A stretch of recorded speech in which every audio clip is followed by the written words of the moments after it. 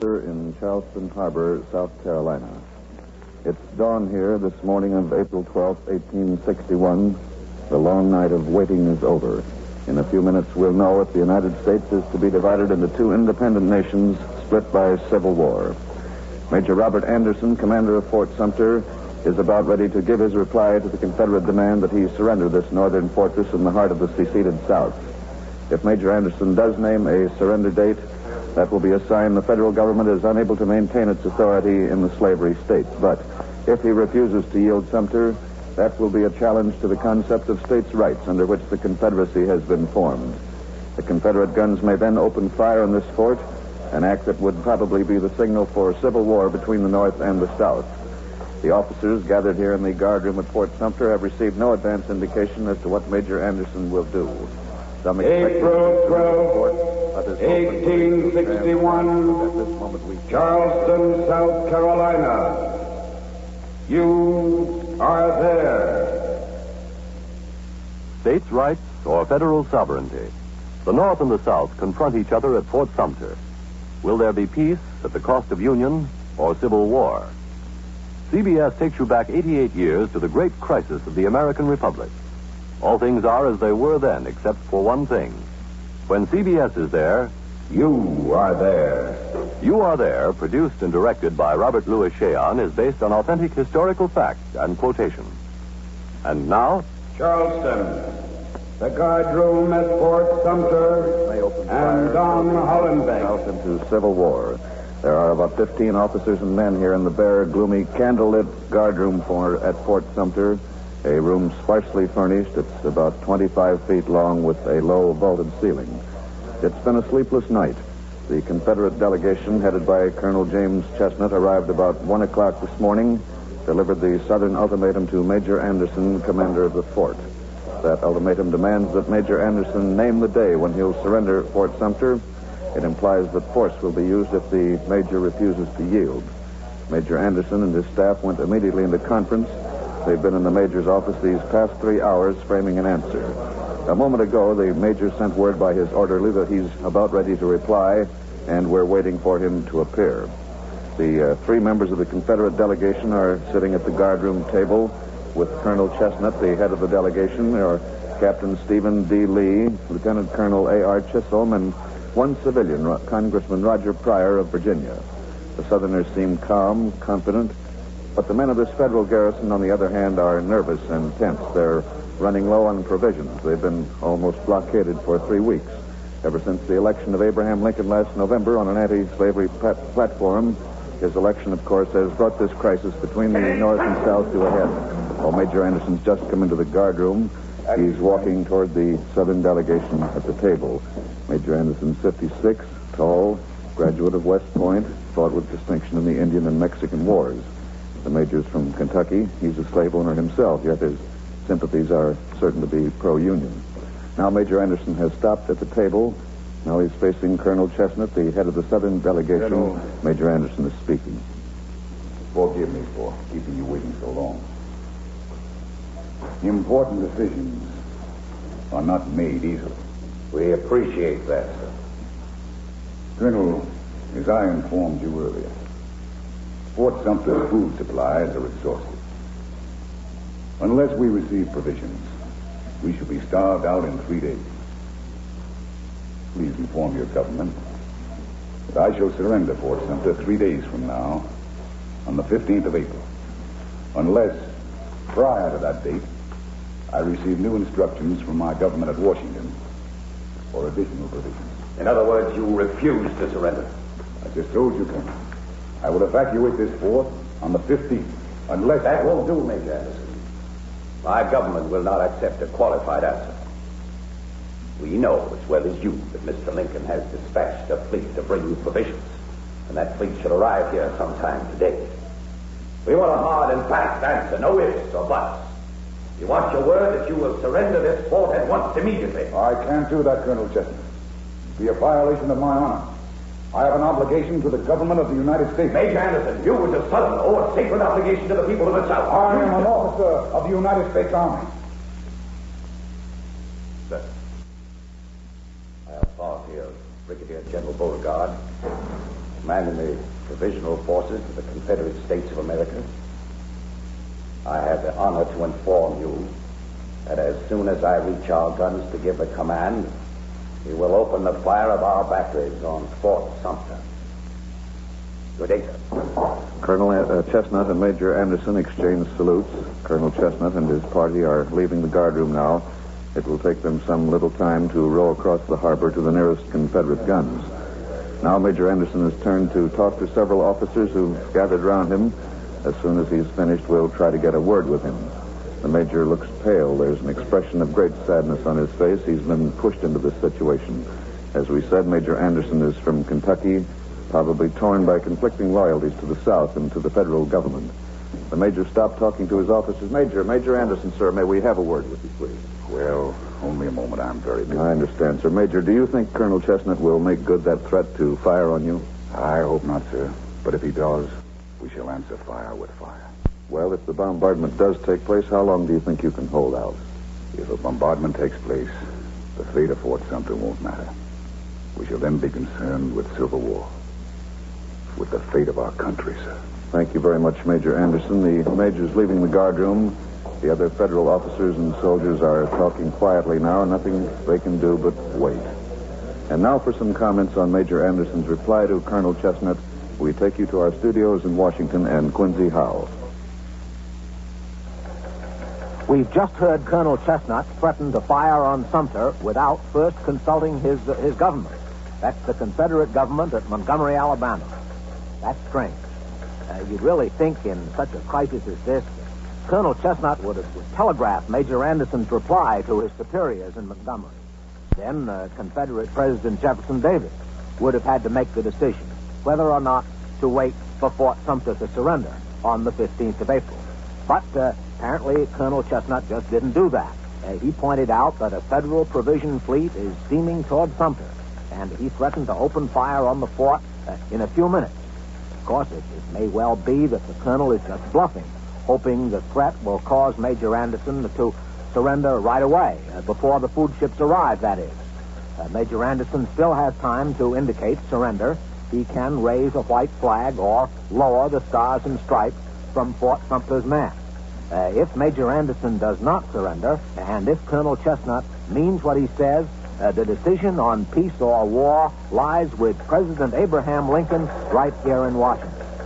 The President can still, of course, telegraph Major Anderson instructions to surrender Fort Sumter. That would avoid an armed conflict between the North and the South. I've just been informed that President Lincoln is about to speak to reporters at the White House. Doug Edwards is there. So we take you now to the White House, and go ahead, Doug Edwards. The doors to the President's sitting room have just been opened, and correspondents from every section of the country, including the South, are entering.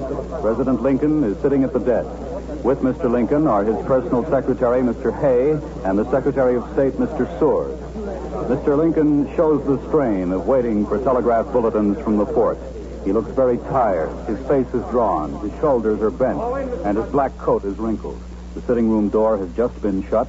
The next voice you hear will be that of President Abraham Lincoln. Gentlemen, you know by now that the guns of the Confederacy threatened to open fire on Fort Sumter. The senior officer of the fort, Major Anderson, has refused to surrender unless he receives instructions to do so from me. The country has a right to know where I stand on this question. My position was made clear in my inaugural address. At that time, I said, acts of violence within any state against the authority of the United States are revolutionary. I said further, the Constitution expressly enjoins upon me that the laws of the Union be faithfully executed in all the states. I said the power confided in me will be used to hold, occupy, and possess the places and property of a government. And that includes Fort Sumter. Now, gentlemen, I shall be glad to answer your questions to the best of my ability. Mr. President, does that mean you won't order Fort Sumter to surrender? Please, one at a time. Mr. President, I represent the Charleston Mercury. Do your remarks mean that you will not order Major Anderson to surrender Fort Sumter? We may not think the same way about the Constitution in Charleston as we do in Springfield, but I think we speak the same brand of English. Speaking is easy, Mr. President, but will you fight for Fort Sumter? I do not anticipate bloodshed. Mr. President, is it your opinion that the Confederate threat to fire on Fort Sumter is only a bluff? I don't know. But if the threat is in earnest, I trust that saner men will not permit it to be carried out. I trust that the leaders of the South will prevail on the officers at Charleston not to plunge the nation into civil war. Mr. President, the people of the South feel that your party is forcing a civil war by its stand on the issue of slavery. What about that, Mr. President? The issue before the country is not slavery. I have said time and again that I have no intention of interfering with the institution of slavery in the states where it now exists. The issue is the continuation of the Union. But on that point, Mr. President, Southern statesmen argue that nothing in the Constitution binds any state to remain in the Union. Southern statesmen are trying to make the states' rights tail wag the Union dog. In my opinion, the Union is supreme. No combination of states can get out of the Union on their own motion. Resolutions to that effect are illegal. Nevertheless, Mr. President, 6 southern states have seceded. They claim Fort Sumter as Confederate property. Now, will you go to war to hold that property for the North? Not for the North, sir, but for the Union. Under the Constitution of the United States. When I took the oath of office as president, I pledged myself to defend and preserve the Constitution. The Constitution will not be defended and preserved unless it is enforced and obeyed in every part of every one of the United States. And that includes Charleston, South Carolina. Thank you, Mr. President. I told you what. President Lincoln has risen, indicating that the news conference is over. The correspondents are filing out. As you heard, no new orders will be telegraphed to Major Anderson at Fort Sumter. There may be civil war in a matter of minutes, unless the Confederate officers at Charleston are bluffing or are overruled by the Confederate government.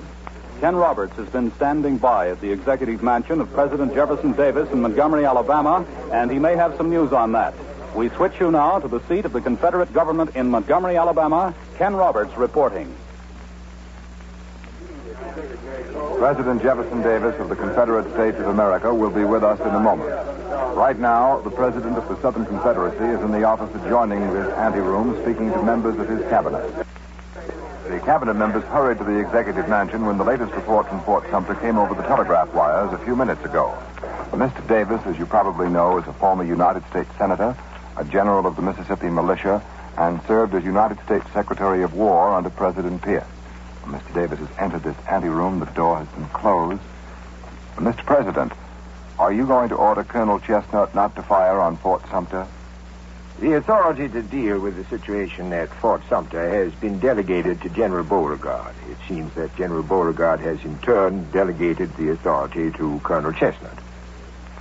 Well, President Davis, as Commander-in-Chief of the Confederate forces, you can still intervene, can't you? I have no desire to intervene.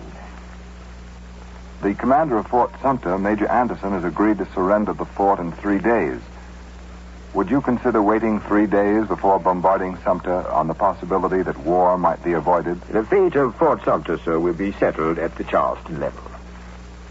But if the colonel does open fire, won't the Confederacy stand responsible for having started a civil war? If war breaks out, the responsibility will rest squarely on the shoulders of Abraham Lincoln. He has refused to recognize the sovereignty of the individual states. Mr. Lincoln has leveled a gun at the heart of the South. We cannot wait only for the sake of having him fire the first gun. You feel then, Mr. Davis, that war between the United States and the Confederate States is inevitable? Sir, we sent commissioners to Washington hoping to negotiate a peaceful withdrawal from the Union. They were scorned. Mr. Lincoln promised to withdraw his garrison from Fort Sumter. The promise was broken, as all Mr. Lincoln's promises have been broken. Mr. Lincoln will not permit a peaceful separation of the North and South. He prefers civil war to dissolution of the Union. And so he has created this situation at Fort Sumter as a war challenge to the Confederate States of America. The South, sir, cannot avoid that challenge with honor. Thank you, Mr. Jefferson Davis. The President of the Confederacy is rejoining the members of his cabinet in the other room. As you heard, it's up to Colonel James Chestnut in Charleston to decide whether or not Fort Sumter will be bombarded today. John Daly at Fort Johnson in Charleston Harbor reports that the Colonel's boat is rowing across the harbor toward those Confederate guns. Go ahead, John Daly.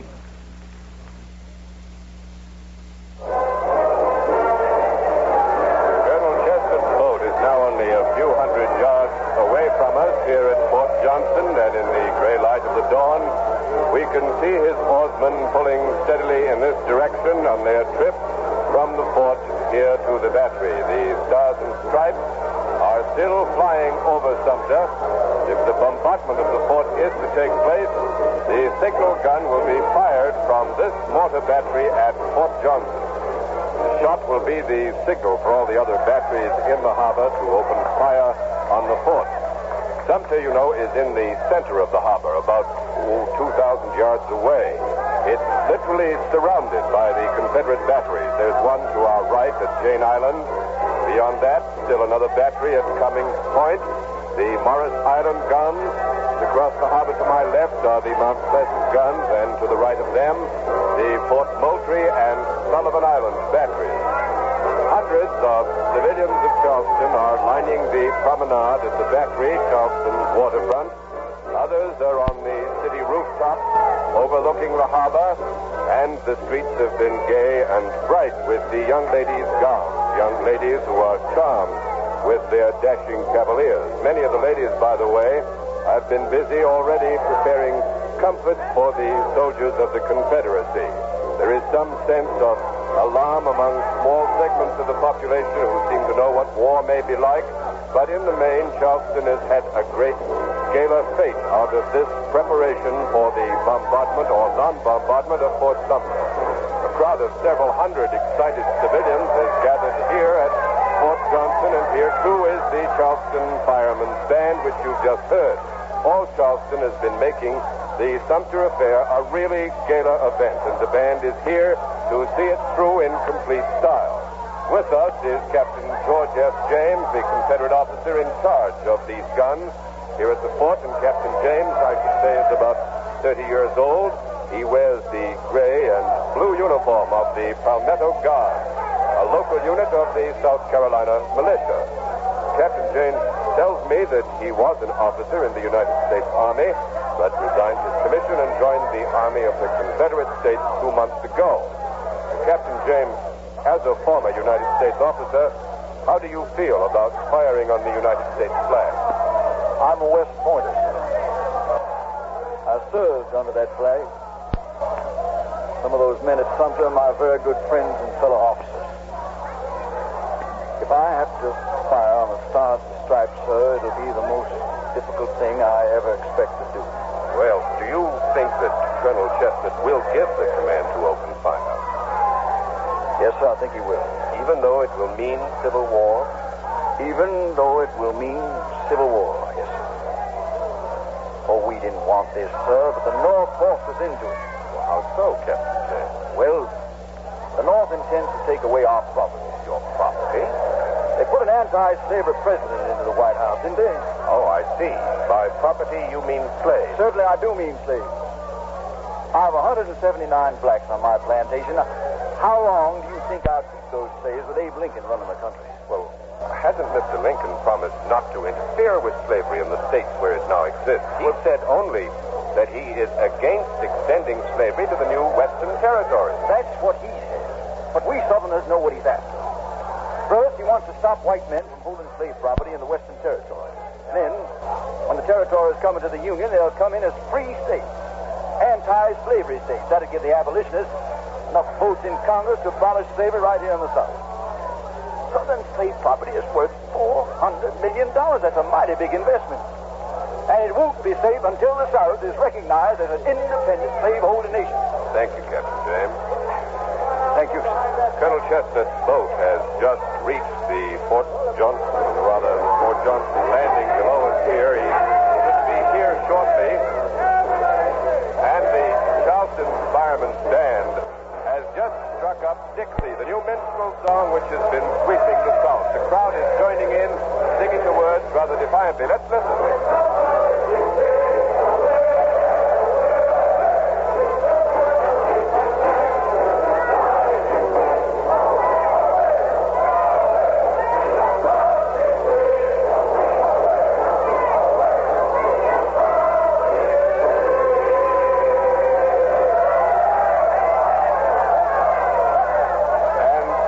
Dixie, the new minstrel song by Dan Emmett, which is fast becoming something like a national anthem for the Confederacy.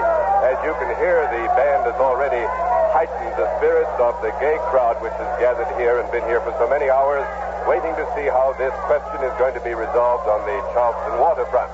The young ladies, again, are taking a leading part in the almost celebration that is continuous here along the battery of Charleston and even here in the confines of the fort. The young ladies' bright and gay dresses and their high voices make a steady pattern of sound. While we were listening to the music, by the way, we noticed Judge James Pettigrew in the crowd, and the judge has agreed to an interview. He's here with us now. Judge Pettigrew is the leader of the pro-union men of South Carolina, one of the few pro-unionists in Charleston to escape being thrown into jail for expressing his views. The judge, a man of 72, has the respect of even his most violent political opponents, not only because of his advanced years and his service to the South, but also because he is universally recognized as the greatest legal authority in the United States. Judge Pettigrew, in your opinion, Judge, Colonel Chestnut and his party have just entered the fort. The four men are walking this way toward Captain James, who stands near the signal gun. And by the way, I'm told that the gun is already loaded and aimed, ready to fire on Fort Sumter if and when Colonel Chestnut gives the word. As he approaches now, Colonel Chestnut is talking to Congressman Pryor of Virginia. The congressman, as you know, is an ardent supporter of secession, famous for his denunciations of the abolitionists, and a leader of the movement to take the state of Virginia out of the Union. Last night in Charleston, the congressman told a cheering crowd that if South Carolina strikes the blow, fires on Fort Sumter, Virginia will secede, and now Colonel Chestnut is speaking. Captain James, we are going to fire on Fort Sumter. Yes, sir. Congressman Pryor, will you... Wait, gentlemen, wait. Colonel Chestnut, I warn you, if you fire that gun, you'll start a blaze that'll consume the South in everlasting flame. Judge Pettigrew, I have the authorization of General Beauregard. Authorization? Beauregard?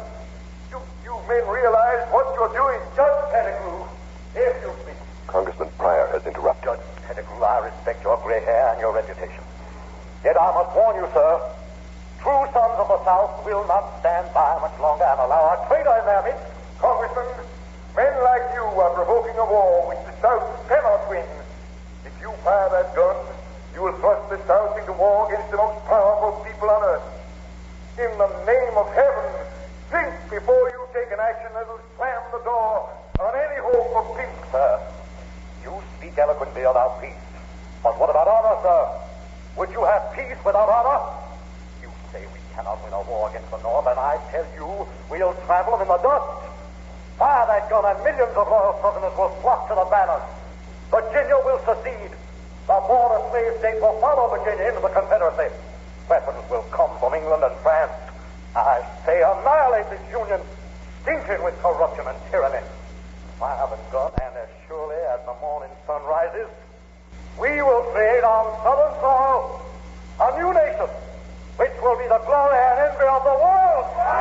The crowd is backing Congressman Pryor.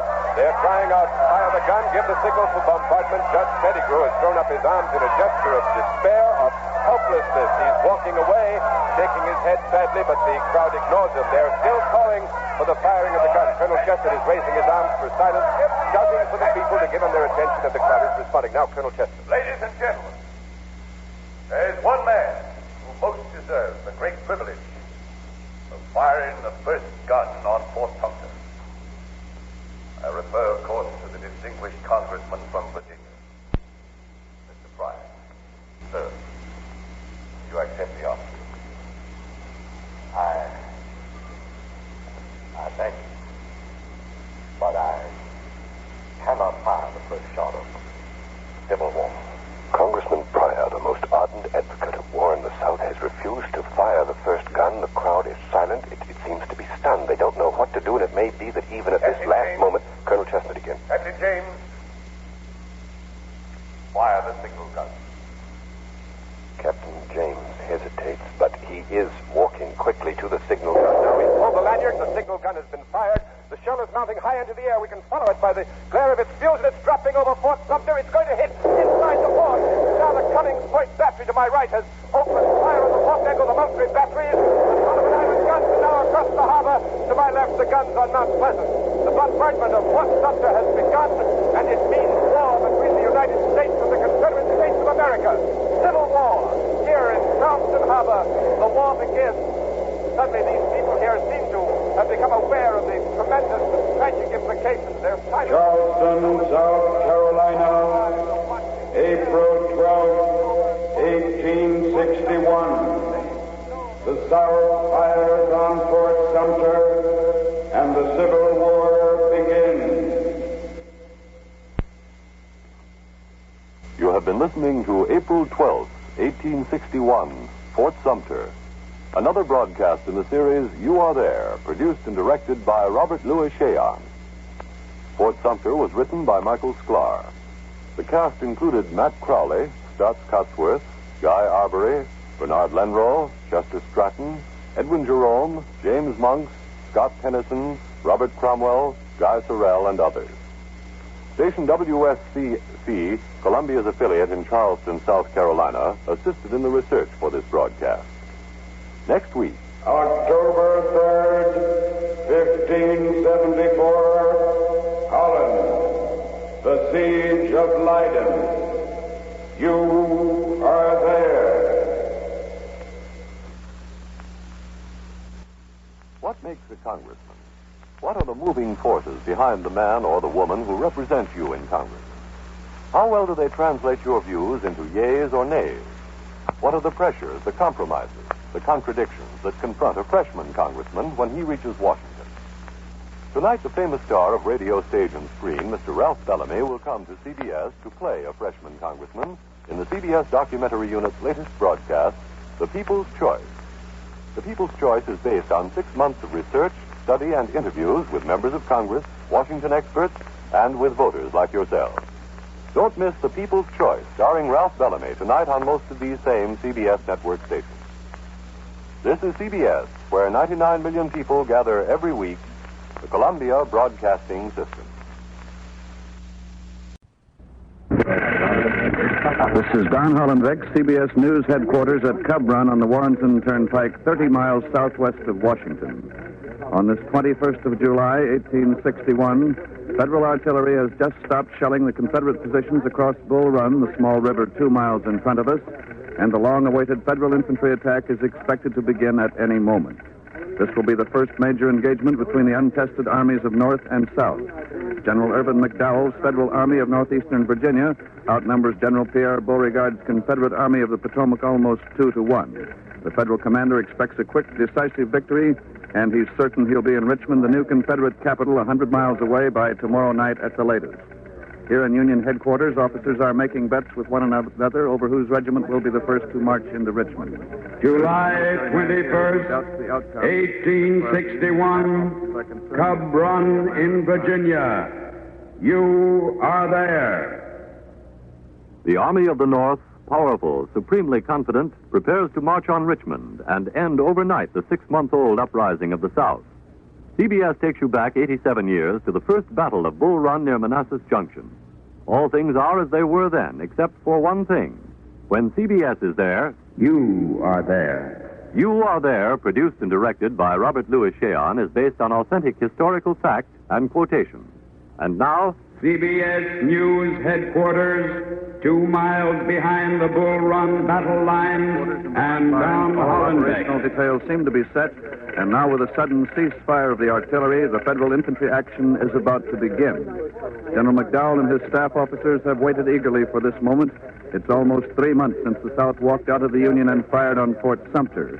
There have been the 2 minor skirmishes at Rich Mountain and Big Bethel, but nothing more, while both South and North mobilized their forces. And now, finally, General McDowell's army has marched out of Washington, crossed the Potomac into Virginia here for a showdown battle with the Confederates. 3 days ago, the maneuvering started.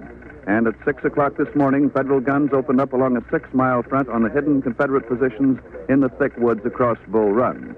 So far, the Confederates have chosen not to return the fire. They've shown no signs of activity, but the Federals know they're there. There have been reports of Confederate reinforcements coming from General Johnson's army at Winchester, Virginia, but the Federals don't take those reports very seriously. They think the South can't possibly stop the northern march on Richmond. And this confidence in a quick victory isn't limited to the Federal Army either. All morning long, hundreds of civilians, men and women, have been streaming out here to Cub Run from Washington to witness what they think and hope will be the end of the Confederacy. No one expected that there'd be a civilian audience at this battle. It's the first time that we can recall in history that there has been such an audience.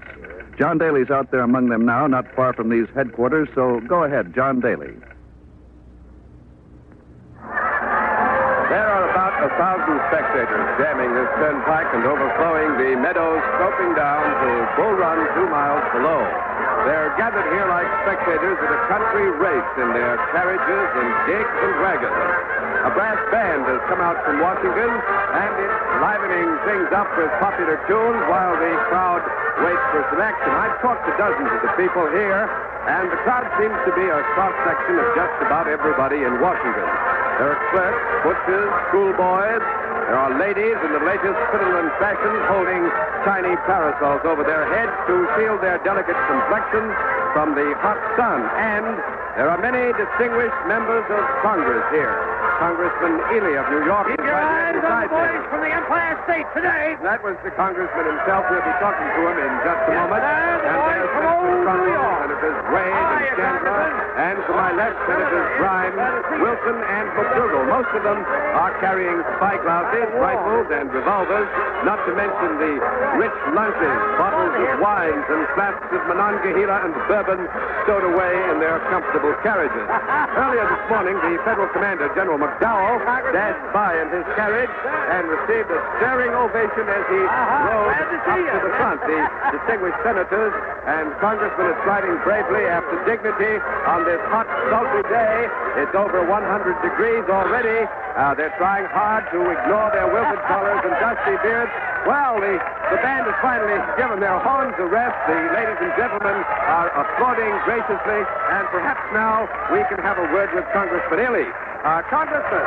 Yes, sir. Are you expecting to follow the troops to Richmond, sir? John, I'll bet you I'll be the first one there. You know how much I paid to bring my carriage out here today? $1,000. With that spavined ringbone bay. Yes, sir. You know what the livery man said to me? No. What did he say? He said to me, Congressman Ely, he said, take it or leave it. $1,000 is cheap. He said, don't forget that you paid more than that to see Jenny Lind on her first night in Washington. And this here battle, he said, ain't going to be repeated. Ain't going to be repeated. That's what he said, and he's right, too. But, Mr. Congressman, seriously speaking, do you think the North is justified in its confidence in a quick and easy victory? Well, it's going to be quick, but it's not going to be easy. We must never forget that many of our brave boys in blue will never come home again, even the boys of my own 13th Rochester. But the eyes of the nation are on Bull Run today. The crowd is forward to Richmond. The rebel Congress must not be allowed to meet there tomorrow or ever. But, Congressman, it's been said that the federal troops are green. They're all 90-day volunteers, and they've had no combat training. Well, what about the Confederates? They haven't had any more time to get ready for this battle than we have. And we've got a trained army, the biggest and most powerful this continent has ever seen. 35,000 men. Yes, sir, but the Southern papers have been boasting that... Now, wait a minute. I know what you're going to say. But I want to say that the North has been ridiculed, taunted, and insulted. Every day we've been reminded that one Southerner can lick 5 Yankees, nay, 10 Yankees. Well, I say, let us put the question to a test on the battlefield now. The time has come to challenge the rebel boats on to Richmond. See you in Richmond, John. Thank you. Thank you, Congressman Ely. And now, here is a young lady in yellow skirt wearing a red, well, I guess you call it wearing a red parasol. She's sipping on a glass of champagne. A toast, Mr. Daly. A toast to the Union. On to Richmond. Are you planning on going to Richmond, too? I wouldn't think of being left behind. It's so exciting, so fascinating. Excuse me, miss.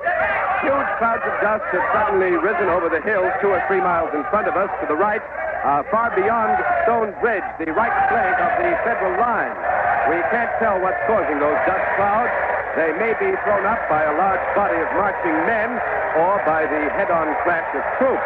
And the crowd here thinks that the battle has begun. They're cheering, waving handkerchiefs and flags. There goes the band again. Just listen to that rejoicing. This crowd... The Battle of Bull Run has been joined, and CBS is now at liberty to report something we knew last night, namely that the Federal attack would not come along the main battle line, but rather it would be a surprise movement around the Federal right flank. The attack is being launched under the joint divisional command of Generals Hunter and Heintzelman. Ken Roberts has been with them under secret orders, and now that the action has begun, he should be ready to report soon, but so far we've not been able to make contact with him. Ned Calmer's at Stone Bridge, the right anchor of the Federal line, 2 miles in front of us. The action will be closer to him, so we switch to Ned Calmer at Stone Bridge. The action is going on at a place called Matthews Hill across Bull Run River, about a mile up from here on my right. Shells are exploding against the sky up there. There are clouds of smoke and dust, occasional flashes of musket fire, the gleam of bayonets, and the woods are rolling with the roar of cannon. I can't see any troops from here, but I can surmise what happened. The northern divisions under Generals Hunter and Heintzelman probably surprised the Confederate outposts up at this end of the 6-mile battle line. The fact that the Federal attack would be launched in this area seems to have been a very well-kept secret. There's been no movement of Confederate troops across from us that we can see. The Confederate outposts must be resisting fiercely.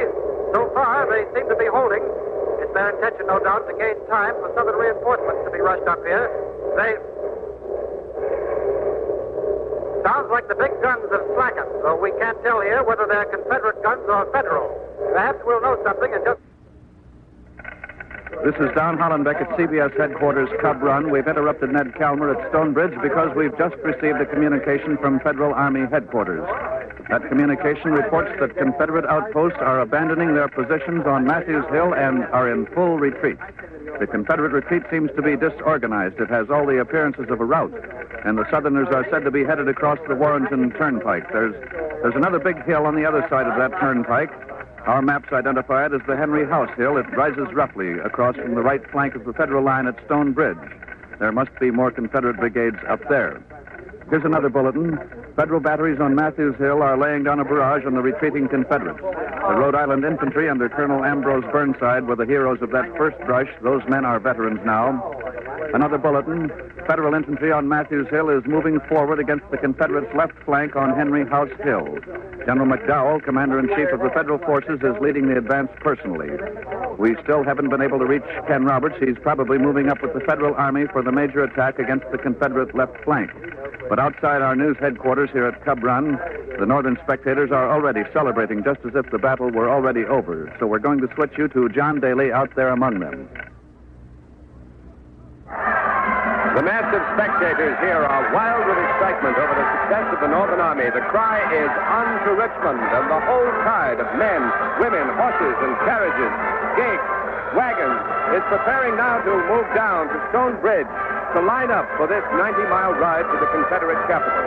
These exultant Northerners would have been dashing to Stone Bridge now if they hadn't been stopped by Federal officers. The officers stated emphatically that General McDowell could not be responsible for the safety of civilians until the battle was over. But that didn't stop this crowd. They wanted to push on, and the officers had to throw up a roadblock finally to stop them. Some Federal cavalrymen are galloping up the turnpike from the front, and they've got a prisoner with them, a Confederate prisoner, the first one that we've seen in the battle.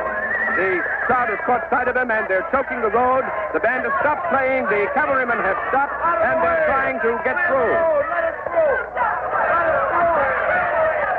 I'm going to see if I can get over there. Let me through here, please. Coming through. Out of my way. Coming through, please. I'm up now as close to the Federal cavalrymen as I can get. Oh, Captain! Captain! Captain! I can't get the captain's attention. His horse is rearing up.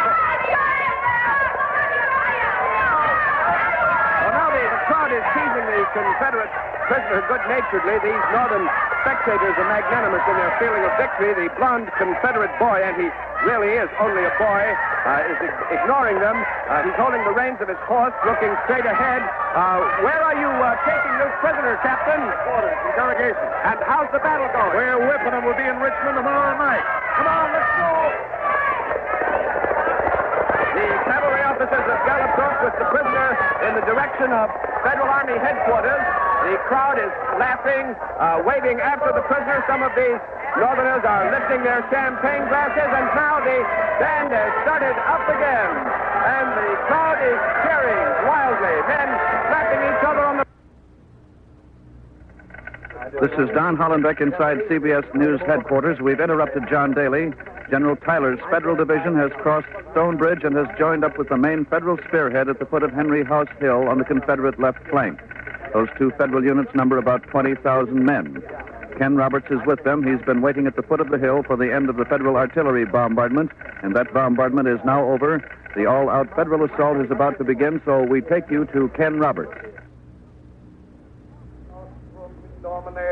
I'm crouched in the tall grass at the foot of Henry House Hill. The 69th New York Irish have been chosen to lead the Federal attack up the hill. The men are on their knees in the tall grass, praying before they go into action. Their regimental chaplain, Father O'Reilly, is leading them. This is a solemn, inspiring moment. Long lines of brave troops praying on scarlet knees in green grass, their bayonets glittering in the sun like spears over their bowed heads. Three huge banners wave above them. One is green, a gift, I'm told, of Miss Laura Keene, the celebrated actress. Another is brilliant red, presented to the 69th by Mrs. John Jacob Astor, and the third flag, the Stars and Stripes, waving gently over these bowed heads as the Latin words of Father O'Reilly commend every soul to God. Now Father O'Reilly has finished, the benediction is over, and the men are rising in the tall grass, putting on their red caps. The men are silent. No one is speaking. Oh, here comes a body of horsemen galloping down the Federal line, led by an officer who makes a dashing figure. The men have recognized him. It's Colonel Sherman, their red-headed brigade leader. He's reined up here in front of the 69th. There's a sort of a half grin on his narrow face, his blue eyes sweeping the ranks. Colonel Sherman has drawn his sword. His half grin has broken into a smile. He's jerked his horse back on its haunches.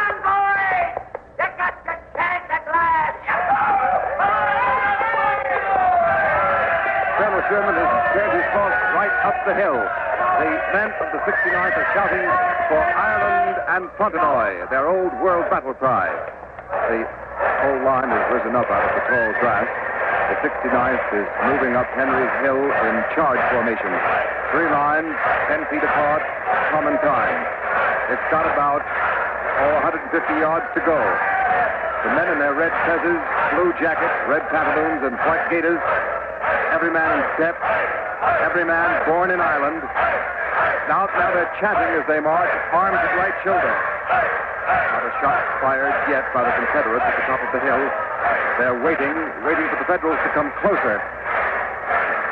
It's difficult to report one's feelings as you watch this charge. It's thrilling, awe-inspiring, and yet terrible and tragic. For in a moment, those Confederate batteries up there at the top of the hill will open fire. The 69th is still marching. They've gone almost 50 yards. The Confederate artillery has opened up. Men of the 69th are falling. It's canister the Confederates are firing. Canister. And I think more men are falling. And there goes a Federal officer off his horse. And another officer. But Colonel Sherman is still mounted on. Yes, he's still mounted. Still leading. The Federal line hasn't fired. I suppose they're waiting to get up real close so their volleys will have real effect.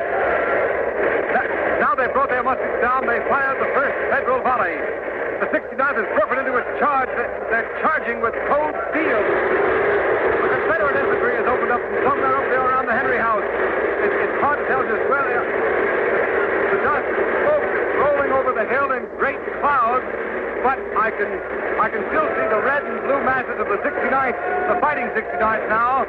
Muskets flashing fiercely through the yellow clouds. They're almost at the top of the hill, and although the Confederate fire is still heavy, still taking great toll, the men of the 69th keep going.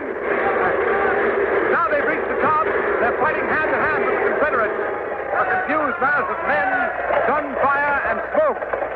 It's impossible to tell from here how the battle is going. The 69th has stormed the hill. They've taken the Henry House. That roar you hear is coming from the throats of the victorious Federals. I can see them waving their caps. The Federals are sending up their 2-track artillery units now. The batteries of Captain Pickett and Captain Griffin. They're rumbling right past me. Horses and men pulling 16 big guns and ammunition. They're going up that hill to complete the rout of the Confederates. I'm going to move up with them to the top of the hill. This is Ken Roberts, our junior to CBS News headquarters at Cub Run. This is Don Hollenbeck. General McDowell has just telegraphed the victory news to President Lincoln and General Winfield Scott at the War Department. The Northern spectators outside our news headquarters here at Cub Run are beginning to move towards Stone Bridge. There they'll line up for the 100-mile ride to Richmond. We're going to move down with them. John Daly outside is already underway with the crowd, so over to John Daly. Along the Warrenton Turnpike, the carriages and gigs are moving in orderly procession with the spectators marching behind. The band, as you can hear, is playing Columbia, the Gem of the Ocean. This has turned into a victory parade. We'll let you hear the sound of these rejoicing Northerners celebrating the end of the war.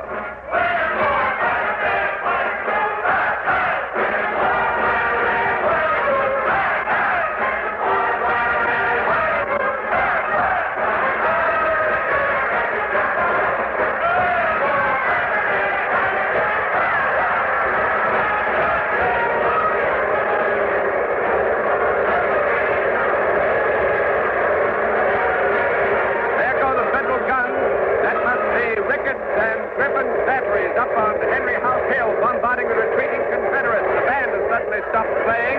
The parade is coming to a halt. The crowd is listening to the guns 2 miles away.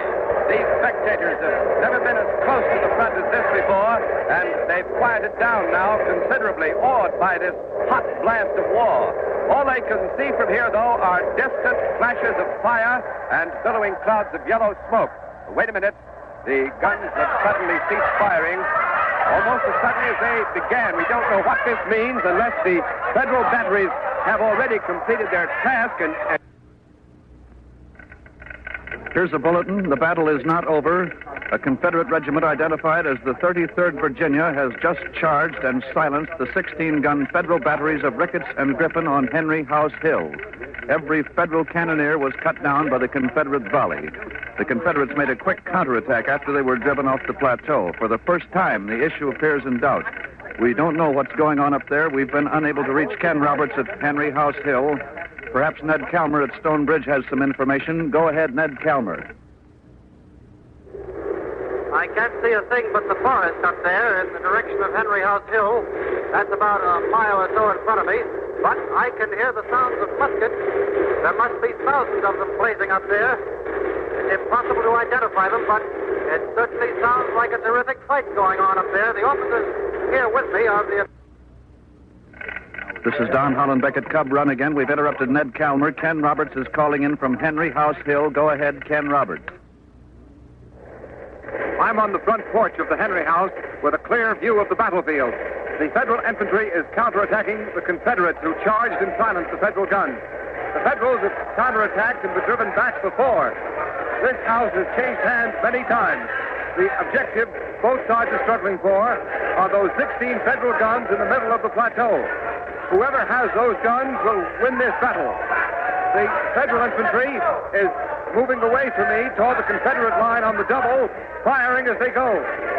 Through the smoke and fire, I can see the battle flag of the 2nd Vermont, the 5th and 11th Massachusetts, the 1st Minnesota, and Michigan. I can't see the Confederates. They're crouched on the edge of the plateau. The Federals are about 20 yards away from that edge. The men in their red and blue uniforms keep moving forward. That was a Confederate volley. The men in gray have risen and fired point blank in the very face of the Federals. Men are stumbling, falling. The Federal line is hesitating. The battle seems to be on the thin edge of decision. It's impossible to say. The Federals are giving ground. They're backing away. The Confederates are charging forward now. They're shrieking a long, high yell. They're yelling like demons. That yell has a chilling effect. I've never heard anything like it before. I think I can make out the Confederate blood-red battle flags now. The 2nd, the 4th, Virginia. That's it, Virginia. And the 5th Virginia. This seems to be all Virginia. They're coming straight ahead. The Federals are breaking. They're running towards this house. They're abandoning those guns again. Federal officers are trying to rally their men, but they won't listen. They seem to be terrified by those charging, shouting Confederates.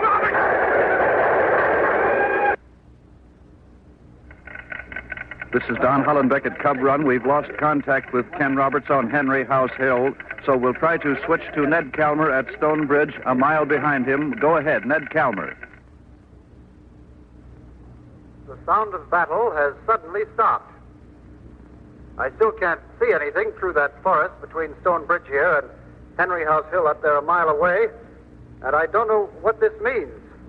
The Federals may have rallied at the bottom of the hill. At least it looks that way, and the lull may be the prelude to another attack. We can't tell here. We don't know anything yet. The silence here is ominous. It's difficult to say whether... Wait a minute. Wait a minute. Soldiers are coming down the Warrenton Turnpike in this direction. Yes. Yes, I can see them clearly. They've just turned a bend in the road. They're not more than 50 yards away now. They're Federals. More of them keep coming. And still more. They're walking silently. It's a normal gait, but they seem disorganized. Hundreds of them now coming in one solid column. Many of them have no guns. They keep on coming, eyes straight ahead, faces bloody, black and dusty, and still more keep turning that bend in the road. They're heading in the direction of Cub Run, 2 miles behind us. I'll see if I... Wait, there's an officer on horseback. I'll try to get to him. Major, what are these men? What does all this mean, sir? Where is General McDowell? I don't know. To tell you your life, get back to Cub Run. We'll make a stand there. The Federal Army is in retreat. They are moving across this stone bridge, crossing Bull Run, retreating towards Cub Run, directly in the path of the oncoming civilians on the Warrenton Turnpike. They're going past me right now. I return you to CBS headquarters at Cub Run.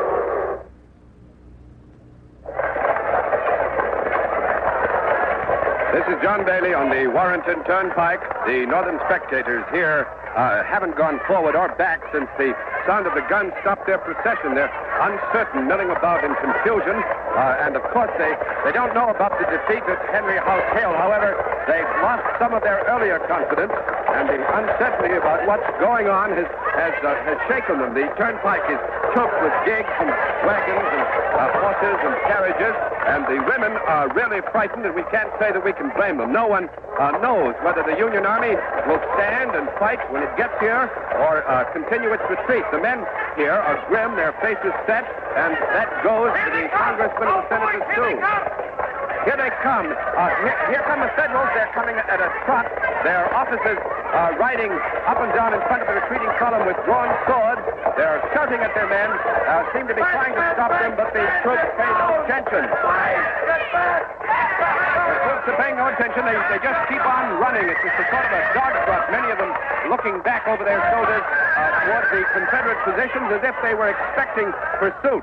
A Federal major right near me here is flailing one of the soldiers with the flat of his sword, calling on him to stand and fight. What are you afraid of? I'm not afraid of you. I'll show you I'm not afraid of you. The soldier who was being beaten by the sword has shot the officer. He drew a pistol and fired right at his face. And the oncoming Federal soldiers now have run right into the civilians. It's clear that there's going to be no stand here. The Federals are going back. They're going back, and they're still retreating. They're jogging along the turnpike. They've spilled out over the road, moving out of the cornfields on both sides, both officers and privates alike. They're shelling us. The Confederates are shelling us. The shells are bursting all around. There's panic here, wild panic. It's gripped this terrified mass of humanity. The Federals and the spectators here on the Warrenton Turnpike are screaming, cursing, yelling, shouting at each other, fleeing for their very lives. One lady has just thrown away her red parasol and picked up her yellow skirts and jumped on the back of a mule behind a Federal soldier. Both of them are whipping their poor mule frantically. The Battle of Bull Run is over. The Confederates have won. There's no telling what is going to follow now. The Confederates may be coming right down the Warrenton Turnpike in hot pursuit of these broken, beaten Federal troops, this beaten Federal Army. Washington itself may even be in danger, and beyond that, no one can predict what tomorrow's dawn will bring. July 21st, 1861. The Federal Army is routed, and the dream of a short struggle in the war between the states is shattered by the arms of the South. You have been listening to the First Battle of Bull Run, another broadcast in the series You Are There, produced and directed by Robert Louis Cheon. The First Battle of Bull Run was written by Macajah Wren and Mr. Cheon. Howard Smith played Congressman Ely. Next week, October 12th, 1492, Columbus discovers America. You are there.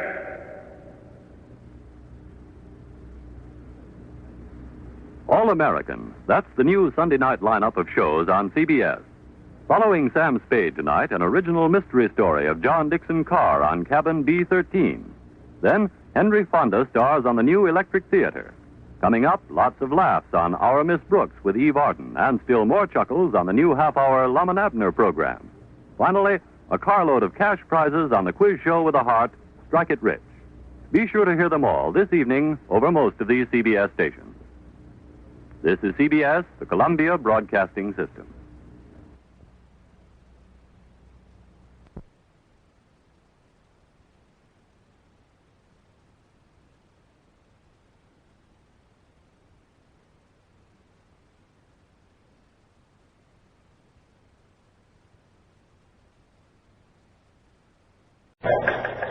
This is Don Hollenbeck for CBS News in Washington.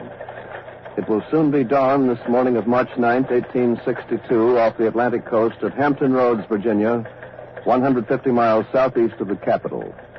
The next few moments will see the return of daylight to that pivotal point in the North's naval blockade of the South. And according to all experienced federal observers here in Washington, the coming moments may also see the return to Hampton Roads of the Confederate ironclad Merrimack. If the Merrimack can break out into the open sea round Old Point at the southernmost tip of Maryland, proceed northward to attack the northern ports on the Atlantic seaboard, the most influential have been struck. 1862, far-reaching. Washington, D.C. You are there. Washington, on the dawn of the day that will see the decisive naval battle between the North and the South, between the Federals and the Confederates. CBS takes you back 86 years to the surprise engagement that ushered in a new era of sea warfare. All things are as they were then, except for one thing. When CBS is there, you are there. You Are There, produced and directed by Robert Louis Cheon, is based on authentic historical fact and quotation. And now, CBS News in Washington and John Hollenbeck. So heavy with foreboding and impending calamity. Here in Washington, there are grim faces at the White House, tight-lipped comment from officers at the Northern Department of the Navy. When reports first reached the Navy Department stating that the Merrimack was venturing forth out of Norfolk to challenge the Federal fleet, there were expressions of amusement and cynicism. Northern Navy officers laughingly imagined the ironclad as a humpbacked turtle grotesquely waddling her ineffective way through the rough waters. But then the Merrimack struck. Within a matter of hours, the northern sloop Cumberland was rammed and sunk. The 50-gun sailing frigate Congress was abandoned and on fire, and the 40-gun steam auxiliary frigate Minnesota was aground and helpless. At twilight, the Confederate ironclad retired toward Norfolk, leaving behind the question, what can be done to prevent the Merrimack from returning and destroying the entire northern fleet? That's the situation as we see it here in Washington this morning. However, CBS correspondent John Daly is now at Hampton Roads aboard the frigate Roanoke, the flagship of the Northern Naval Squadron. So for a report from the actual scene of the expected naval battle, we switch you to John Daly aboard the Roanoke. The Merrimack has not been sighted as yet, and here aboard the Roanoke, daylight is beginning to streak the eastern sky, but the sea is still shrouded in a heavy, swirling mist. Somewhere out in that mist, about a mile to my right on the riprap, Federal tugs are desperately trying to release the battered Minnesota from the shoals on which she grounded yesterday. Perhaps you can hear the tug whistles in the distance. Also to my right, hidden by the mists and the angry water of the roads, lie the hulks of the Federal warships Congress and Cumberland, both of them sunk in yesterday's action. Right now, here on the Roanoke, every man-jack is searching the curtain of mist that hangs over the sea, waiting and watching for the first sight of the Confederacy's juggernaut of destruction. The air is tense. The men seem calm and determined. There's no false optimism. The nearness of new fighting has produced a solemn, a quiet, well, almost a prayerful attitude among the officers and the crew. With me at our CBS microphone is Commander Prescott Singleton, one of the senior officers of the Roanoke. Commander Singleton, do you think that the Merrimack is on her way to attack the fleet again, sir? Foregone conclusion. Well, what did you think of yesterday's engagement? Well fought, I should say. Well fought indeed. Well, do you happen to know who is in command of the Merrimack, sir? Yes. Captain is Franklin Buchanan. I'm told he holds the rank of Commodore in the Southern Navy. Oh. A good man. Knew him before the war. Knew him well. Shipped together, the two of us. I see, sir. I'm rather disappointed in him, I might say. Disappointed. In what way, sir? Well, it's difficult to put into words, but in the Navy, we have traditions. Very high and proud traditions, I might say. I just cannot conceive of a good Navy man skulking behind iron plates. But don't you consider the Merrimack to be a very ingenious ship of war, sir? Well, yes, but it's not the way to fight upon the sea. It's unethical. Well, might I ask what you would think if you were given command of an ironclad? I'd resign my commission first. Well, then you feel, Commander Singleton, that the Merrimack is not a legitimate weapon of naval warfare? Absolutely not. The introduction of new and novel methods of warfare I must treat with repugnance. Men have been fighting on the high seas for centuries, according to certain basic laws of strategy. Nelson, John Paul Jones, Drake. In short, the sea is no place for experimentation. But, sir, can anything prevent the Merrimack from further ravaging the Northern fleet? We will stand against her. We will fight her bravely and gallantly. Count on that. Our hopes, sir, shall rest upon the good Lord, good marksmanship, and good, solid New England oak. Thank you, Commander Singleton. The mist is still very heavy hanging over the water here, and there's still no sign of the Merrimack. So this is John Daly aboard the Roanoke. Now back to CBS Washington. This is Don Hollenbeck. A moment ago, you heard Commander Singleton, one of the senior officers aboard the Northern flagship Roanoke, say that he knew the name of the Confederate captain of the Merrimack, and that raises an interesting question. How much advance information did the Northern Department of the Navy have on the Merrimack? Quincy Howe has just come from the Department of the Navy, where he talked with Northern officers. Quincy, was the North aware of the fact that the South was building an ironclad? Yes, Don, they were. The Navy Department in Washington, through various secret agents, has known all along that the Merrimack, the South now calls her the Virginia, was being rebuilt as an ironclad. You say rebuilt. The Merrimack, then, isn't an original construction. No, it seems not, Don. The Merrimack was a wooden ship in the American Navy undergoing repairs at Norfolk Harbor when the fighting began. Because the Federal forces couldn't tow her off anywhere to safety, they scuttled her before they evacuated the city of Roanoke. Then Southern engineers came along, raised up the burnt-out hulk, and converted what used to be a graceful frigate into this present ugly, iron-coated monster of destruction. Well, then the North knew about the Merrimack in advance and didn't do anything to counter her because they discounted her power. Is that it? Yeah, that's about the size of it, Don. Now, in the considered opinion of every Northern naval officer whom I've talked to, there's only just one thing that can stop the Merrimack, and that's a miracle. There's no defense against the ironclad. The way she could withstand the concentrated fire of even the most powerful batteries that the North has to offer on land or sea, well, that's shown that she can defy every weapon that the Federal forces now have at their command. Then the Merrimack's iron plating permits her to get close enough to any opposing ship to drive home that ram of hers with deadly effect. Well, then, as it looks now, Quincy, nothing can stop the Merrimack. What then? The answer now just seems all too clear. The Confederacy will simply have broken the Northern blockade. And just think what that means. Up to now, the Northern blockade of the Southern ports, well, that's been the Union's most effective economic weapon against the Confederacy. The Merrimack, though, now threatens to destroy that weapon, and the result will be that cotton, the money crop of the South, will again start flowing across the sea, and in exchange, of course, the South will get cargo upon cargo of badly needed guns, ammunition, food, all the essentials of war. A victory by the Merrimack would be likely to increase the war-making power of the Confederacy, I guess maybe 10 times over. Then there's this angle. England may decide to recognize the Confederate States of America as a sovereign nation and therefore entitled to all the international privileges of the belligerent. Another point, Quincy. What do you think this effect will be, the effect of the Merrimack? Now, what will it have on naval strategy in this country and around the world? Well, all I can say, Don, is everywhere I went, I heard people saying things like this. The era of the wooden ship is over. Every wooden war vessel now afloat, all the way from England's great ships of the line to the lowliest little corvette of the smallest nation. They've all become obsolete. Just in one day, we've witnessed a complete revolution in maritime warfare. And no one Excuse me, Quincy, I'm sorry. We've just got a message from Douglas Edwards at Fortress Monroe overlooking Hampton Roads. He has with him the wife of a federal officer who's just come through the southern lines. So we take you now to Fortress Monroe and Douglas Edwards. I'm in the correspondence room at Fortress Monroe. The young woman with me is Mrs. Lucy Creighton. Where is your home, Mrs. Creighton? Providence. Will you speak a little louder, please? Providence, Rhode Island. Mrs. Creighton, I know you must be very tired. You've had a long and hard journey, haven't you? Yes, I have. I've just come through the lines on a safe conduct pass. I understand. But will you tell us, please, what you were doing in the South? My husband was wounded and taken prisoner at Fort Donelson in February. It was only a month after we were married. They arranged to let me go see him. Mrs. Creighton, you were in Norfolk, Virginia last night. That's Southern territory. Can you tell us, please, how the people there received the news of the Merrimack's victory yesterday? Well, they were very happy. They were shouting, dancing in the streets. They had a torchlight parade. I guess it must have been like that in every city of the South.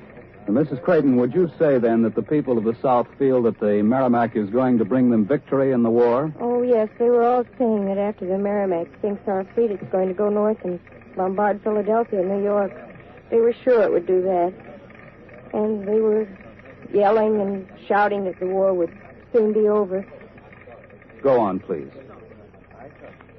When the Confederate officer who accompanied me last night took me back to the northern lines, it was like riding through a carnival. When I reached the exchange point, the southern officer tipped his hat. He was very kind to me all the time, very nice.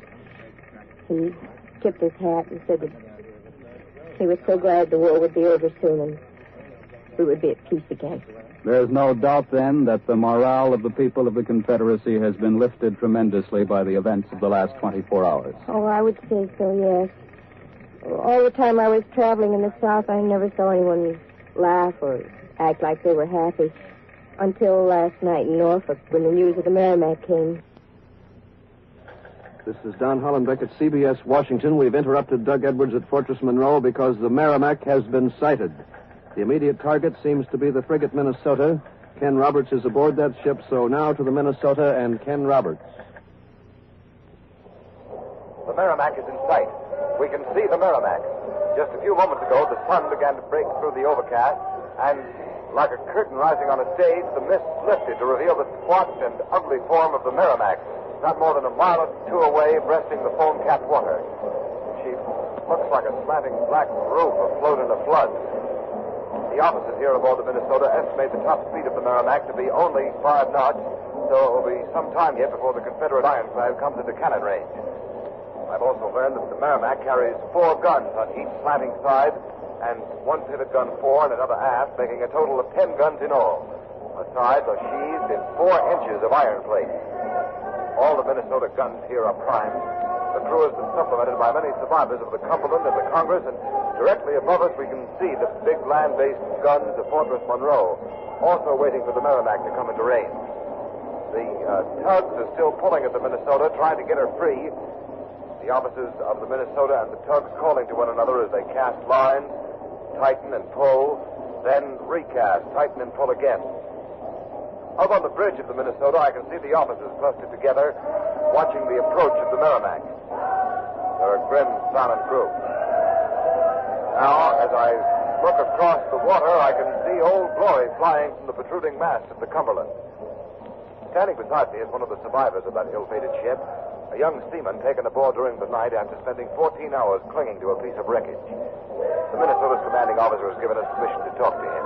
What's your name, sailor? Charles Horman, seaman 2nd class. What was it like yesterday, Charles? What was the feeling aboard the Cumberland when the Merrimack came up for the attack? Well, first off, we didn't think it was going to attack. We had our wash out on deck, and some of the boys were swabbing deck like as if nothing were going to happen. We didn't know. When did you clear for action? Well, it wasn't until almost she got into range. Then what happened, Charles? Well, first, I don't know, but first I think the Congress started firing, and then we saw she was coming our way, so we began. Who was coming our way? The Merrimack. So we began firing. Did the Merrimack answer with her guns? No, sir, she didn't. It was the craziest thing. Listen, it was crazy. She didn't fire not until she was so close we could almost reach out and touch her. That's how close I think. And then she let go with her bow gun. The shot went right through us, raked us fore and aft. Killed some of the boys, and those who were hurt started yelling and cussing. What happened then, Charles? Well, we fired everything we had out of then. Everything. All the guns we had.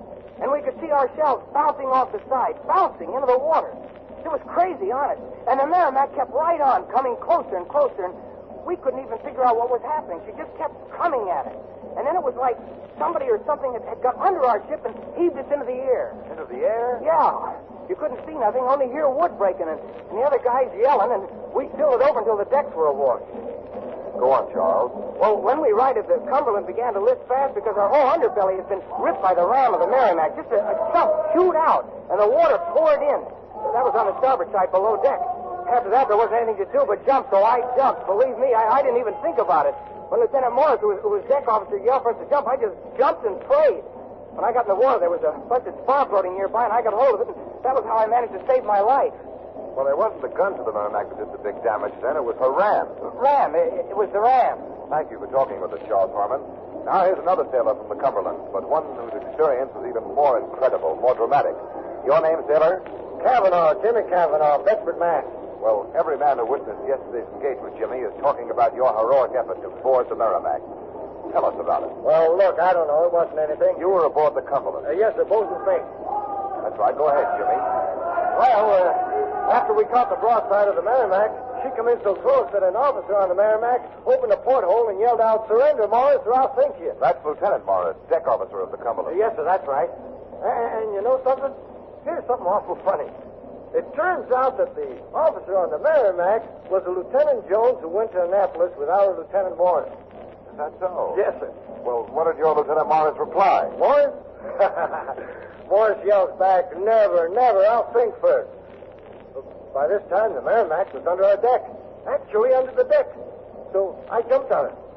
I had 2 pistols stuck in my belt, and I jumped on it. They'd killed so many of us, you see. My boys, they were. 100 were dead, you see, and the others screaming and yelling. Well, I guess I lost my head, I guess. All I could think was that I wanted to get to that Merrimack and get even, see? For my boys to get even. Yes. Go on, Jimmy. So I didn't even think, I don't know. It happened like that, see? I don't know. I jumped over on the Merrimack and tried to climb her side. Get to the gun portals. Somewhere where I could see inside and let him have it with my guns. That's what I wanted to do, but it was so slippery. Like our greased boards. The iron was so slippery I couldn't get a foothold or nothing. Every time I climbed up a little, I'd fall back in the water. Then I'd try again, fall back again. All the time, the guns over my head were shooting, and the banging was making me deaf, so I saw it was no use, see? And then, well, by then the Cumberland was rammed and sinking, so I dived back in the water and held on to some wreckage, and later they picked me up. That was a very brave thing you did, Jimmy. 100 of my kids they killed. I wanted to do something. That's all I wanted to do, you see? I know your action will be well rewarded. If I could have gotten a toehold. You see, it was like grease. The sides were so slippery. I see. Thank you, Boatswain's Mate Jimmy Cavanaugh. And now I have another sailor, a man who was aboard the Congress, who can give us a first-hand account of what happened there. His name is Pete Finley from New York City. Yeah, I sure wish I was there again. What's your rating, Pete? Rating? Me? No rating for me. I'm just a member of the Naval Brigade. Well, that's kind of like the militia, isn't it? Not regular Navy. Yeah, not regular Navy, that's right. Well, what were you doing aboard the Congress? You better ask that of Father Abraham. You mean President Lincoln? That's what I mean. It was him who put us aboard that leaky old tub. Were there many Naval Brigade men aboard your ship? 3 companies. What about the regular crew? They've been discharged 4 or 5 days ago. Their enlistment was up. We was put aboard to make it look like the ship was manned, I suppose. There wasn't even a single trained gunner aboard. Can you imagine that? So when the Merrimack, she lets go of us, and we see the Cumberland going, so we run up the white flag. And you couldn't expect any different, now could you? I know. We've not been trained for fighting, if you know what I mean. Well, when it comes time, the white flag has gone up the mast, and I says to myself, Petey boy, it's in the tank for you, and over the side I goes. Over the side? Yeah, you couldn't expect no different. Now, could you expect different? Well, tell me, Pete, do you know when you'll get another ship? Me? Another ship? With that thing, that iron boiler out there still wide and wild? Oh, no, sir. No pot of water for me, not for Petey Finley. The land for me, and I'll kiss it, so help me if I ever get these big feet to feel the land again, Yes, I'm sure you will, and thanks, Pete. Yeah, I'm glad you're sure, mister. Wish I was. Now, looking out to sea again, the Merrimack looms near us, smoke belching from her chimney, an ugly, misshapen monster. It's hard to estimate the space between the men. But the man has just given a clear ship for action. Men are ready to get position. Sorry, you have to go below. What can we say here? Oh, get below. Yes, sir. This is Ken Roberts. I'm returning now to CBS Washington. This is CBS Washington. We take you now to Jackson Beck, somewhere in Hampton Roads. Come in, Jackson Beck.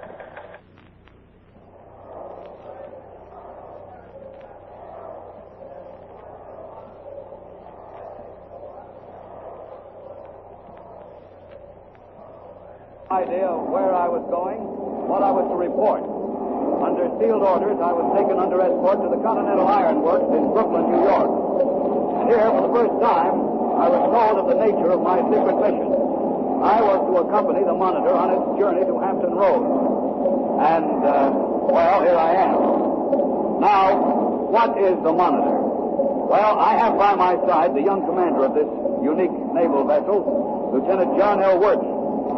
Lieutenant Worden, suppose you answer that question for us. Just what is the Monitor? Well, sir, we hope the Monitor is the answer to the northern prairies. The craft of unique design, the idea of John Ericsson, the famous Swedish-American inventor.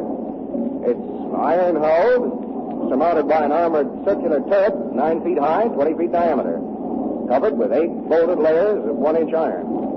The turret and the little pilot house that lays forward are the only deck structures, except for smokestacks and exhaust grates, which we remove before going into action. I see. What about your armament, Lieutenant Worden, or is that restricted information? No, sir, it's no secret. We carry 2 11-inch Dahlgrens. Well, the reports we have of the Merrimack say she carries 10 guns. Oh, that's true, but her guns are smaller and stationary. I see. Ours are fitted into a revolving turret. We can shoot in any direction without having to maneuver into a firing position. Well, then you think the Monitor is an even match for the Merrimack, Lieutenant Worden? I think we're more than an even match, and we stand ready to prove it. Can you tell us just how the Monitor came to be here in Hampton Roads right at this crucial moment? I guess a good part of that is luck. Oh? We set out from Brooklyn 3 days ago. Our orders were for us to head for Hampton Roads at full steam.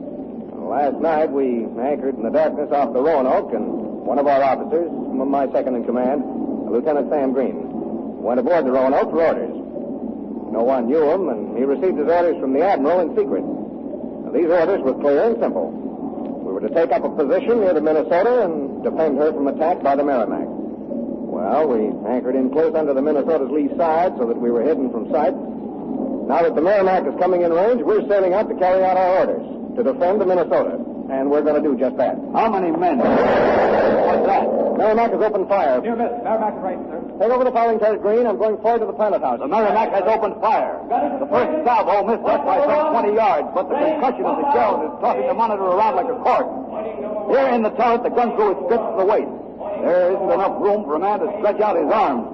It's hot in here, and it's going to get less hotter. The crew is getting ready to fire. I can see the Merrimack now through a tiny slit in the metal turret. It is about 1,000 yards away. The snouts of her cannon are smoking from that first broadside, and the second one should be coming any minute. The Monitor has opened fire. We have opened fire. The blast is deafening. The heat. I can't see very much. We are being hit. No doubt you can hear that. But the shells of the Merrimack are bouncing hundreds of miles an hour. The Monitor's 8-inch armor is holding. The Monitor's getting set for another shot. I can't hear myself talking.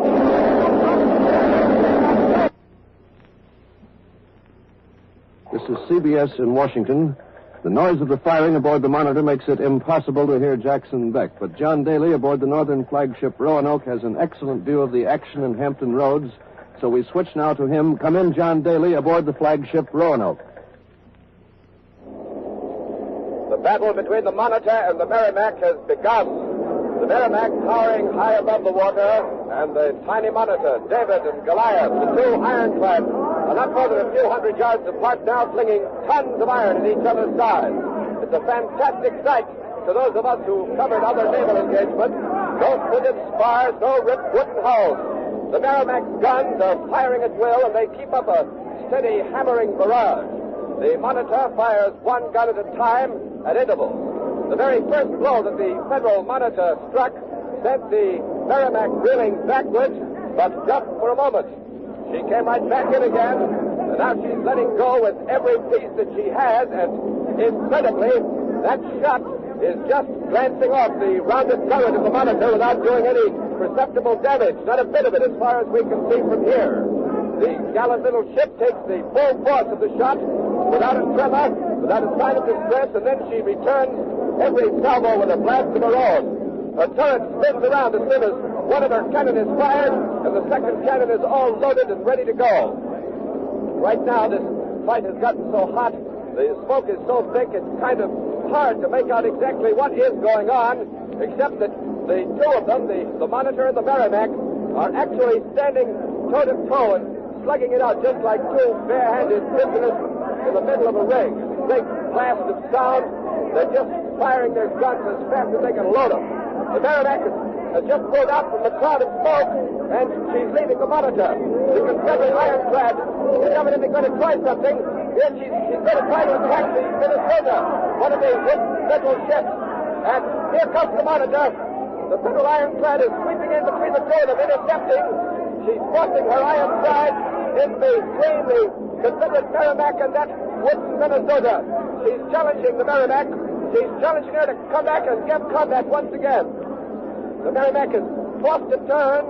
She's forced to turn and is turning on the Monitor, making full steam. The Confederate Merrimack looks like she's going to try to ram the Northern champion if she can. The two of them are almost deck to deck. But the Monitor's sweeping aside. She's turning out of the path of the Merrimack. She's avoiding that ram, and as she turns, she keeps blasting away at the Southern ironclad. That Monitor's still in that fight. She's still in between the Merrimack and that Federal wooden ship, the Minnesota. Once more, though, that Confederate ironclad has been turned away from her objective. She's been turned away from the wooden sides of the Minnesota. This time, the little old Monitor seems determined to fight it out to the very finish. It's a terrific struggle, a battle of iron and steel. They're just blazing away. And the Merrimack is swinging around. Oh, she's slow and she's clumsy, but there's no question about it. She's turning. She seems to be heading back towards Norfolk. And there goes the Monitor after her, just like a puppy chasing after a beer lorry, barking frantically. Yes, the engagement is all but over. The battle is over, and the Northern fleet here at Hampton Roads is saved. The blockade of the South remains intact. There goes the Roanoke band, and just listen to that band. It's playing the brand new Battle Hymn of the Republic, written only a month ago. And to be fair, neither the Merrimack nor the Federal Monitor was defeated, and neither one of them can really claim a clear victory. This great naval battle, which has just been fought so gallantly by the North and the South, is a draw. However, it's an unhappy day for the South, for as long as the Monitor stands here in Hampton Roads, Southern hopes of breaking the Federal blockade with the Merrimack are doomed, and the Monitor is going to stay here. This day, the March 9, 1862, the Monitor stops the Merrimack, and the Union fleet is saved. You have been listening to The Monitor and the Merrimack, another broadcast in the series You Are There, produced and directed by Robert Louis Cheon. The Monitor and the Merrimack was written by Irv Tunick and Mr. Cheon. The cast included Anthony Kemble Cooper, Cliff Carpenter, Joseph Boland, Bill Quinn, Patsy Campbell, Court Benson, Jim Davidson, Bert Cowlin, and others. Next week, July 21st, 1881, the surrender of Sitting Bull. You are there. CBS Christmas weekend draws to its end tonight with two fine comedy shows. One of them drawing laughs from a schoolroom and the other from a general store. At 9:30 Eastern Standard Time, Our Miss Brooks finds Eve Arden starring as America's most unusual, at least unusually madcap schoolmistress. And at 10, it's no secret, Lum and Abner, those famous storekeepers, relax with you in the laughter that comes from their famous store, the Jot 'em Down store, located out in Pine Ridge, Arkansas. Climax your Christmas holiday with comedy in Our Miss Brooks and Lum and Abner tonight over most of these same CBS network stations. This is CBS, where 99 million people gather every week, the Columbia Broadcasting System. January 1st, 1863. The Emancipation Proclamation. You are there. Walter Cronkite reporting, January 1st, 1863. For almost 2 years now, the war between the North and South has been building in intensity, and no end is in sight. Exactly 100 days ago, President Abraham Lincoln issued an ultimatum to the South, threatening that if they did not lay down their arms by today, all slaves in Southern territory would be set free. The South, of course, has not complied. Now the President must act to make good his threat, and a document, the Emancipation Proclamation, is on his desk waiting for his signature. However, there is good reason to believe that the President will never sign this order. President Lincoln's ultimatum has walked him squarely into a hornet's nest. On one hand, a large section of Northern opinion takes it for granted that the purpose of the war is to end slavery. On the other hand, the border states, the most important element of military strength to the North, still hold slaves of their own. In England, several of the most influential newspapers have begun a vicious attack on the proposal to free the slaves, and it may be that England will come into the war on the side of the South if the president carries out his ultimatum. Hesitating because of these dilemmas, President Lincoln still has not signed the Emancipation Proclamation. But as New Year's Day, 1863, draws to a close, one way or another, he must make a decision. We take you now to the White House, Washington, D.C. All things are as they were then, except you are there. For the last 4 or 5 hours, President Lincoln has been downstairs on the front porch of the White House, shaking hands with New Year's Day callers. At this moment, he is on his way to this room with the Reverend Byron Sunderland, chaplain of the Senate, who preached a fierce anti-slavery sermon only last Sunday. Reverend Sunderland is disturbed by the rumor circulating throughout Washington to the effect that the president, instead of issuing the proclamation, is going to withdraw it. I must keep to my promise of making this a short visit. Not that I begrudge the time, but my other callers may think I intend to insult them. Mr. President, I ask you for this private moment in order to anticipate the new year with my respects and, if I may, to say a word to you about the serious condition of the country. Go right ahead, Doctor. Every little bit helps. Mr. President, they say you're not going to keep your promise to give us the Emancipation Proclamation, that it's your intention to withdraw it. Well, Doctor, you know, Peter was going to do it, but when the time came, he did not. Mr. President, I've been studying Peter. He did not deny his master until after his master had rebuked him in the presence of his enemy. You have a master, too, Mr. Lincoln. The American people. Don't deny your master until he has rebuked you before all the world. Doctor, if it had been left to you and me, there would have been no war. If it had been left to you and me, there would have been no cause for war. But it was not left to us. God has allowed men to make slaves of their fellows. He permits this war. He sees before him a strange spectacle. We on our side are praying him to give us victory because we believe that we're right. Yet those on the other side pray him for victory too, believing that they are right. What is coming from this struggle? What will the effect of it be?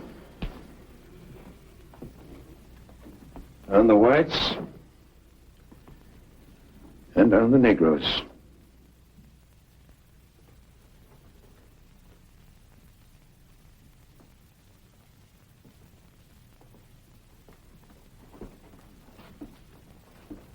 Good day, Mr. Lincoln. Good day, Doctor. Would you tell them, please, that I'll be down in a moment?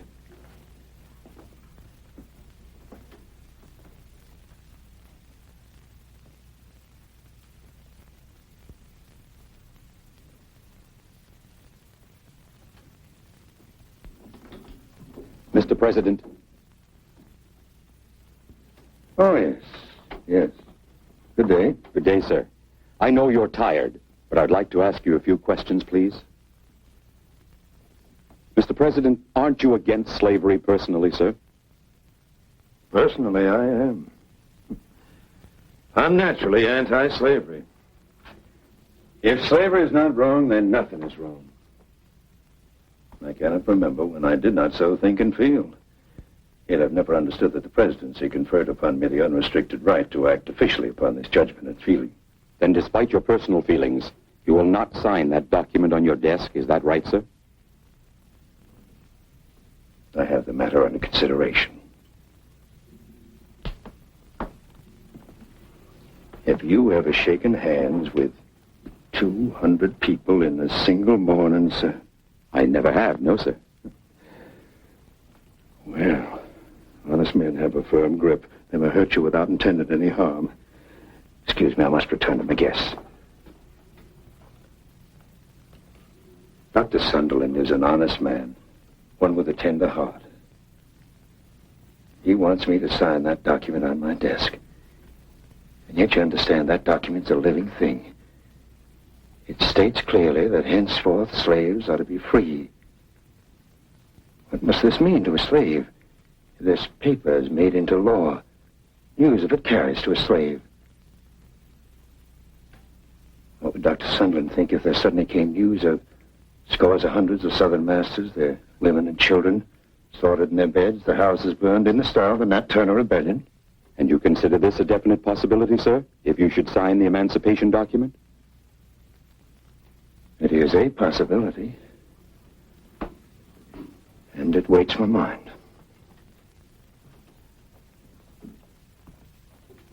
But have you read the accounts of the battles in this war? Have you seen the list of losses on both sides? Tens of thousands are dead already. And yet the war drags itself on, thrashing about like a wounded beast, mindlessly destroying whatsoever lies in its path. Is it just to weigh losses in the hundreds against losses in the tens of thousands? Do you think that setting the slaves free can appreciably shorten the war, Mr. President? I do not know. I wish I did know. It seems logical it should do so, and yet I do not know. Excuse me, I must return to my duties as host. Mr. President, one more question, please. In your opinion, do the powers of the presidency give you the right to issue an emancipation order?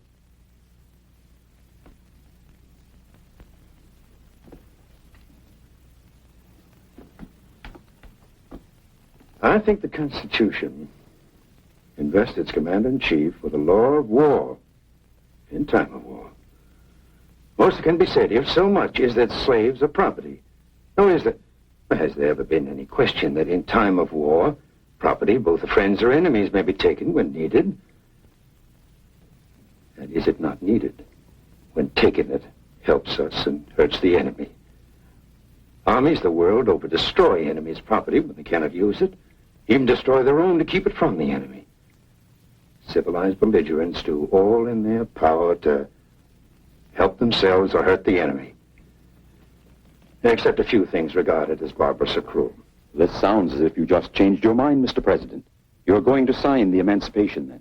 I only say I have the power and the legal right. I have the fist to smash down a good many men weaker than I, and yet I do not do so for good and sufficient reasons. We switch you now to our reporter who is with the 21st Ohio Volunteers at their field headquarters just outside of Athens, Alabama. Come in, Harlow Wilcox. This is Harlow Wilcox. 2 hours ago, Captain Canfield of this regiment was confined to his quarters after a serious quarrel with his command officer, Colonel Niebling, over the question of what to do about runaway slaves, which is causing a good deal of conflict in the Union Army itself. Captain Canfield, can you tell us the circumstances of your arrest? Well, I had set about to free several slaves that had been illegally imprisoned pending the arrival of their owners, so that the owners could have them back. You say illegally? Yes. You see, by order of Congress, any slave that enters the Union lines is free. Can only be reclaimed by the owner if the owner can prove that he's not a rebel. Well, then it would seem that Colonel Niebling is within his rights in detaining these slaves until their owners can justify their claims. Isn't that so, Captain? Colonel Niebling is pro-slavery, mister, and he doesn't believe in asking questions. Now, these men have come to us with valuable military information. And they've got every right to expect to be set free. Many of them are willing and desirous of joining the Army and fighting right alongside of us. And we can use them. You say that Colonel Niebling does not demand that the slave owners prove their loyalty to the Union? Do you have any proof of this? Lieutenant Colonel Niebling, commanding the 21st Ohio Volunteers, has just entered.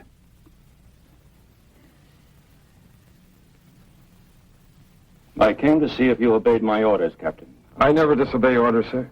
You knew my orders were that those slaves were to remain in jail, and yet you were about to set them free. There were no charges against those men, sir. I don't need any charges. May I respectfully submit, sir, that under our Constitution, no man may be kept in jail without charges, sir? I'll be responsible for that, Captain. Yes.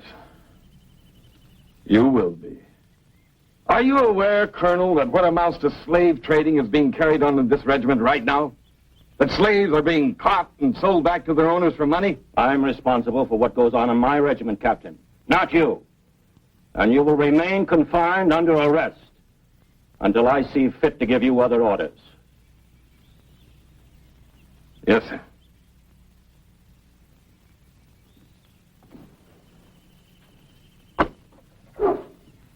Pardon me, Captain. If you think Colonel Niebling is wrong, why don't you prefer charges against him through the proper Army channels? I would, but it wouldn't do any good. My understanding is that General Buell, who would review those charges, thoroughly approves of handing back fugitive slaves without asking any questions. He'd make mincemeat out of me. Is this situation widespread throughout the entire Army? I don't know. It probably is. Well, do you think this is part of the reason why President Lincoln is hesitating about signing the Emancipation Proclamation? Would be. I don't know. All I know is that if I were the president, I'd sure think twice.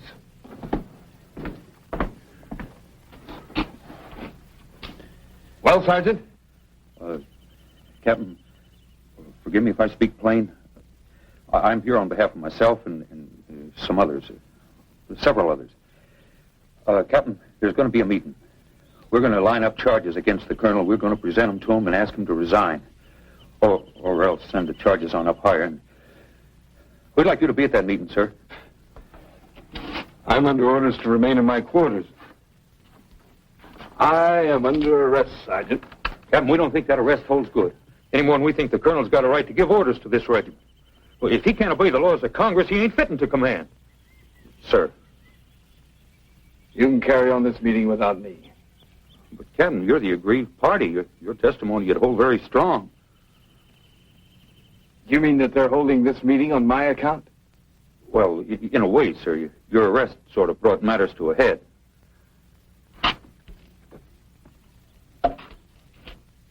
Sergeant, do you intend mutiny?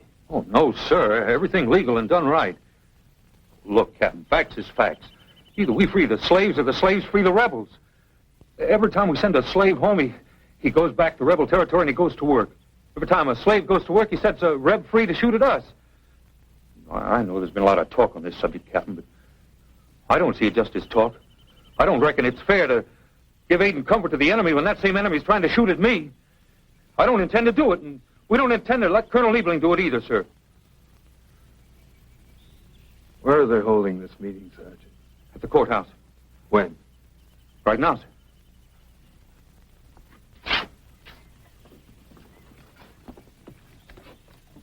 In Washington, D.C. right now, all over the city, Negro men and women have come together to pray for President Lincoln to sign the Emancipation Proclamation. Todd Hunter is at one of these meetings. Come in, Todd Hunter. We're in one of two long rows of temporary barracks in Washington, D.C., which are being used to house former slaves for the most part. The meeting here is one of many, many watch meetings throughout the city. Go down, Abraham, away down in Dixieland. Tell old Jeff Davis to let my people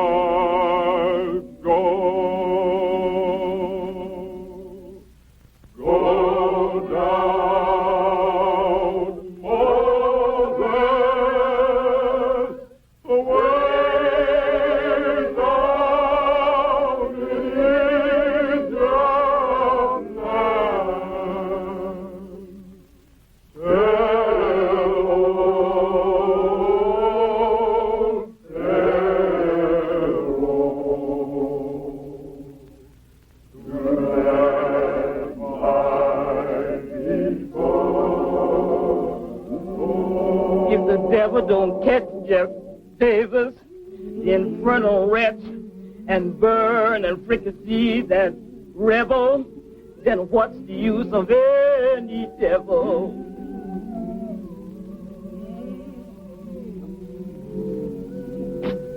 My name is Thornton. I'm now an old man. Maybe 70, maybe 80. I forget which. I've been a slave, and I know that slavery. I cried all night. What's the matter, Thornton? I say, tomorrow my child's to be sold. Never see it no more till Judgment Day. No more of that.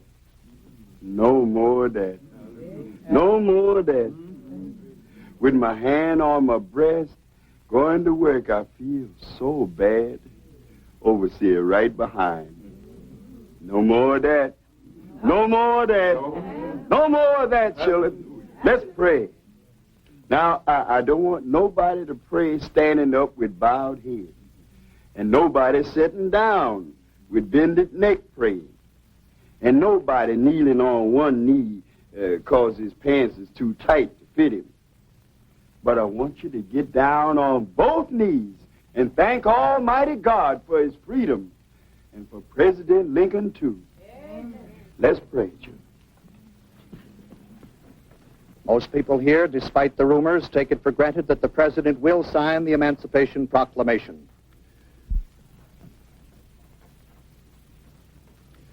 This is Private Thomas Long, a member of the 1st South Carolina Volunteers. Private Long, do you believe the president will sign the Emancipation? I do. I see you're in uniform. How does it happen you're here in Washington tonight? Oh, I came up on a pass because of sickness in the family. Do you think many slaves will do what you did if they're given the chance? I'm talking about volunteering into the Army. Well, we've got a whole regiment already, sir. Do you think that the freed slaves would be a considerable source of manpower for the Union Army? Oh, got to be. It's like Mr. Fred Douglass, you know him? He's a Negro leader of the abolitionist movement. Yes, sir. It's like Mr. Fred Douglass says. Not enough to be freed. Got to go on from there and be a citizen. Got to get to vote. Well, sir, Mr. Douglass says, once let the black man get upon his person the brass letters U.S. Let him get an eagle on his button and a musket on his shoulder and some bullets in his pocket. There's no power on earth that can realize that he's earned his right to citizenship in the United States. Is that why you volunteered, Private Long? Oh, more personal to me, sir. I said to myself, Long, suppose you had kept your freedom without enlisting in this army. Your children might have grown up to be free and been well cultivated so as to be the equal to any task. But then it might always have been thrown in their faces. Your father never fought for his own freedom. What do you think will happen if the president does not sign the Emancipation? All I know is about myself, sir, and maybe about the people in this room here. I once was a slave. You remember the fellow over there? No more of that? Well, sir, sign or no sign, for me, no more of that. No more of that. Excuse me, sir. I have to join in that song. Land where my fathers died, land of the Pilgrim's pride, from every mountainside, let freedom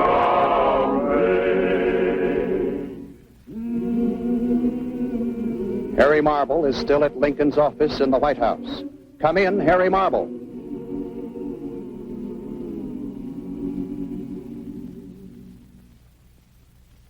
President Lincoln is still downstairs shaking hands with visitors. With me here are Secretary of State William H. Seward and his son. Is that the document itself, Mr. Seward? It is. I understand it has been revised many times. Has it been changed much since the original draft? Well, sir, sit down, Fred. This is my son, Fred. It has been changed. There have been compromises. For example, President Lincoln has exempted from the terms of the Emancipation certain parishes in New Orleans, which have elected representatives to the Congress. Well, then the proclamation... excuse me, sir. Certainly. This was not originally intended. The proclamation does not include all slaves in the United States, then? Only slaves in those parts of the country in rebellion. Which means in those parts of the country where you can't enforce the proclamation.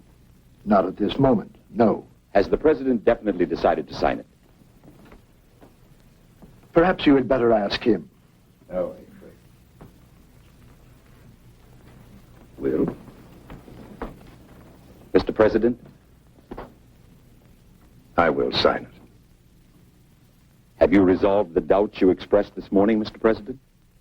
I've studied the matter well. My mind is made up. It must be done. I'm driven to it. There's no other way out of our troubles. Won't this make more troubles, Mr. President?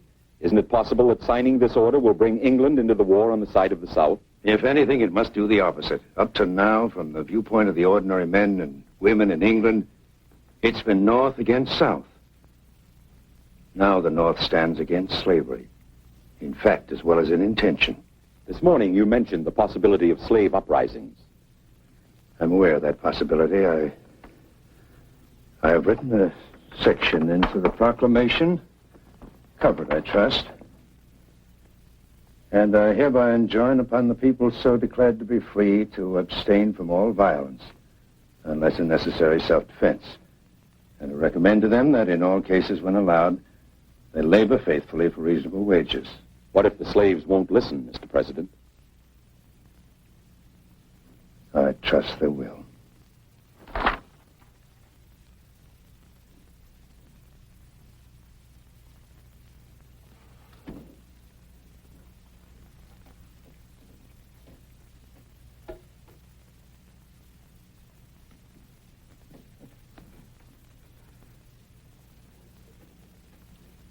I've never in my life felt more certain that I was doing right than I do signing this paper. There's a great impulse moving me to do justice to 5 or 6 millions of people. And it is a club in our hands with which we can whack the rebels that will shorten the war. We have till midnight, Mr. Seward. The hesitation is not in my mind at all. I've been receiving calls and shaking hands since 9 o'clock this morning. My arm is stiff and numb. This signature is one that will be closely examined. And if they find that my hand trembled, they'll say he had some compunctions. But anyway, it will be done.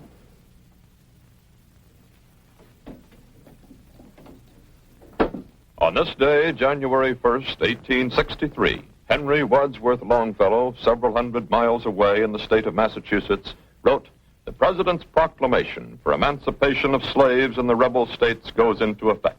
A beautiful day, full of sunshine, ending in a tranquil moonlight night. May it be symbolical."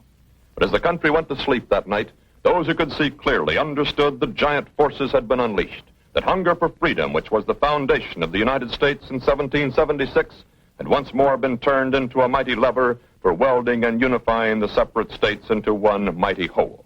It would take some time from the signing of the Emancipation Proclamation to the ending of the war between the North and the South. But as the ink began to dry on Lincoln's signature, the ending of the war became inevitable. Within a year, the proclamation proved its strength and vitality. However formal its words, it struck to the heart of simple men and gave them a guiding lamp for the dark times. Contrary to the fears, instead of dividing the North, it unified the North, and in time to come, the entire United States of America. In England, too, simple people were moved by the spirit of the Emancipation Proclamation, and though the major newspapers raged and fumed, the will of the English people was against them, and England never came into the war. January 1st, 1863, the day the Emancipation Proclamation was signed. What sort of a day was it? A day like all days, filled with those events that alter and illuminate our time. And you were there. This is Don Hollenbeck at General Meade's Union Army headquarters somewhere behind the lines near Gettysburg, Pennsylvania. The situation here on this 3rd day of July, 1863 is grave indeed for the Union forces. 2 Confederate attacks have been repulsed in 2 days of heavy fighting, but the Northern casualties have been severe.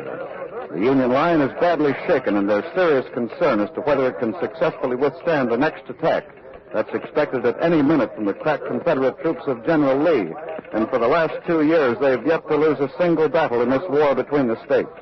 General George Gordon Meade, at a news conference held a few moments ago, announced... Gettysburg, July 3rd, 1863. CBS is there.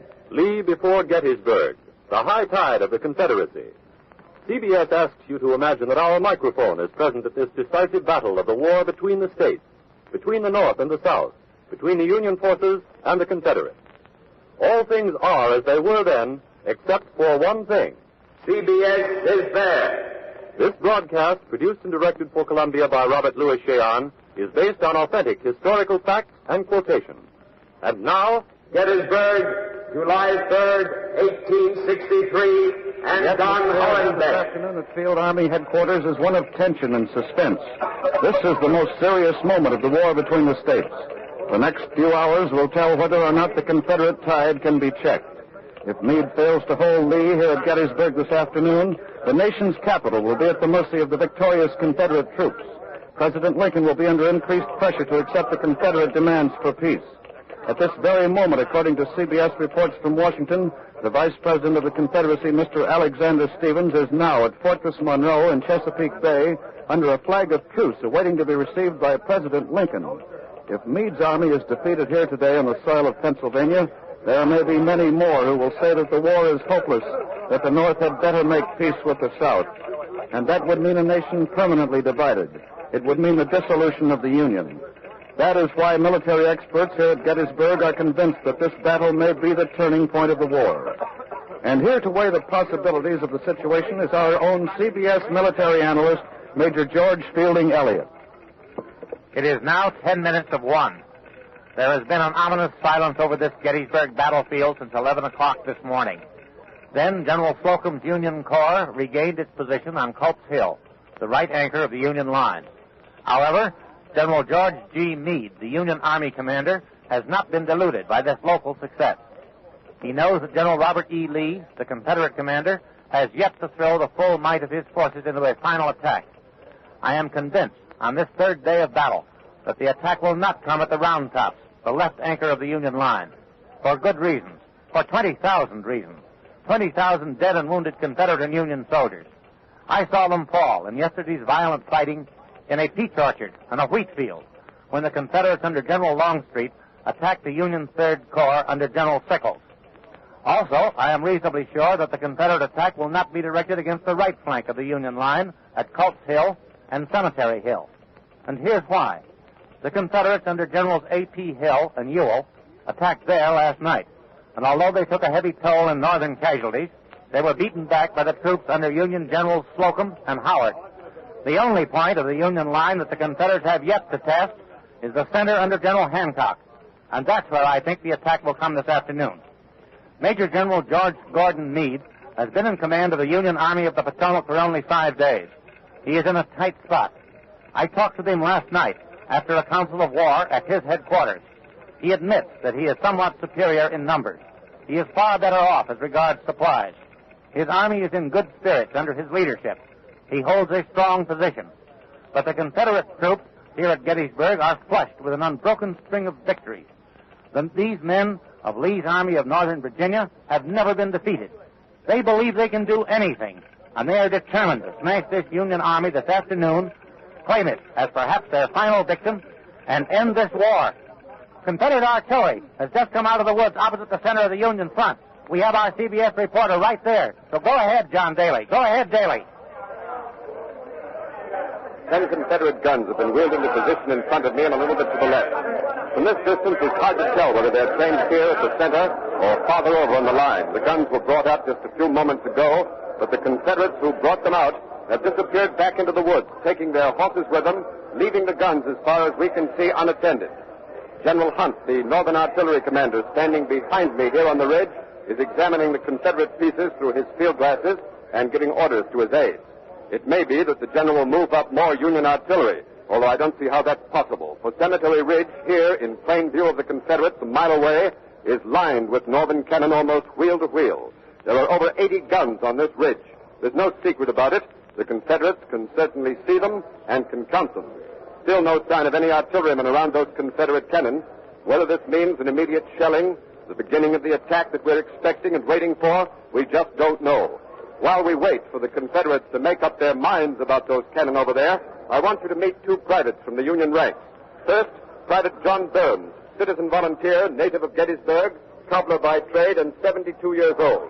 That's right, isn't it, Private Burns? Yep. Private Burns has snow-white hair, deep-set eyes, 3 bandages, one on each arm, one on his left leg. You told me a while ago, Private Burns, that you got those wounds in the first day's fighting. Is that right? Yep. Did you get them all at once? No. Private Burns is modest. The fact is, he's a veteran of the War of 1812. He's got a farm here at Gettysburg. And when the Confederates came, he got his old musket and powder horn and joined up with the famous Wisconsin Iron Brigade. In the fighting that followed, Burns was wounded in the right arm, taken to the rear, and his wound was dressed. He returned immediately to the front and was wounded in the other arm. He was taken to the rear again. His second wound was dressed, but he came back and was wounded a third time, this time in the left leg. But even that didn't stop him, because here he is with his rifle in his hand, waiting to see what those Confederate cannon over there in the distance are going to do. Right, Private Burns? Yeah. Well, don't you think you've done enough fighting for one man, Private Burns, especially for a man of your age? Don't you think that... Listen, mister, don't start telling me where I belong. I'm sorry. I didn't mean it that way, Burns. Well, then, why don't you say what you mean? All right, I will. I'd like to know why you volunteered. They took my cow. Ain't got no right taking my cow. Is that the only reason you're fighting this war, for a cow? One reason, mister. It's a good one, ain't it? Well, what are some of the others? I'm a farmer and a cobbler.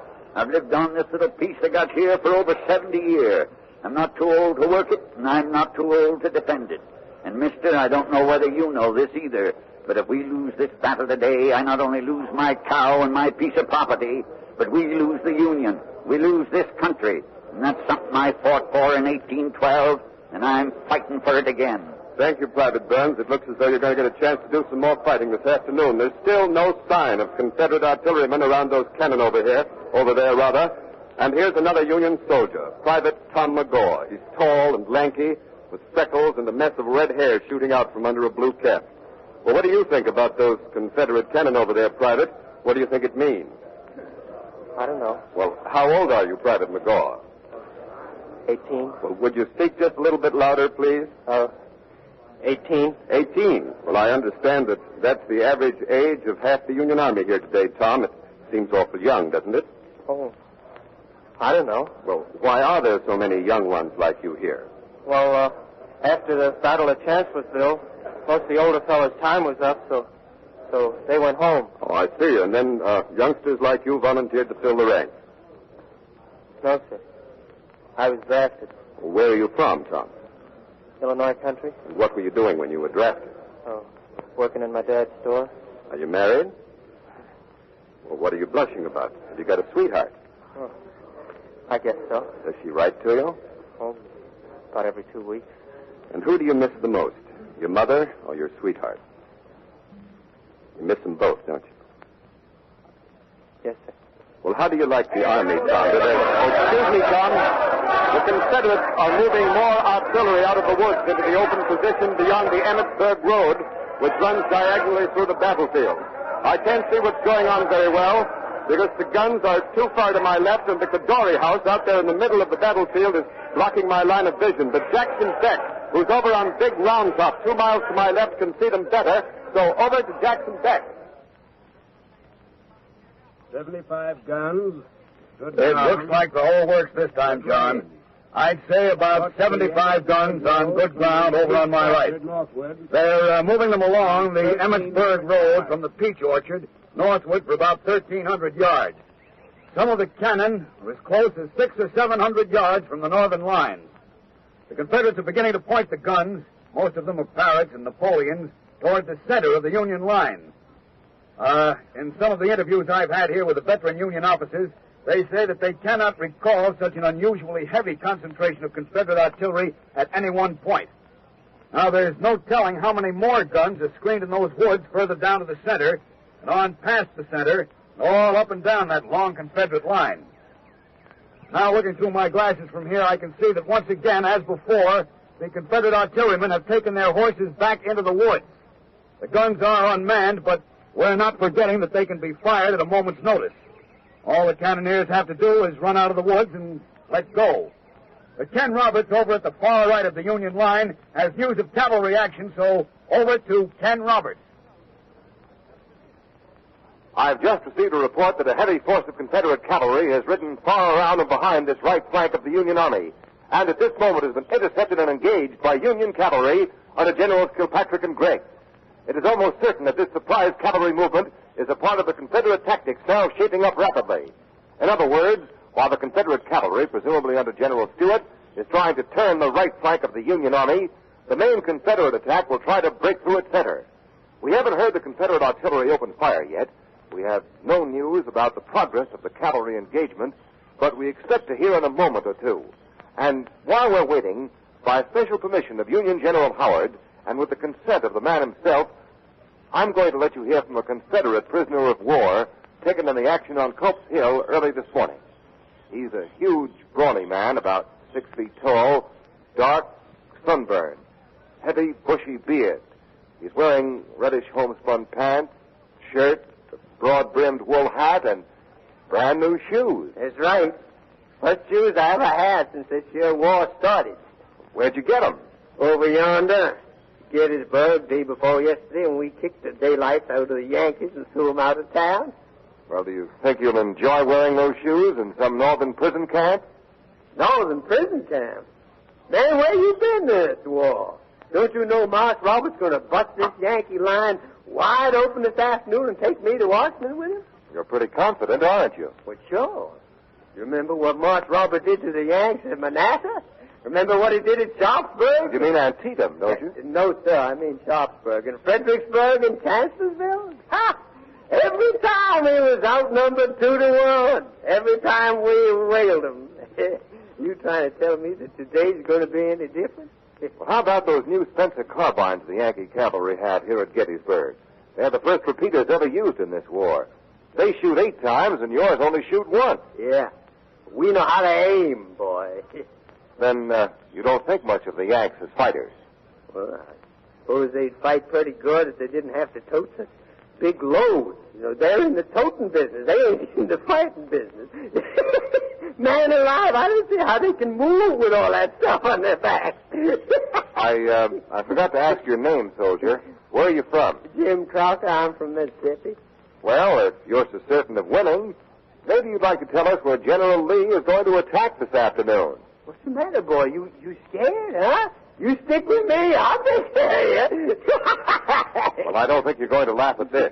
This note that's just been handed to me says that your General Stuart's cavalry has been repulsed behind the Union lines and is riding back to the Confederate lines as fast as it can. That ain't got nothing to do with the cannon up yonder. That's where the Yanks are going to get it. Well, nothing's happened yet. There's something. That was a cannon shot. About 2 miles to my left. There's another one. Same direction. I can't see it to the center of the line, out of my range of view. So over to John Daly.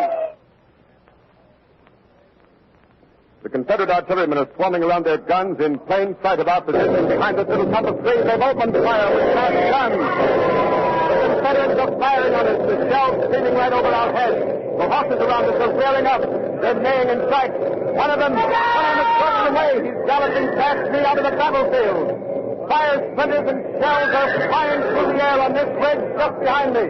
Artillerymen are falling. Bolts and iron axles, saws and wheels are snapping like straws. Caissons are being blasted to death. The infantry out in front of me is huddled behind the stone wall. They're digging in behind every rock, crouching into every ditch. They're hugging this ground just as I am for dear life itself. The scouts of the Union guns are lifting. They're feeling out the range. They'll be coming loose in just a minute, I hope. The whole Confederate line running along Seminary Ridge, 1 mile across from me, has opened up. It's getting very hot here. I don't know how much longer I can stay on the air. A Union caisson behind me has just exploded. I've never heard such a cannonade as this.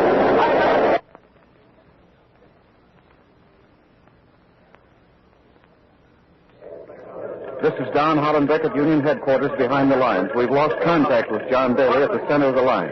We'll switch you now to Jackson Beck at Big Round Top, 2 miles to the left of Daly. Come in, Beck. Jackson Beck on Big Round Top. Through my glasses from my perch way up here, I can see the Confederate guns firing and their shells falling at the center of the Union line. Now there goes the Union artillery blazing out in answer to the Confederates.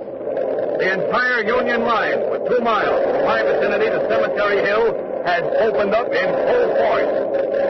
Smoke on both sides is thickening, rolling across the battlefield, beginning to converge in one big black canopy, blacking out the sun. It's awfully difficult to see anything from up here, but through the smoke I can hear and see roars and flashes of flame as the shells find their marks again and again, exploding caissons, blowing up batteries. The casualties on both sides must be enormous. This is the greatest artillery duel I've ever seen in this war. There must be at least 180 guns firing at each other, a tremendous concentration of artillery. The Northerners are concentrating on the Confederate artillery, but the Confederate guns are not only going after the Union artillery up there on the ridge, they're throwing their shells over and to the rear of the Union lines. The fire is unusually heavy. It must be directed either against the Union reserves or possibly even at Meade's headquarters. We haven't heard from them. Let's have a report from there. Go ahead, Don Hollenbeck. This is Don Hollenbeck at Union headquarters behind the lines. General Meade narrowly escaped death a few moments ago when a Confederate shell exploded here and killed one of his aides. The general and his staff have ridden farther behind the lines, out of range of the Confederate fire. Now the Northern fire has stopped. I don't know whether it's been knocked out or what, but the Confederate fire is still going. This little whitewashed farmhouse is still taking a heavy Confederate fire. The shells are exploding all around. The fire's especially heavy. Now the Confederate fire is stopping. I don't know what this means. The damage at Union headquarters is terrific. It must be an awful shambles in the center of the Northern line.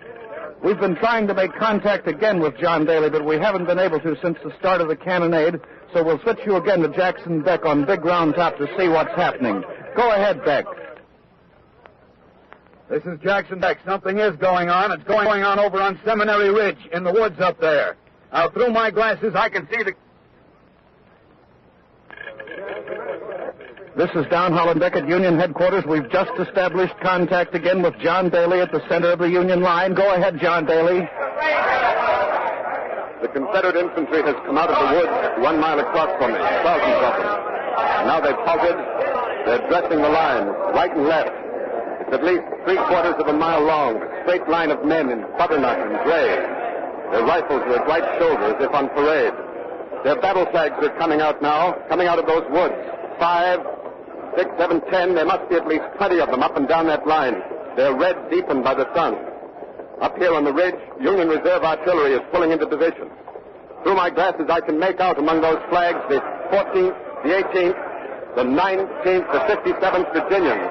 They belong to General Pickett's Virginia Division. I remember seeing those same blood-red banners at Fredericksburg. There's the 22nd and 34th North Carolina. They must be under General Pettigrew. There comes the 1st and the 14th Tennessee. Troops from Alabama and Mississippi also, and many more. I believe some of them are under General Trimble. It looks like the Confederates are going to charge under Pickett, Pettigrew, and Trimble. Many of the Confederates are wearing blood-stained bandages, but still they keep coming. A second line has come out of the woods, forming behind that first one. The first gray line hasn't moved yet.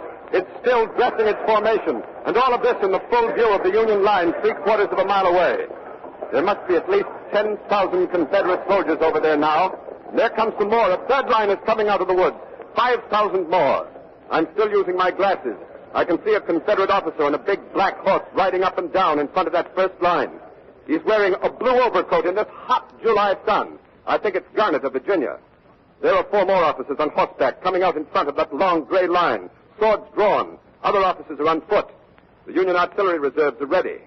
The infantry behind the wall in front of me is tense and expectant and strangely silent. Through my glasses, I can see another Confederate officer. He's on horseback. He's placed his hat on the tip of his sword. He's pointing it at this direction, and he's shouting to his men. It must be the signal to advance. Yes, it is. That dull, gray line is moving forward, marching. Common time, arms at right shoulder. Perfect formation.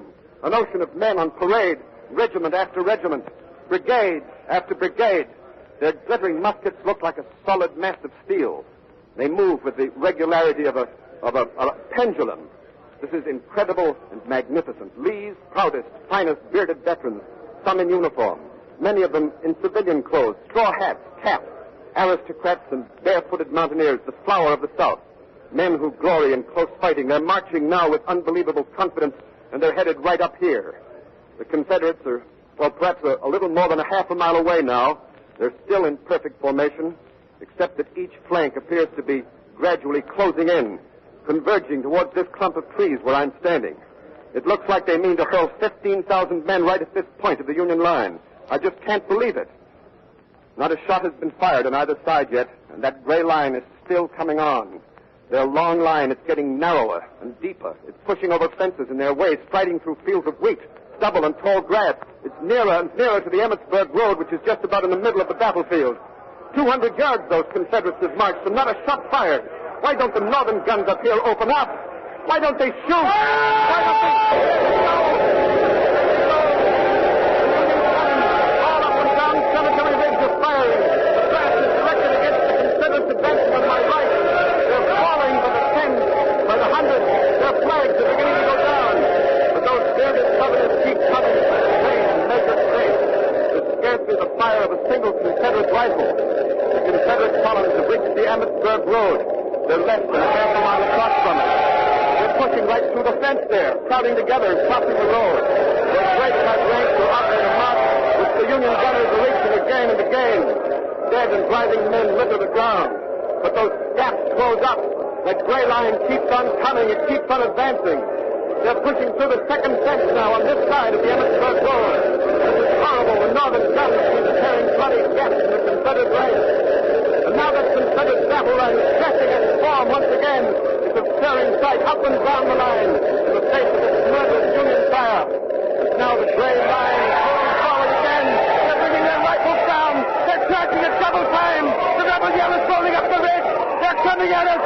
Get the hell out of here. Get out. Yes, sir. I can't stay here any longer under this clump of trees. You've been ordered away. Take it, Jackson. Back. Go ahead, back. Go ahead, back. This is Jackson Beck at Big Round Top. Through my glasses, I can see those Confederates about 2 miles up to my right.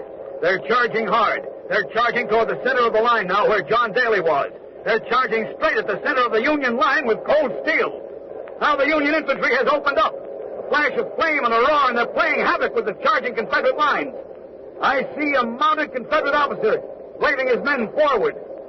Now, through my glasses at 2 miles, it's difficult to see clearly all the details of this action, but I'll try and give you as much as I can. It's impossible to describe everything that's going on up there. Too much is happening. That Confederate officer on the horse is down, and the horse is racing back to the Confederate line. There goes another Confederate officer blasted off his horse. Now a third one is down, but he's back on his feet. It's the man with the hat on the point of his sword. I can see him pointing his sword at the Union line. It's odd how one little man with a hat on his sword can center your attention, but it's the only way I can trace the tide of the battle. There goes the first Confederate volley from at least 5,000 rifles. The Northern infantry seems to be wavering. Cannoneers behind them must have been cut to ribbons by this murderous Confederate fire. Smoke and the dust of the fighting makes it awfully hard to tell exactly what's happening up there now, but they should be getting courier reports back at Meade's headquarters. Hollenbeck. Don Hollenbeck, can you hear me? Yes, Jack. Yes, go ahead. Are you getting any reports from the battle? That's right. Couriers are coming down here all the time, but so far we don't know much more than you can see from Round Top. The fire's terrible. We can only guess how bad it is by the wounded coming in. We've just had a courier report that the first line has been hit hard. Can you see anything, Jack? The Union infantry is falling back. The Union line is breaking. Where I can see the line, the blue-coated men are running back. About 5,000 Confederates have stormed the ridge. They've broken the Union line. The ridge is theirs. Now they're taking cover behind the Union stone wall. Through my glasses, I can see that Confederate officer with his hat on his sword standing on the wall up there. He's urging his men to follow him. There they go, about 100. They're swarming over the Union guns. Now they're turning them around. They're turning the guns around. They're going to fire on the Northerners with their own guns. Now, the Union infantry is rallying. They seem to be reforming. The Northerners are firing volley after volley at the Confederates at the guns, and the Confederates are going down. They're being blasted down by the Northern rifles. There goes that gallant Confederate officer. He's down. He's down. His body is draped over a gun. That broken Union line has reformed. It has reorganized. Now it's charging back to retake that part of the line, the only part that gave way in the charge. The Confederates see them coming. They're pushing madly into an angle of the stone wall, which I can't see from here. Hollenbeck, do you have any reports at headquarters? Yes, Jack. A courier just came in from General Gibbon, and the spearhead of that Confederate charge looks like it's been broken. That's the way we see it here. But the Confederates are still attacking in an angle, that angle to the right of that little clump of trees. Can you see how they're making out in there? Well, the Union cannon have stopped firing, but it's tough to see what's going on. Such a mass of men, arms, smoke, and fire, swords, and butts of guns. Through my glasses, it's plain that men are falling at every step. In that angle of that stone wall, it's a bloody angle now. The Confederate color sergeant is using his flagstaff as a club. The Confederates are crowding around their battle flags. Flags that waved so proudly such a short time before, and they're now being cut down one by one. The Northerners are closing in on the right, left, and in front. Those Confederates are in a death trap. They're lost unless they can get reinforcements right away. Now, through my glasses over there, I can see those Confederate reinforcements, but they're going the wrong way. They can't see their objective because of the slope of battle. Now, back up in the center of the Union line, the Northerners are stepping up their brutal rifle fire from three sides. Now, it looks like the Confederates are wavering. They are wavering. Jack, back. John Daly's back in the center of the line. Let's give it to him. Go ahead, John Daly. The little clump of trees is ours again. The gray line is retreating. It's falling back. Confederates all around here raising their hands, surrendering, throwing down their guns and their swords. It was the only thing they could do. No human being could stand up under such fire. In front of me is the body of the gallant Confederate officer who led that charge over the stone wall that advanced further into the Union line than any other Confederate. His body is hanging over a Union cannon, left hand on the barrel, his right hand still grasping his sword, his gray hat clean up to the hilt. He is one of what must be at least 10,000 Confederates who were either killed, wounded, or taken prisoner in the fighting here today. Now the cheer, it's for General Meade. Here comes the Northern Commander, General Meade. He's riding fast down the Federal line to my right. The roar you're hearing is the entire Union line standing up and saluting him with a cheer. I'll try to get to him as he passes. He's dressed in his familiar summer uniform of dark blue without badge or ornament, except for the shoulder stripes of his grade and the light straight sword. His hat is slouched over his bearded white face. Here he comes now. General Meade. General Meade. General, sir, will you say a word? The battle is ours. Turn sword. Union saves. It's victory. Victory for the North. Unbelievable victory on the very brink of defeat. General George Gordon Meade, the Commander-in-Chief of the Union Army, has just declared that today, July 3rd, 1863, he has been stopped. Gettysburg, July 3rd, 1863. Pickett's gallant charge failed, and the high tide of the Confederacy is over. You have been listening to the Battle of Gettysburg, another broadcast in the series CBS is There, produced and directed for Columbia by Robert Louis Cheon. The Battle of Gettysburg was written by McKay Wren and Robert Louis Cheon. Next week, Athens, 399 B.C., the death of Socrates. CBS is there. Monday, October 27th is Navy Day. Each year, one day is set aside to pay tribute to the accomplishment of United States naval establishments, including the Marine Corps. Open house programs are scheduled to all major naval bases and airfields. The public is invited to visit warships of the fleet at various ports. There will be public observances throughout the nation, and a hats-off salute to our Navy and its fine record in our country's history. This is CBS, the Columbia Broadcasting System. November 19, 1863.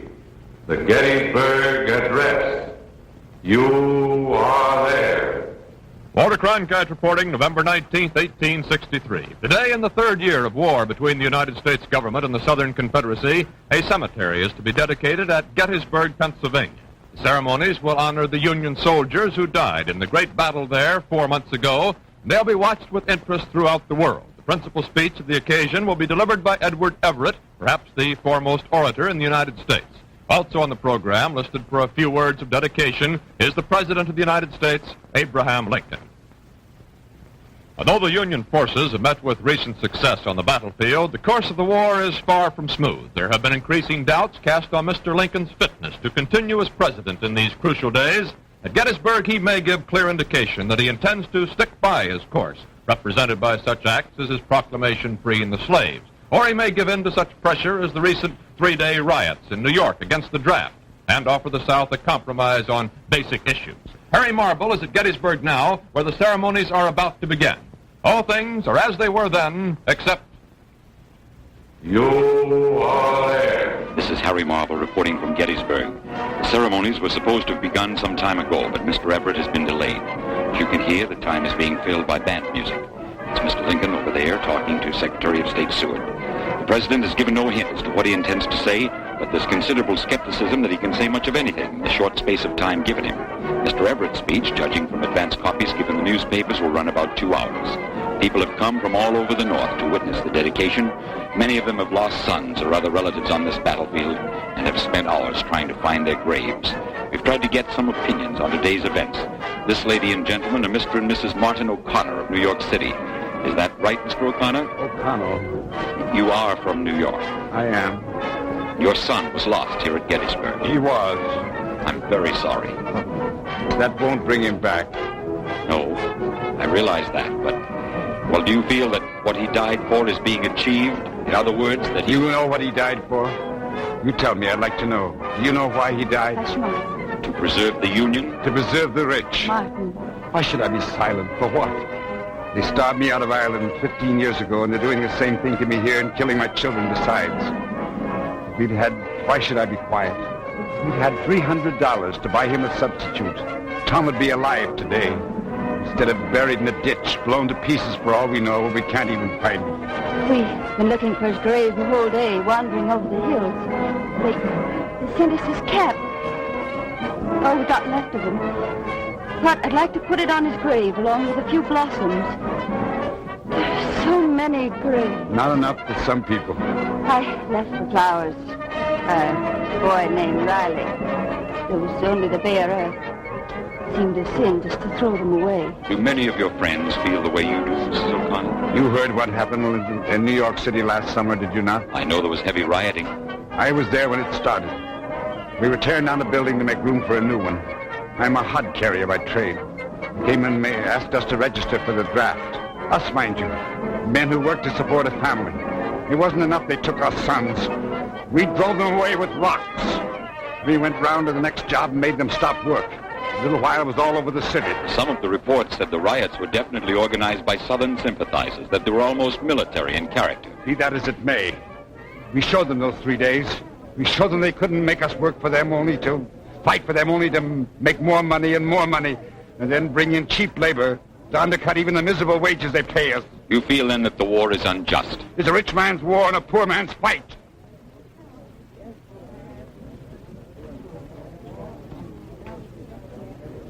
He's a rich man's president. The sooner he's out and the Democratic Party's in, the better for all concerned. May I ask what you would like to hear Mr. Lincoln say today? That is, what do you think he should say?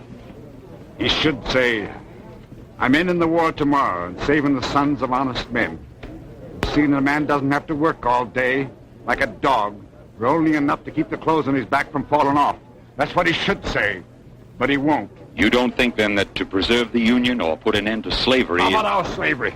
Who's thinking of that? What are they freeing the slaves for, I ask you? And I'll tell you. Come and take our jobs, that's what's for. Should give a reason. Mr. Lincoln? Yes. Yes, a reason. People can understand. Because without that, all you can see is the awful will of God. And that's not enough. You'll forgive my saying. You've heard enough of their reasons. We told them that in New York City. No, what you did those days in New York, that wasn't right either. I saw a poor colored man hanging from a lamppost. And God-fearing, religious men standing underneath, screaming like animals. It was terrible. Terrible. You can push men only so far, Mary. But not to do a thing like that. That isn't why Tom was taken. I won't believe it. I won't. Why do you think your son died, Mrs. O'Connell? I don't know. But not for that. Not for that. I'm sorry, Mrs. O'Connell. Please excuse us. Mr. Everett still hasn't arrived. It's almost noon now, and the crowd is getting a little impatient. We've decided to fill the time until Mr. Everett's arrival with a roundup of both pro- and anti-Lincoln points of view, including, if possible, an interview with Mr. Jefferson Davis, President of the Confederacy. Bill Leonard is now at the headquarters of General Ulysses S. Grant, who has just scored the sensational success at Vicksburg, and we take you there now. Come in, Bill Leonard. Unfortunately, General Grant is in the field inspecting some of his troops. He'll be unable to give an interview. However, I have permission to speak to one of his generals, William Tecumseh Sherman. He's here now. General Sherman's well qualified to give a balanced picture of the situation, not only a top military man, but before the war, head of Louisiana State Military Academy, therefore well acquainted with conditions in the South. General Sherman, you're the author of a letter to President Lincoln on the present situation. It's attracted considerable attention in the capital. Is this true, sir? What's your advice on the situation? Very simple. The South must be ruled by us or she will rule us. We must conquer them or be conquered ourselves. You think then, sir, that compromise is impossible? Absolutely. Who runs the South? The plantation owners. The only way we can manage them is by action. Nothing but the logic of events touches their understanding. But of late, this has worked a wonderful change. You mean their attitude is changing? Oh, I think some of them are a little sicker of what they started than they were 6 months ago. Not all of them, though. You take the young bloods, sons of planters, lawyers about town, the good billiard players, men who never did work and never will. War suits them. Do you consider them a threat? I consider them the most dangerous set of men that this war has turned loose upon the world. You see, they have no property or future, and so they cannot be influenced by anything except personal consideration. And they hate Yankees. All Yankees. General, what do you think should be done with people like that? Kill them or employ them. There is no other choice. You don't think negotiations possible? I think there is only one way to deal with these insurgents who sneer at all overtures looking at their interest. We must make them so sick of war that generations will pass away before they will again appeal to it. Is that what you would like to hear Mr. Lincoln say, that the war must be pressed without mercy? If it were possible to resolve this conflict any other way, I would be for it.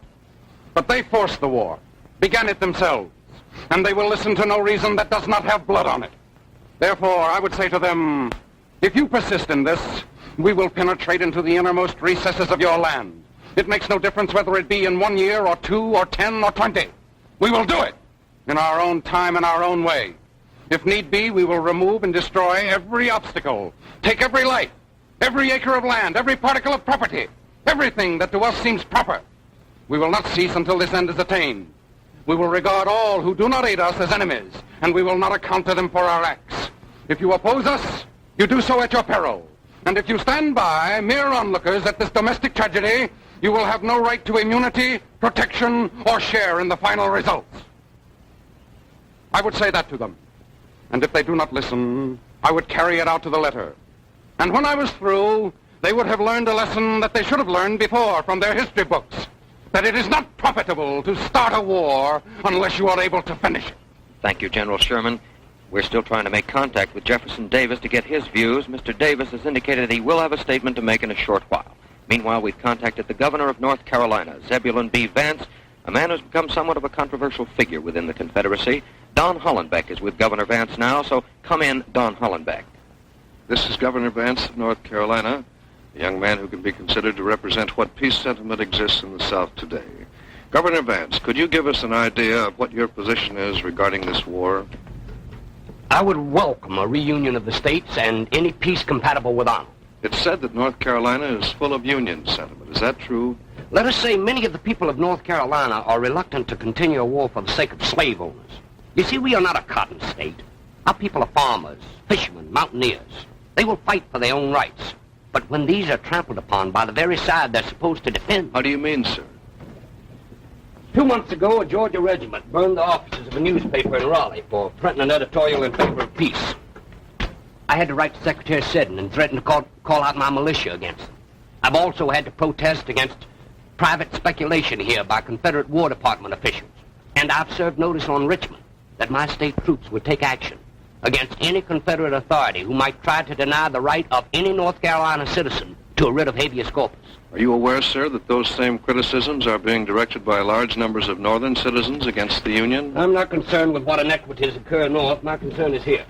Well, all right. Now, do you think if Mr. Lincoln called for compromise with the South, say in his speech at Gettysburg today, that peace could be effected?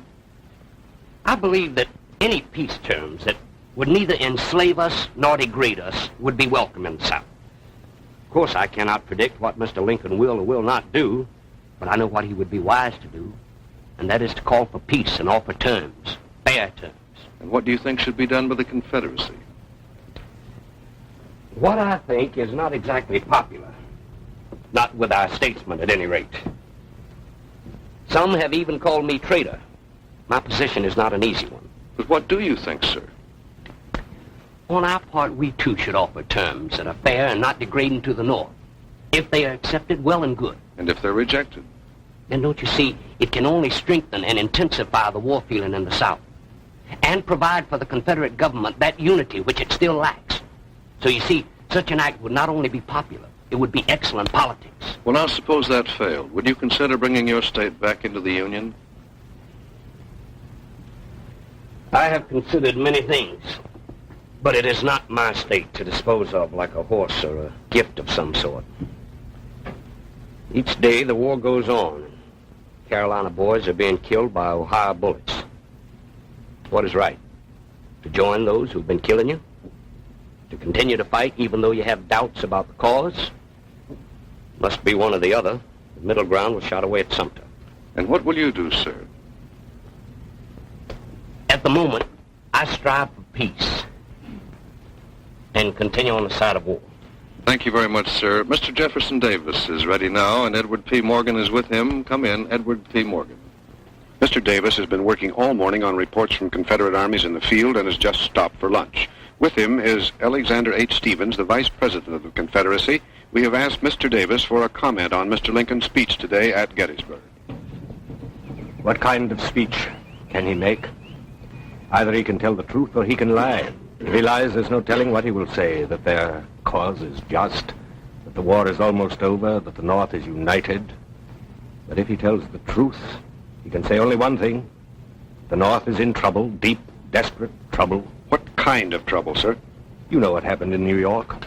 The war being unjust is unpopular. The people begin to riot. Democrats grow stronger. Lincoln himself is increasingly repudiated by his own party.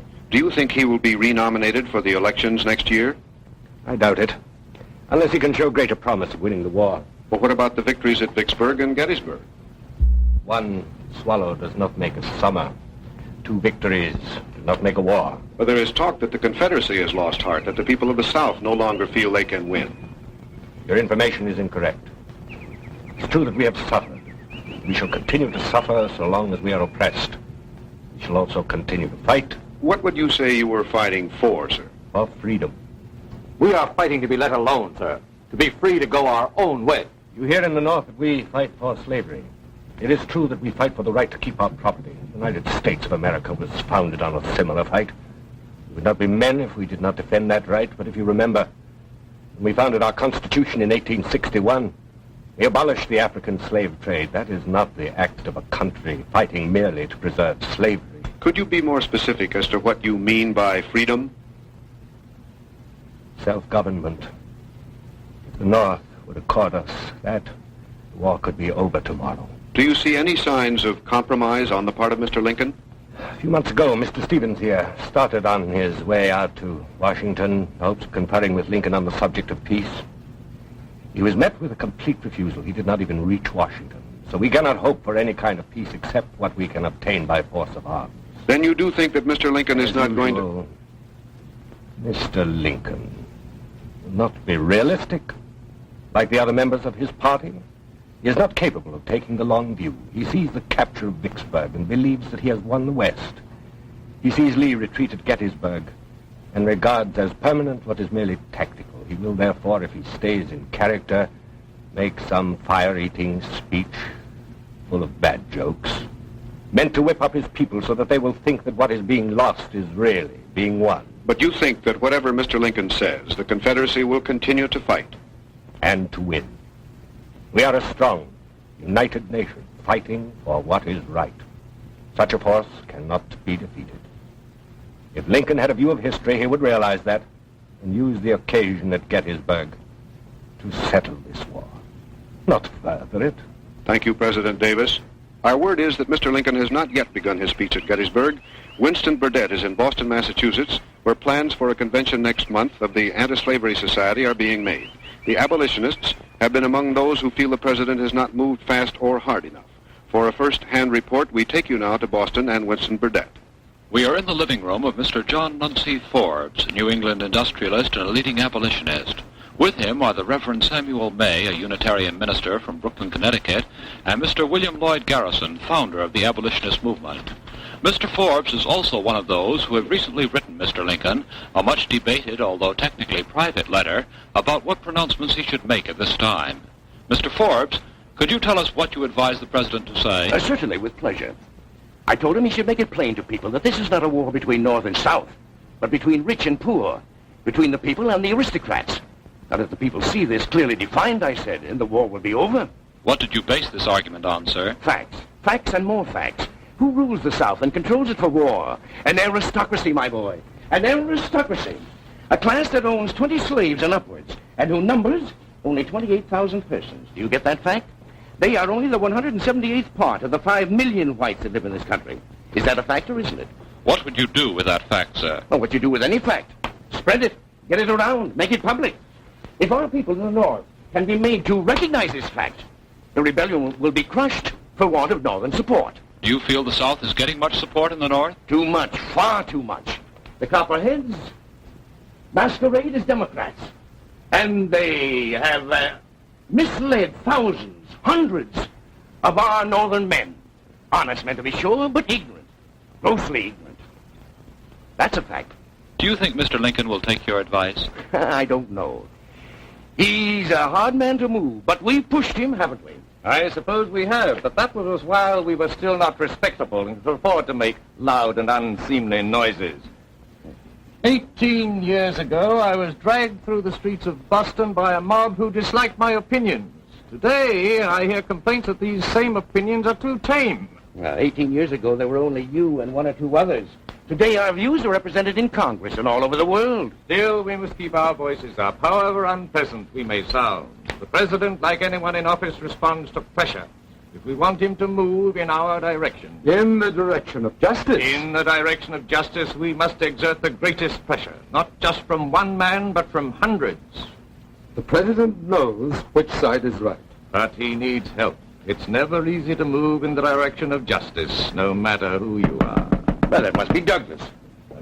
Oh, it's good to see you, Mr. Douglas. Frederick Douglass, a former slave, and one of the leaders of the abolitionist movement. Mr. Douglas, the President is speaking today at Gettysburg. Do you have any idea as to what he intends to say? None at all. What do you think he should say? I know what I should say.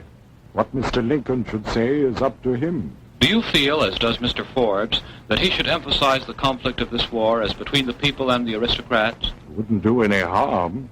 What is your own feeling about Mr. Lincoln? Do you think he has the support of the people? He has the support of my people. You've met Mr. Lincoln, haven't you? Yes, at the White House. He impressed me as what everyone said he was. An honest man. Oh, no one doubts his honesty. That's a fact. It's just that he moves so slow. We talked about that, too. He quoted a speech I'd made in New York in which I criticized the hesitations of his policy. And he said something that stuck by me ever since. He said, Mr. Douglas, I think it cannot be shown that when I have once taken a position, I have ever retreated from it. Now, that's true enough. He sticks by what he does when he gets around to doing it. But he's got to be pushed. There's no doubt about that. I think we worry too much about Mr. Lincoln. If the country is to be saved, it will not be by the captain, but by the crew. If we are to push the president, we must also support him. And if we want him to take a position he fears or is unprepared for, we must then show him that he possesses not just the power of the throne, but the power behind the throne, greater than the throne itself. The power of the people. If Lincoln feels he has that power behind him when he gets up to speak today, he will hold up a light that the whole world will see. And if we believe in what we fight for, we will get to work to provide him with that power. We have just received word from Gettysburg that Mr. Everett has finished his speech. Come in, Harry Marble. Mr. Everett has completed his speech, and the Baltimore Glee Club has just finished singing an ode written especially for this occasion. Ward Hill Layman will now introduce Mr. Lincoln. Ladies and gentlemen, the President of the United States.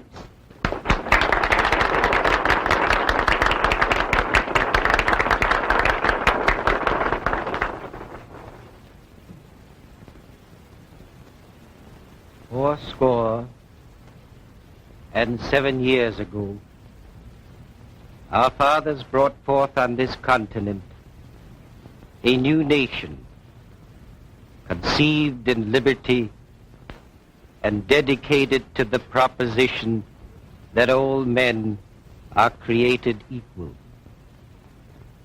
Now we are engaged in a great civil war, testing whether any nation so conceived and so dedicated can long endure.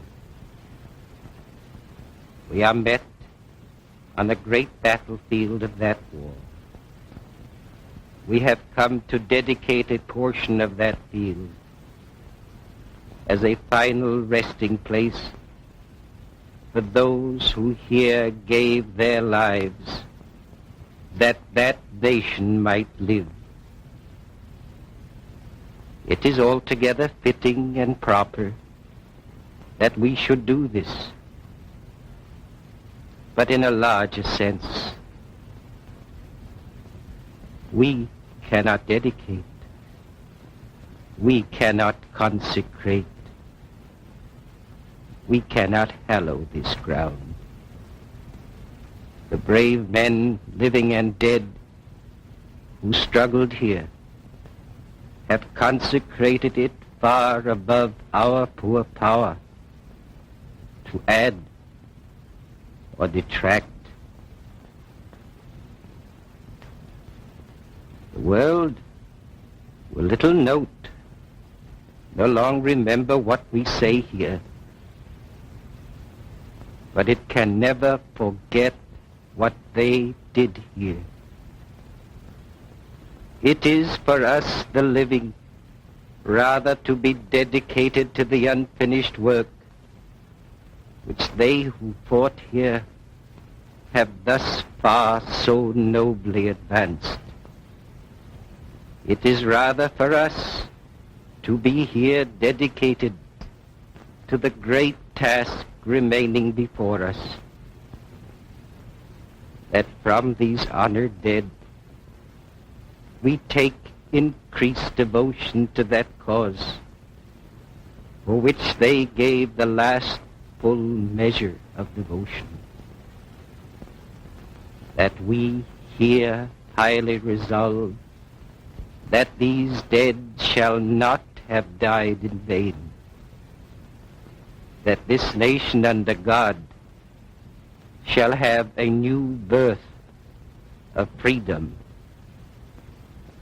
and that government of the people, by the people, for the people, shall not perish from the earth. Most of the audience that day, Abraham Lincoln's speech was over almost before it began. And most of the audience was left with a feeling that nothing had been said, certainly nothing of any importance. The press reports were mixed, some newspapers calling the president's performance a poor and even laughable one, while others felt the speech was noble and deeply felt. The Civil War continued after the Gettysburg Address. In itself, the short speech changed nothing except what could not be measured.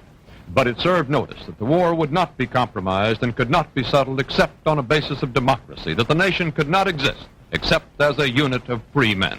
The Gettysburg Address was no clear blueprint for the future, but for that time and through the years, it has been a stirring affirmation of a simple yet easily forgotten fact, that men have died and will continue to die for the right to be free, and for their death to have its complete meaning, the living must also continue to defend that right. What sort of a day was it? A day like all days, filled with those events that alter and illuminate our times. And you were there.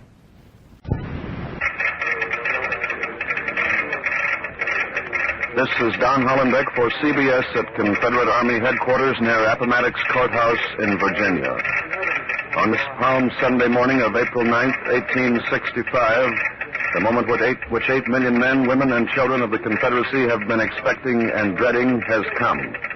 General Robert E. Lee, Supreme Commander of the Southern Forces, has left his headquarters here for a meeting with the command of the Northern Armies, General Ulysses S. Grant. That meeting was arranged at Lee's request, and it can mean only one thing. The gray-haired chieftain of the South is prepared to ask Grant what terms he is willing to offer for the surrender of the Army of Northern Virginia.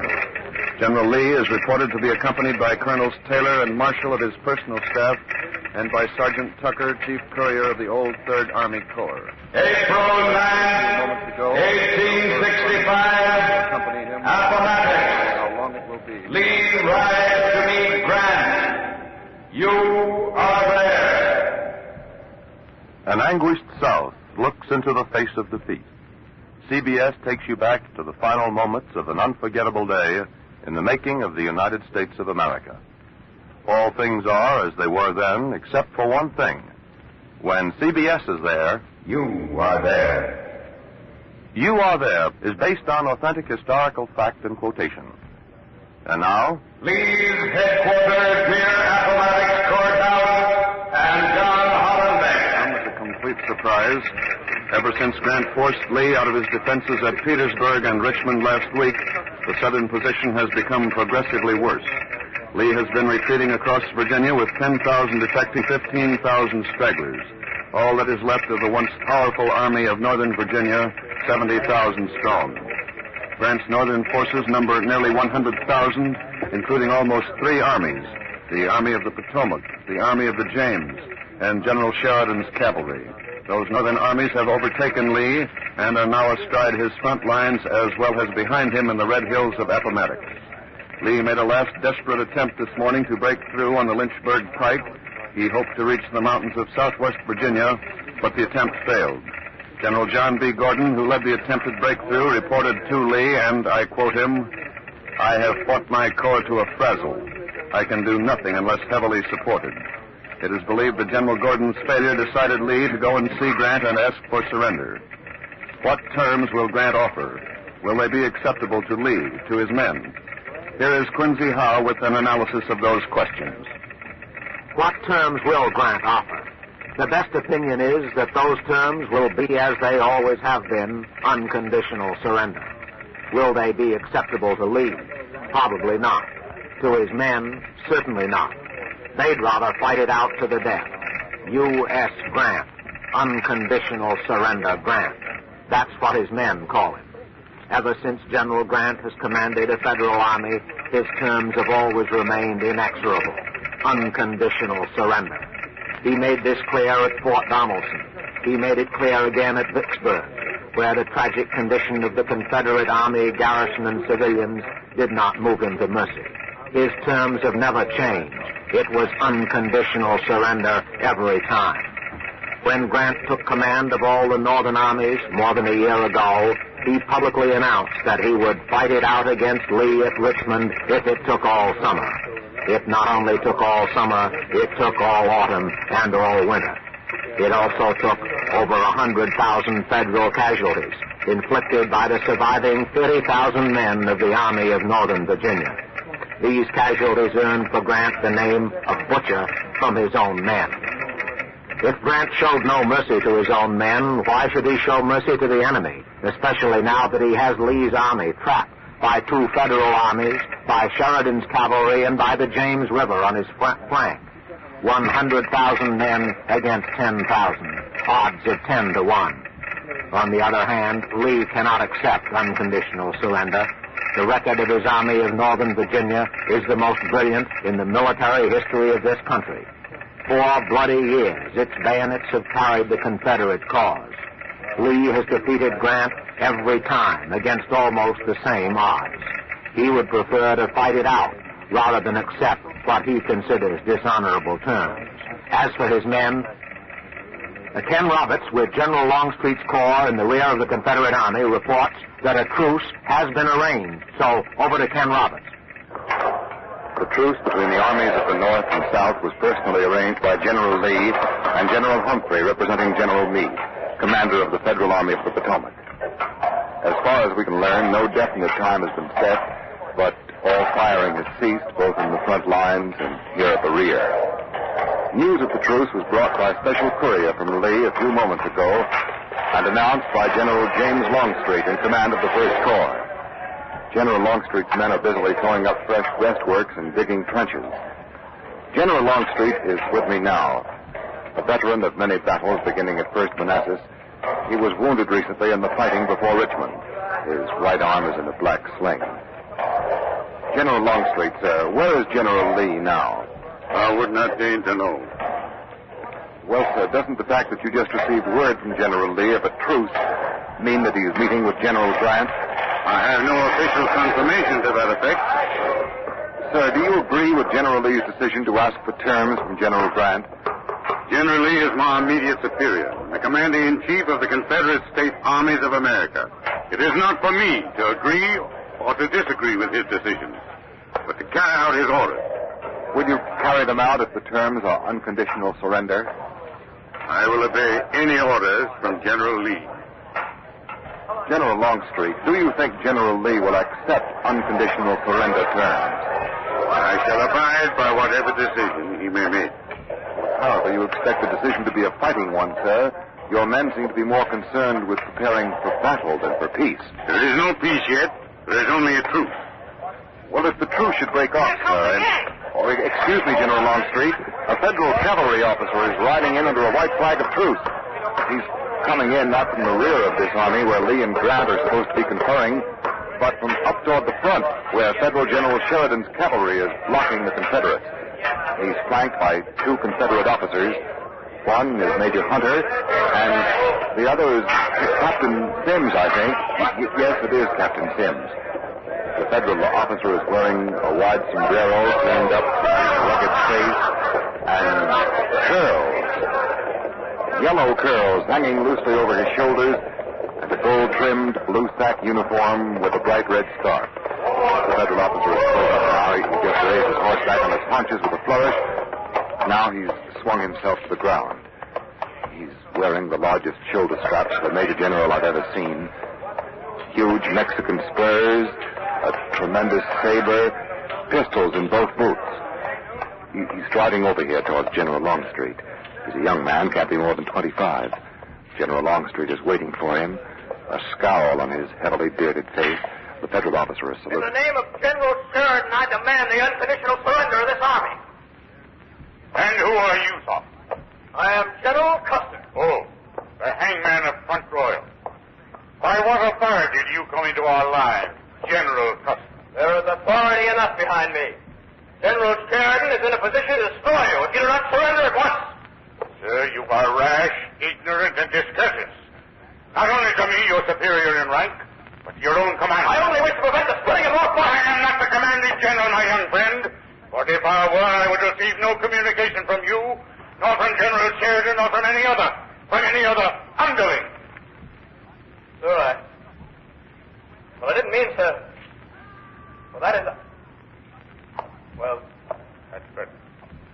Since you are now growing more moderate in your tone, I will say to you that General Lee is in communication with General Grant. Yes, sir. Now go and act as you and General Sheridan choose. And I will teach you a lesson you won't forget.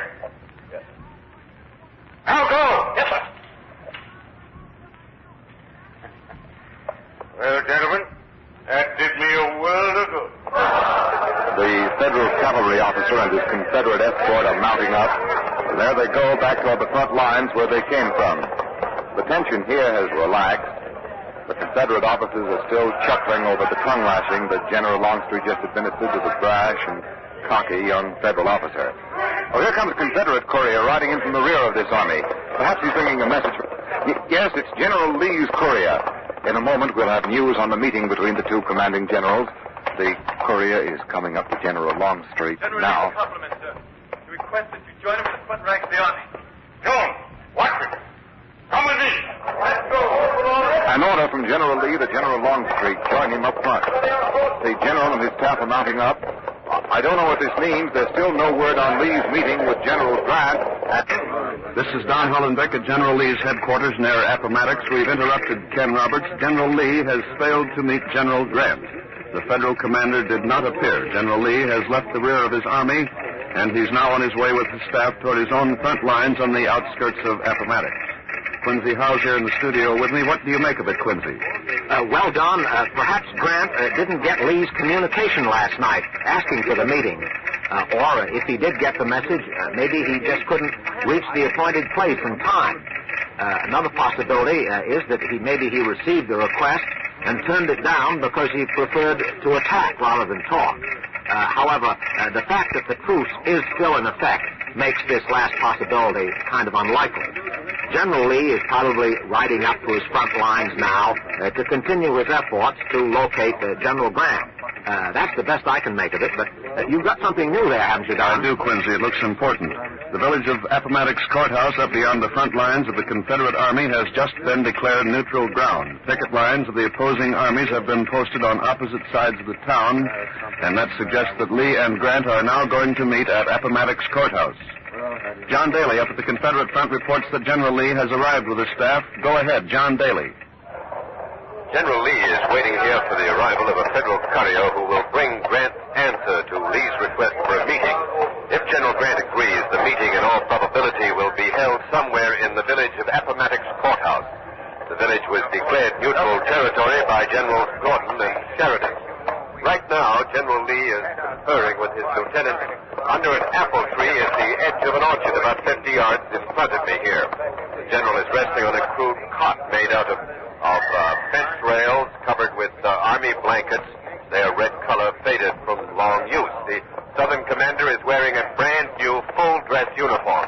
It's hard to tell from here what expression is on his gray bearded face, but the general looks very solemn as he talks quietly with his aides. There's General Mahone, General Alexander, Colonel Marshall, Colonel Venable, Taylor, Talcott, and, by the way, a cordon of engineers has been thrown around the apple tree to keep back the tattered, barefoot Confederate veterans who, as usual, are pressing around, anxious for a close look at their beloved commander, and this time also for word on the surrender possibility. They've heard rumors that General Lee is about to meet with Grant. I've talked with some of these Confederate soldiers, and they refuse generally to believe it. They'd rather die than surrender, but still they're devoted to General Lee, and they'll follow him anywhere and do anything he says. In just a moment, we'll have General Henry Wise at our microphone. He is the former governor of Virginia and a close friend of General Lee's. He's standing a few feet away right now talking to one of his soldiers. General Wise is a gaunt, angular man with a much wrinkled face and thick white hair. He's wearing an old gray coat, a stovepipe hat, and gray blankets are wrapped around his legs. General Wise is smoking a pipe, and he's approaching us now. General Wise, sir, in spite of the preparations being made by both armies for a meeting of the two leaders, the two commanders, there is still some doubt as to whether Grant will actually talk terms with General Lee. Now, do you hope, sir, that there will be a meeting, or are you in favor of fighting it out? There must be a meeting. There'll have to be a meeting. This army of Northern Virginia is hopelessly whipped. My men have already endured more than I believe that flesh and blood could stand. They've been fighting day and night for more than a week without food. And by heaven, sir, they'll not move another step until somebody gives them something to eat. Well, are you in favor, sir, of unconditional surrender? I'm in favor of peace. But, General Wise, do you think that the Confederacy, your country, will accept unconditional surrender? Country, sir? There's been no country for a year or more.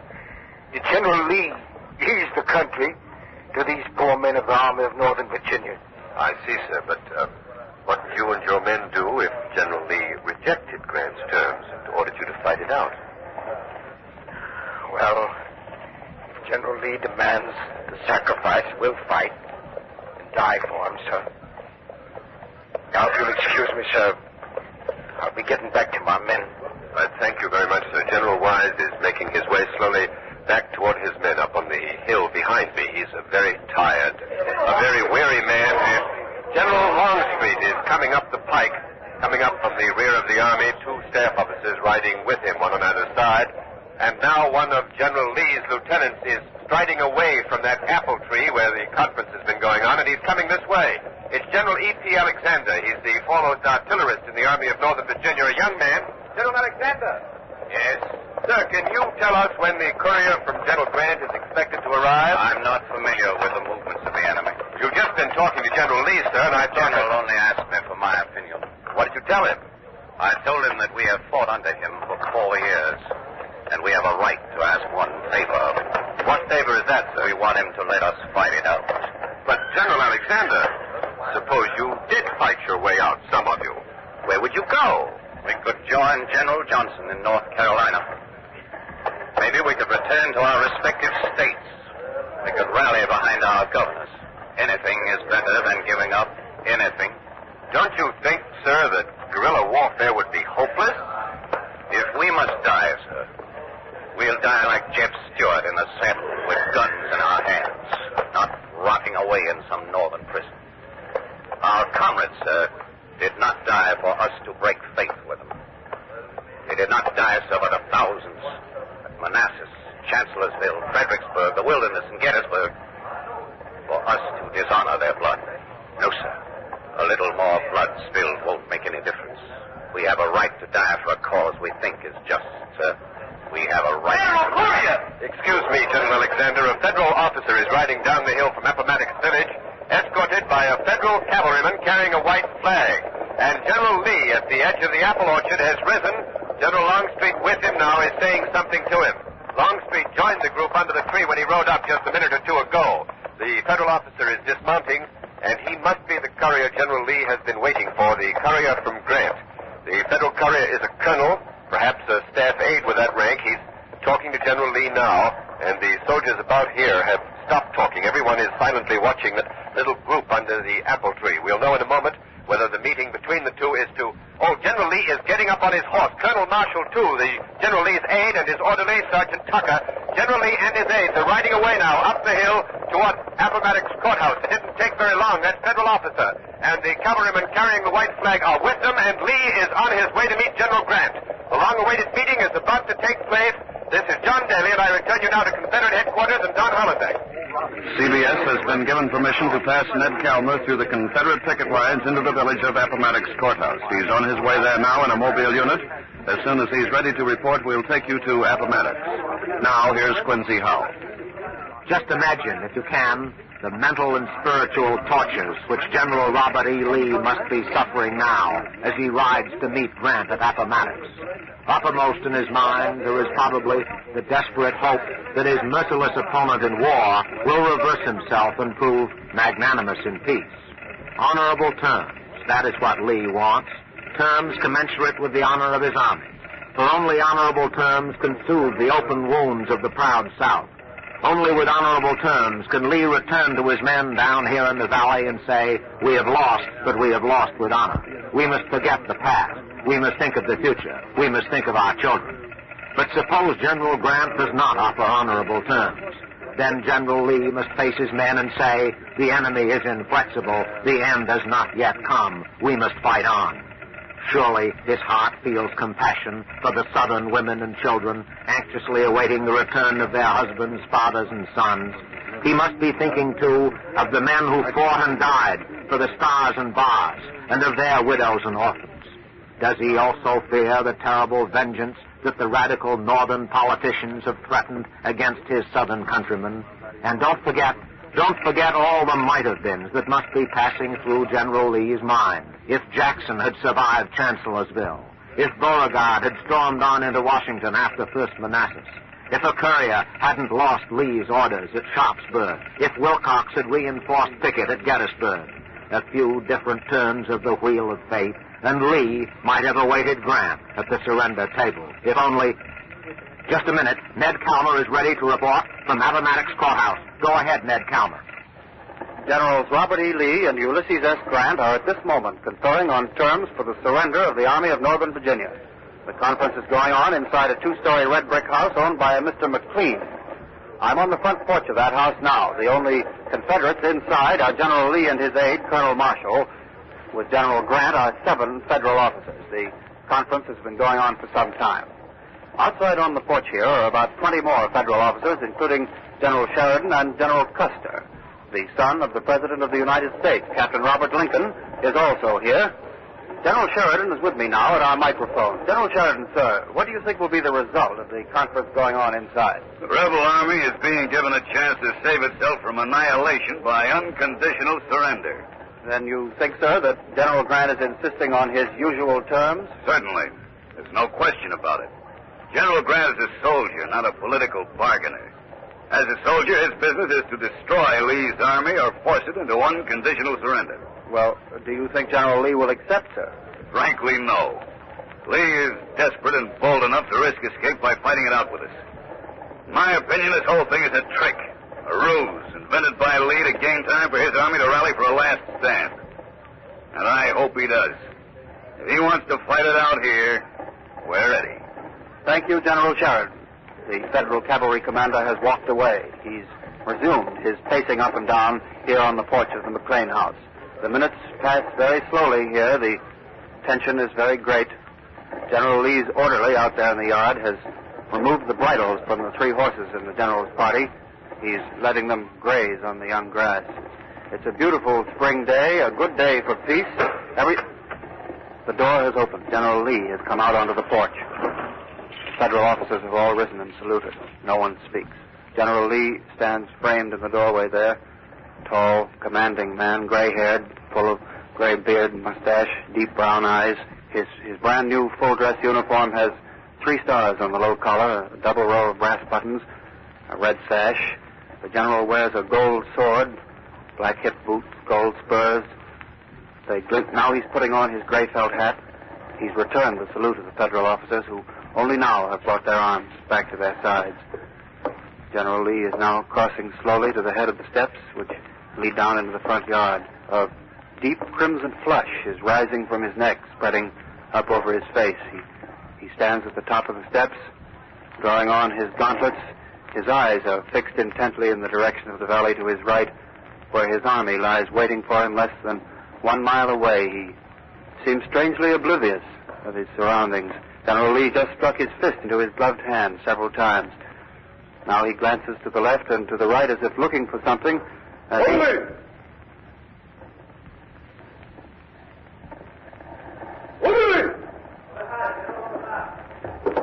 General Lee is walking down the front steps. He called to his orderly, who has bridled the horses and is now waiting with them. Now the other officers are coming out the front door. There's the Confederate Colonel Marshall. He's making his way quickly down the steps and over toward the right side of the house where General Lee is mounting his chunky gray horse. Some of the federal officers are descending the steps, but I don't see General Grant yet. He's still inside the house. Now General Lee's orderly, as well as his aide, are riding out of the front yard. Here comes General Grant. He's just come through the door. He's hurrying down the steps on his way to his horse. General Lee is passing him. Grant has stopped. He's taken off his hat. General Lee removes his hat. Not a word is spoken. And now the Confederate chieftain is riding back to his army of Northern Virginia. And General Grant, dressed in the plain blue uniform of a Federal Army private, has mounted his horse and with his staff is riding up to General Sheridan, who's standing close by here in the yard. Where do you make your headquarters tonight? Here or there. Right in this yard, probably. Very well, then. I'll know where to find you in case I wish to communicate. Good day. Good day, General. General Grant is riding away. General Sheridan, sir. What has happened? Has Lee surrendered? Colonel Babcock, General Grant's aide is preparing a statement now. We'll give it to all correspondents shortly. General, can't you just tell me? You'll have to wait for the official statement. Thank you, General. As you heard, we'll have that federal statement in just a few moments. John Daly, however, is with the Confederate forces, and General Lee should be arriving there now, down in the valley. Perhaps we can get the information quicker there. So go ahead, John Daly. General Lee and his aides following behind him are just coming down the Lynchburg pike from Appomattox. The Confederate soldiers are lining the road here by the apple orchard waiting for him. And a soldier has just cried out, "General, are we surrendered?" General Lee doesn't answer. He's riding straight on through the lines of his men on both sides of the road. Another soldier has shouted the question that's on the minds of all these men. And the cry is now being taken up. They've all taken up the cry. They've come out onto the road and have stopped the general's horse. Again and again they repeat that heartbreaking cry, "Are we surrendered, General? Tell us, are we surrendered?" General Lee has taken off his hat now, and he's started to speak. Let's listen.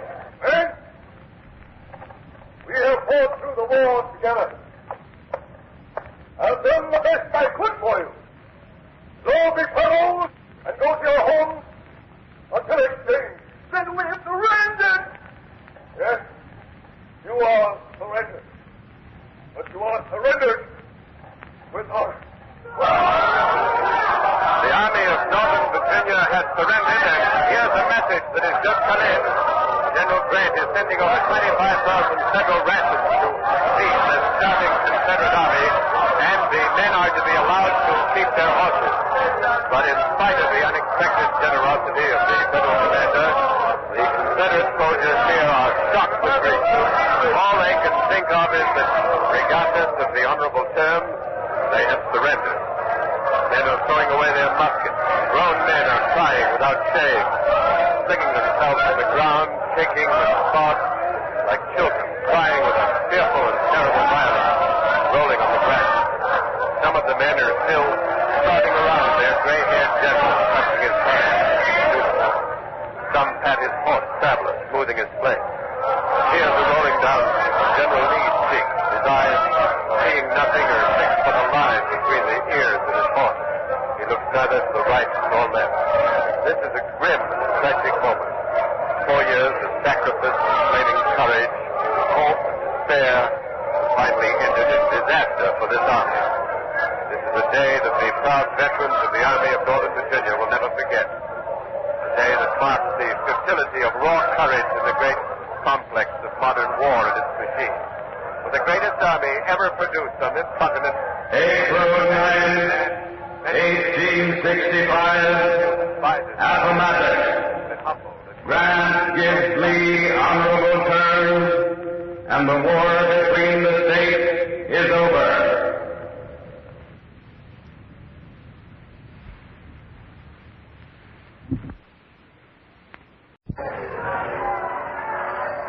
Good evening.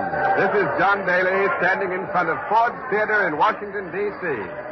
This is indeed a red-letter night in the history of Ford's Theater, April 14, 1865. Because tonight, President Abraham Lincoln and his party will attend a special charity performance of the celebrated English comedy, Our American Cousins. Inside the theater, the curtain has already gone up. Outside, here in front of the theater, the crowd of curious spectators stand around. April 14, 1865. Place, Washington, D.C. You are there. Abraham Lincoln at Ford's Theater. CBS takes you back to one of the great dramas in our nation's history. All things are as they were then, except for one thing. You are there. You Are There is based on authentic historical facts and quotations. And now, Washington, April 14th, 1865, and John Daly. The damp and misty weather in Washington tonight has not dampened the ardor of the crowds who for 4 long days now have been wildly celebrating the surrender of General Lee to General Grant. The people here are in high spirits, gathered around Ford's Theater, which is a 3-story, red stone building, windows and entrances in gray. Tultival Saloon is on the right, Ferguson Saloon is on the left, and both of them are jammed. The windows and doors of the houses along both sides of the street are open. People are hanging out of them for a look at the president. Although the curtain has gone up on the play, some members of the cast who are not on stage at the moment stand around in their costumes for a look at Mr. Lincoln. There's John Diet and Mrs. Helen Muzzy. There's young Miss Jane Gowdy and John Wilkes Booth, the handsome, dashing Shakespearean favorite. He is not in the performance tonight, by the way. I think I see over there. Oh, yes, there's Mr. Harry Ford, one of the 3 brothers who manage this theater. Now, if I can just get through to him, excuse me, please. Oh, let me push through here. I'm sorry, but watch the cable. Oh, Mr. Ford. Mr. Ford. Yes, sir? Say, Mr. Ford, this is CBS. You have a great crowd here tonight. Yes, the theater is sold out. And have you raised your prices for tonight? Tonight is a charity benefit. The orchestra is $1, the dress circle and the parquet 75 cents, and the family circle is 25 cents. I see. Well, this is the second time President Lincoln has attended your theater, isn't it, Mr. Ford? Yes, and tonight he's going to sit in the same box. And I brought in that old rocker he likes. Oh, thanks very much, Mr. Ford. Not at all, anytime. Thanks a lot. I think I see John F. Parker, the president's personal guard, arriving on foot. Evidently, he's come ahead of the president to be on hand when Mr. Lincoln and his party arrive. Now, if I can get through to him, excuse me, please. Let me through. I'm sorry, but watch the cable. Mr. Parker. Oh, Mr. Parker. Say, Mr. Parker, this is CBS. Has the president's carriage left the White House? Is he on his way over here? Yes, he and Mrs. Lincoln left about 10 minutes ago to pick up Major Rathbone and Miss Harris. Well, aren't General Grant and Mrs. Grant in the party? No, they were supposed to come, but General Grant left on the evening train for Burlington. Oh, that's too bad. We kind of hoped we'd see the general as well as Mr. Lincoln. Say, by the way, who is Miss Harris? Well, that's Miss Clara Harris, daughter of the senator from the state of Maine. Oh, yes, of course. And Major Rathbone is an attaché at the War Department. That's right. Excuse me, right. Yes, the president's carriage is just coming down 10th Street now. It has crossed F Street. It's going to pull up right here at the carriage platform. The president is smiling, bowing, doffing his high black silk hat to the crowd. And the band that's been waiting here for this moment is picking up its instruments and getting ready to play. Burns, the coachman, is throwing up the horses now. The carriage is stopping at the platform. Forbes, the footman, has jumped down to assist the party as they get out. Mrs. Lincoln and Miss Harris are getting out, and now the president, followed by Major Rathbone. The band wants to play a tune. They're asking the president what it is he wants to hear, but it'll probably be Yankee Doodle, Marching Through Georgia, or Rally Round the Flag. The president just said something to the band leader, but in all of this racket, I just can't hear what he's saying. Oh, do you hear that? It's Dixie.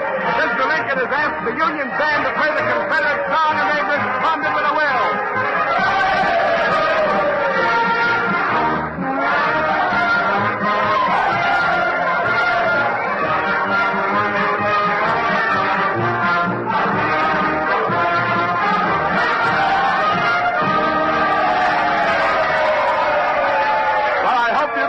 Above all this din, the crowd understands the meaning of Mr. Lincoln's request. It's his policy of forgiveness and reconciliation with the South, of harmony for the nation. The war is over. The United States of America is now one great nation. And Mr. Ford is leading the way into the theater, up the gray stone steps. Mr. Lincoln's just a few feet away. Oh, Mr. President! Mr. President! Mr. President, this is CBS, sir. May I ask you a question? Fire away. Well, as you know, Mr. President, the newspapers and a part of the clergy have been opposed to your practice of attending the theater. And I'm sure that... Yes, I know. Some think I do wrong to go to the opera and the theater, but it rests me. I love to be alone and get to be with the people. I want to get this burden off, to change the current of my thoughts. A hearty laugh relaxes me, and I seem better able after it to bear my cross. I understand, sir. Good night. Good night, Mr. Lincoln, and thank you. Now the presidential party has entered the door. A CBS microphone is inside the theater at the rear of the orchestra. President Lincoln will pass it in just a minute, and so into the theater and Don Hollenbeck. The audience doesn't yet know the president has arrived. The ladies might be interested, by the way, to know that Mrs. Lincoln is wearing a white silk crinoline under her cloak. I'm trying to see here. It's an elaborate headdress of flowers and combs over her curls. There's silken mittens and a shawl held together at her throat with a brooch. The president, well, he seems to have lost a lot of weight, but, oh, he looks happy tonight, very happy. And now the party is turning right and going upstairs to the boxes. The president should be there in just a minute. The audience has caught sight of the president. The play stops. The orchestra strikes up Hail to the Chief. And now CBS has a booth directly across the theater from the president's box. And I see that John Daly's reached it, so over to John Daly. We're in the CBS box now. I can see the president entering his box across the theater. We have Columbia microphones on the stage and in the audience. I'm going to open them both and let you hear what's going on.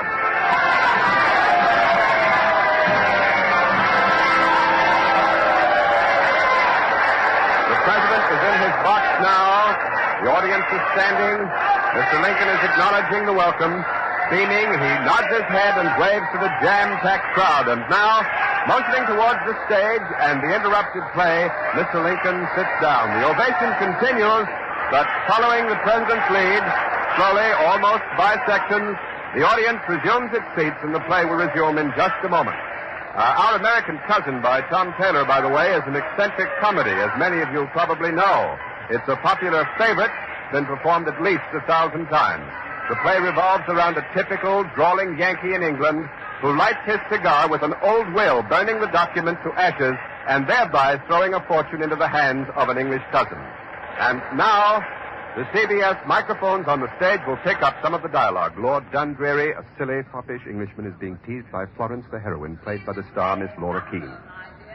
Yes, but a lonely one. What sort of night had she? Oh, a very refreshing one, thanks to the draft I've described for her. What? Have you been prescribing for Georgina, Lord Dundreary? Oh, yes, quite. You see, I gave her a draught that cured the effect of the draught. And that draught was a draught that didn't pay the doctor's bill. Didn't that draught? Good gracious, what a number of drafts. You almost have a game of drafts. What's the matter? That was a joke, that was. Anyone can see the draft has been suspended. Miss Keene has very neatly injected a bit of the national peace celebration into the play. With Lord Dundreary making so much of the word draft, Miss Keene threw in the line, anyone can see the draft has been suspended. And everyone in the audience knows that General Grant suspended the military draft this very morning. That was quite keen of Miss Keene, if I may be permitted the pun. Well, the President enjoyed that joke, too. He's smiling broadly. The play continues, and we'll take you again to the stage presently, but on this gala night, the audience is as interested in the presidential party as they are in the play, although because of the angle at which the box is set, they can only see Miss Harris and Major Rathbone. The presidential party is occupying boxes numbers 7 and 8, the partition between them having been removed to make it roomier. The boxes are decorated with 4 flags. The president is seated in that old rocker that Mr. Ford told us about before.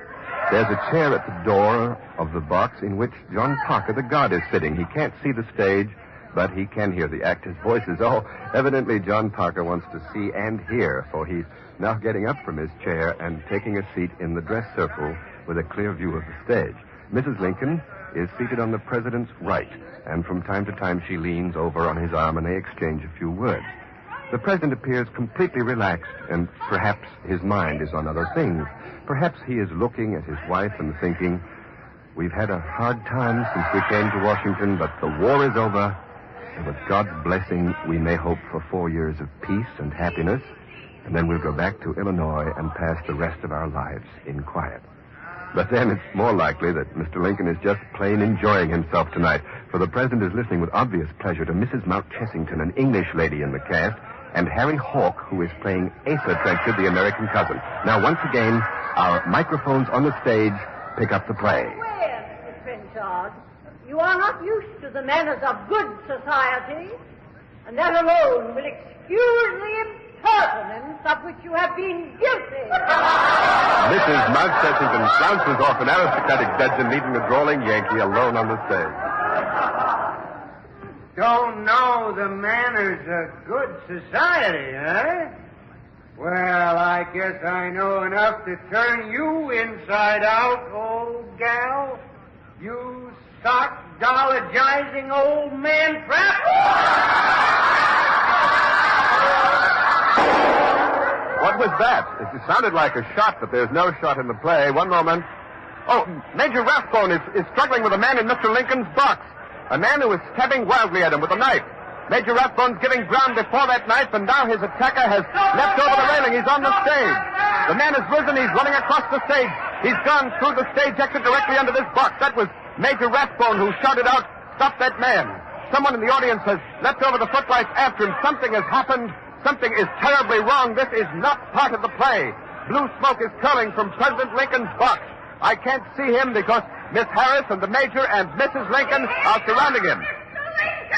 President Lincoln has been shot. That was Mrs. Lincoln who just cried out, "He has shot Mr. Lincoln." The man did it. The man who ran across the stage. The man who grappled with the Major. John Hollenbeck is out there in the theater, already fighting his way up to the president's box, so go ahead, Hollenbeck. This is John Hollenbeck. I guess we're on the air here. I'm trying to get through this crowd to find out what's going on. I don't know what's happened. What is it? What's happened? and tell me what happened. Someone has shot Mr. Lincoln. It was Booth! Who? God, where's Booth? One member of the stranded crowd has identified Mr. Lincoln's attacker. He says it was Booth, the actor, John Wilkes Booth. We'll try to get someone who was in or near Mr. Lincoln's box. Let me through, please. Let me through. Watch the cable, please. Watch it just a minute. Thank you very much. The whole theater's in an uproar. Everyone's standing, running up and down the aisles. Women are moaning and fainting. Miss Keene is handing water up to Mr. Lincoln's box. Watch that cable, please. Men are lifting up an army sergeant and army surgeon up on their shoulders. The stage is swarming with people. We'll get through to Mr. Lincoln's box now in just a second. Stand back! Back! Soldiers blocking the door with bayonets poised. That soldier's crying. Tears are streaming from his eyes. There's an officer. Lieutenant! Lieutenant Crawford, sir. Lieutenant Crawford, what happened? Well, I was sitting in the seat. There's the door to Mr. Lincoln's box. I saw Booth go in. Just walk in, but where were the guards? Well, I don't know. I heard a shot, and I saw Booth leap over the railing. His spare caught in the flag as he jumped. It ripped the flag and broke his fall, and maybe broke his leg. Oh, are you sure it was Booth? I swear it. What did you do? Did you get into the president's box? Well, I rushed it, but the door was barred. Booth had barred it when he went in from the inside, and we broke through. Major Rapp won't let the doctors through. Only the doctors. Look, have they caught Booth? Did he get away? Just a minute, Lieutenant. The door is opening. 4 soldiers are carrying Mr. Lincoln out. Are you the president? Are you taking him? Are you taking him to the White House? No, not to the White House. Doctors into the room more than Mr. Lincoln lives. Guards! President Lincoln is being carried out of the theater now. Healy. I've just been informed that John Daly's out in the street again, so go ahead, Daly.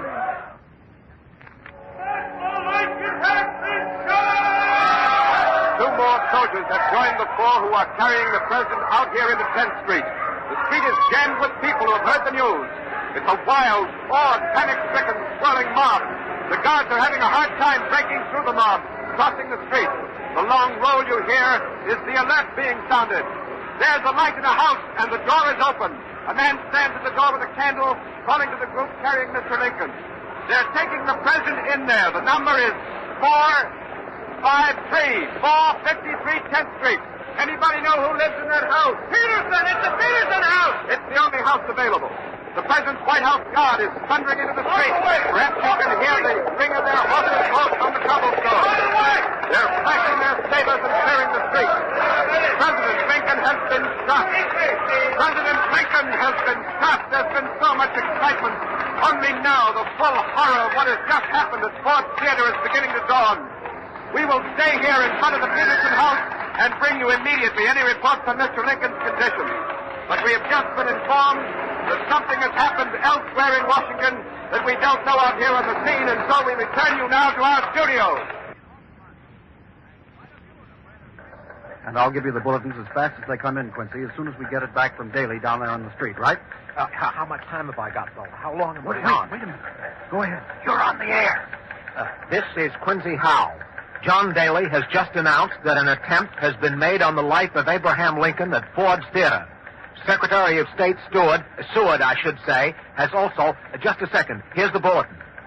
Secretary of State Seward has been attacked.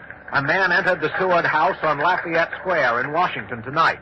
He overpowered all resistance, gained entrance to the Secretary's bedroom, and slashed at Mr. Seward with a knife. It's not known whether the attacker was John Wilkes Booth or an accomplice, or whether the two attacks were connected. Now, here's Ned Calmer with more bulletins. All Washington is in a state of panic this terrible night of April 14th, 1865. There are wild rumors that the entire cabinet has been murdered, that General Grant has been assassinated, that the war is not yet over. There's no evidence as yet that these other wild rumors are true. I repeat, the other rumors are not true so far as is known. Secretary of War Stanton has arrived at the house on 10th Street where Mr. Lincoln has been taken. He's in complete charge of the situation up to now. Now again, Quincy Howe. John Wilkes Booth has escaped. He left Ford's Theater by a rear door, leapt on a horse that was waiting for him, and dashed off into the darkness. Someone from the audience chased him, just missed him, a matter of inches. Booth left Washington by the Navy Yard Bridge, where a sentry challenged him, and he gave his real name, John Wilkes Booth. The following is the fiend's description. Age, 26, lithe and sinewy of body, having probably a broken leg, intense of speech and behavior. Height, 5 feet 8, weight, 160 pounds. Hair black, eyes black, heavy dark eyebrows, wears a large seal ring on little finger. When talking, moves his head forward, looks down. That is John Wilkes Booth. Rewards totaling $100,000 have been offered for his capture. Armed pursuit groups are after him already. Booth must have had help. He just couldn't have committed this crime by himself or without lots of preparation. But who slashed Secretary Seward? Who crossed the Navy Yard Bridge a few moments after Booth? Why was it that Booth tried to see Vice President Johnson this afternoon and then left his calling card when he failed? Who cut the telegraph wires out of Washington and why? Where was the president's guard, John F. Parker? How could Booth have possibly gained entrance to the president's box without being challenged? These are some of the questions that the tragedy has raised here in this bewildered capital. How deep do the roots of this plot go? Does the trail perhaps lead right to persons highly placed up in the government? A note has just been handed me. John Daly, in front of the Patterson House, has news of President Lincoln's condition. So we take you now to the Peterson House.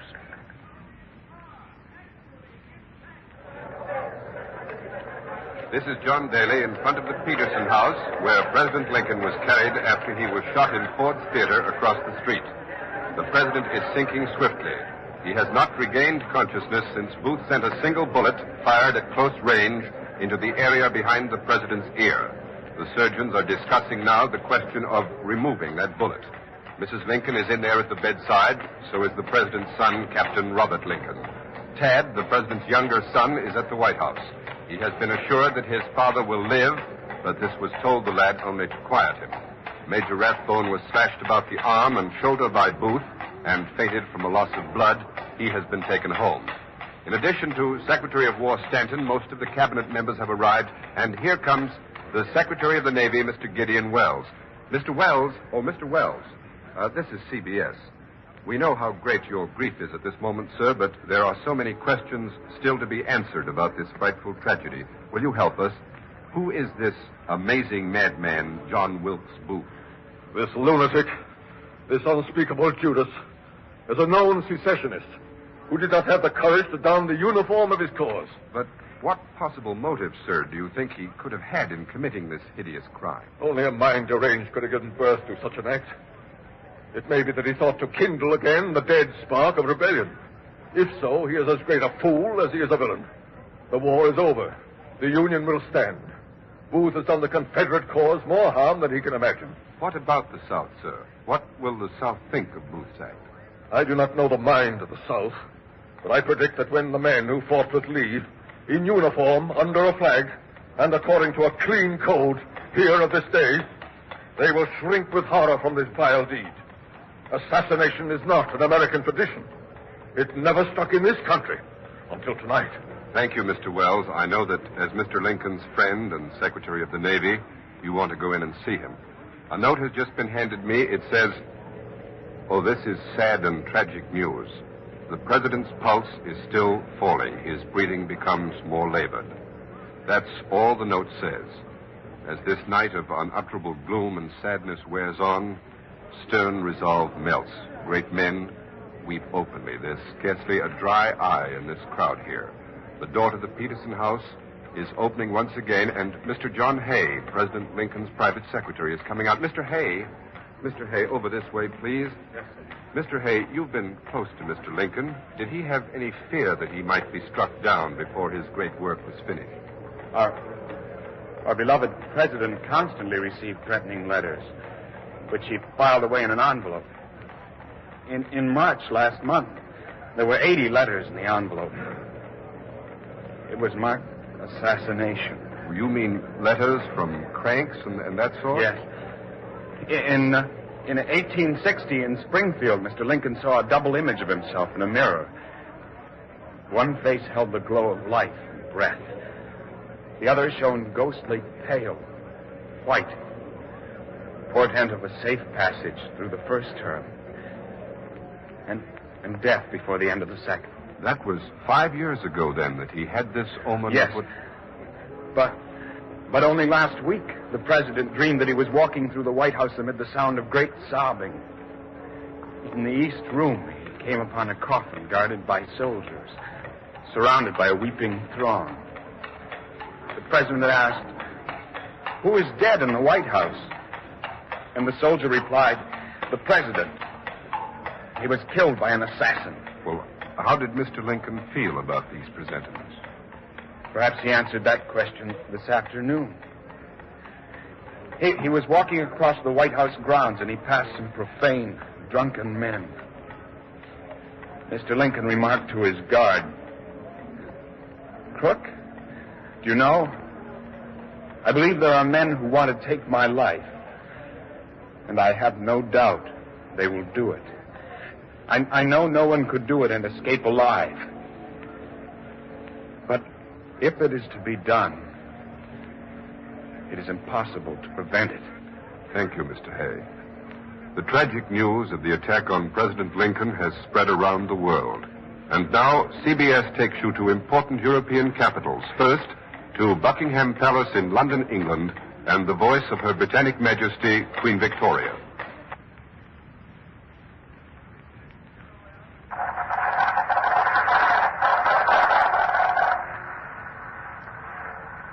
I speak to Mrs. Lincoln. No one can better appreciate than I, who am myself utterly broken-hearted by the loss of my own beloved husband, what your suffering must be. And I earnestly pray that you may be supported by him, to whom alone the sorely stricken can look for comfort. And now to the French capital.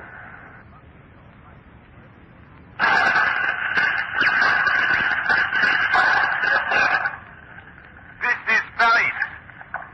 I am a French student speaking for thousands of us in the Latin Quarter. President Lincoln is a fellow citizen. There are no longer any countries shut up in narrow frontiers. Our country is everywhere, where there are neither masters nor slaves, where people live in liberty or fight for it. From Paris, we take you now to the capital of Russia.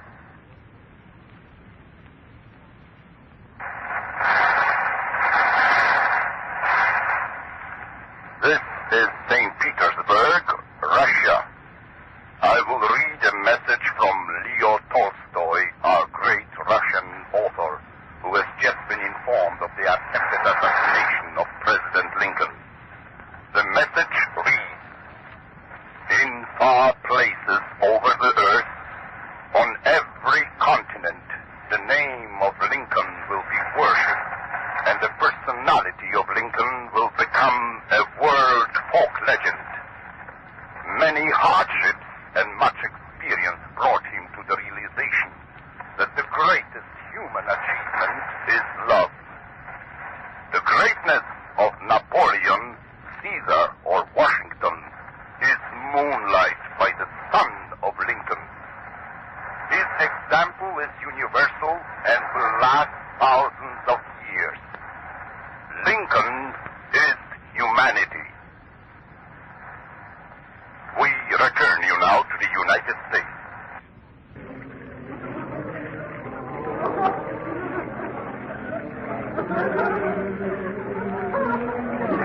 This is John Daly in front of the Peterson home on 10th Street. It is past 7 o'clock in the morning, April 15, 1865. President Lincoln was shot last night at 10:15. Doctors say there is no hope. The long vigil will soon be over. Here outside the Peterson house, a cold rain is falling. The sky is dully gray. The early morning mist is like a shroud. The hearts of men and women are overflowing with grief. Some are kneeling, some lifting their voices in the singing of spirituals. We are told that Mrs. Lincoln is not in the room with the president. She has made her last farewell and is seated in a back parlor. Captain Robert, the president's son, is leaning on Secretary Stanton's arm. He has borne himself well. Only twice has he given way to his overwhelming grief. The Reverend Dr. Gurley has spoken a prayer. For Abraham Lincoln, there will be black borders on the newspapers today, anguished sermons on Resurrection Sunday tomorrow in a resting place. They will be the end of the mortal, but the beginning of the immortal. For Abraham Lincoln will live on in the Union he has saved, in the freedom he has given, in the dreams he has dreamed, in the vision he has seen, the vision under God of a new birth of freedom, of government of the people, by the people, for the people. Secretary of War Stanton is coming out of the Peterson house now. He pauses in the doorway, and the crowd, looking at his grief-stricken face, is suddenly silent. Mr. Stanton, how is Mr. Lincoln? Now, he belongs to the ages. The dread thing that we have awaited is come. President Lincoln is dead. The victim of Booth's vicious... Washington, April 14, 1865. Abraham Lincoln is assassinated at Ford's Theater.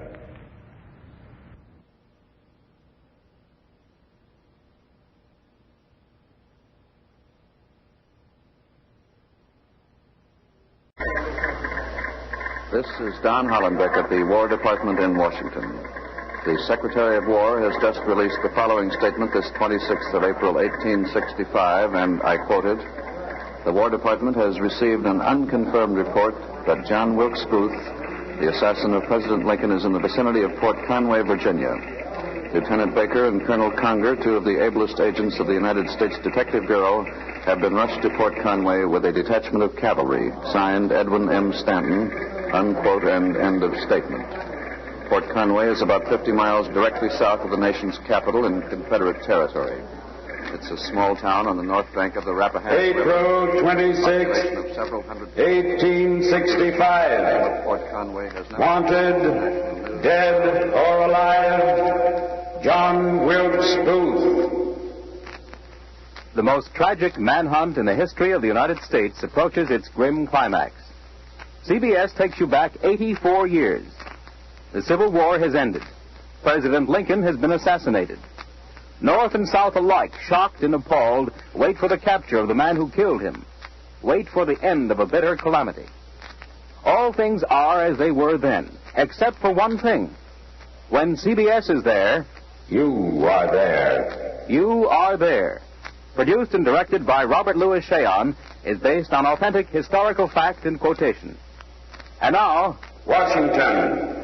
A corridor in the War Department, and Don Hollenbeck. Today, it may see the capture of the well-known actor who only 12 days ago stole into a box at Ford's Theater here in Washington, fired a ball into the head of President Lincoln, and escaped. John Daly and Ned Calmer are in the area of Port Conway. They've been covering the manhunt with a CBS mobile unit, and we expect to hear from them momentarily.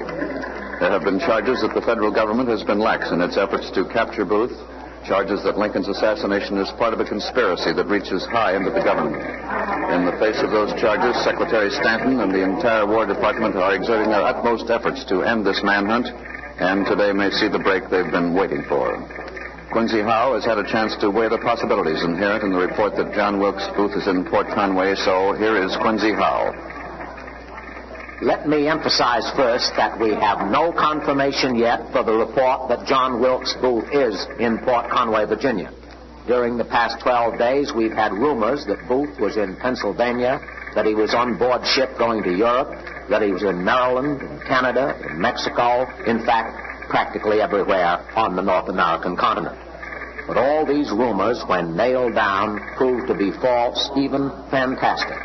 If, however, this report proves true, then the question arises, can Lieutenant Baker and Colonel Conger get to Port Conway in time to catch Booth? Never forget this. Booth is not standing still. He's desperate. He's on the move. The farther south he goes, the safer he becomes. Even suppose Baker and Conger do reach Port Conway before Booth gets out. Will they be able to capture him? Remember, they're in Confederate territory. Will a hostile population reveal Booth's whereabouts? And finally, how will these two detectives from the north stack up against the Confederate guerrillas? Although General Lee's army surrendered some days ago, many Confederate batteries have not yet stopped fighting. Mosby's brigade, for instance. Just a minute. John Daly and Ned Calmer are already in Port Conway, Virginia. Go ahead, Port Conway.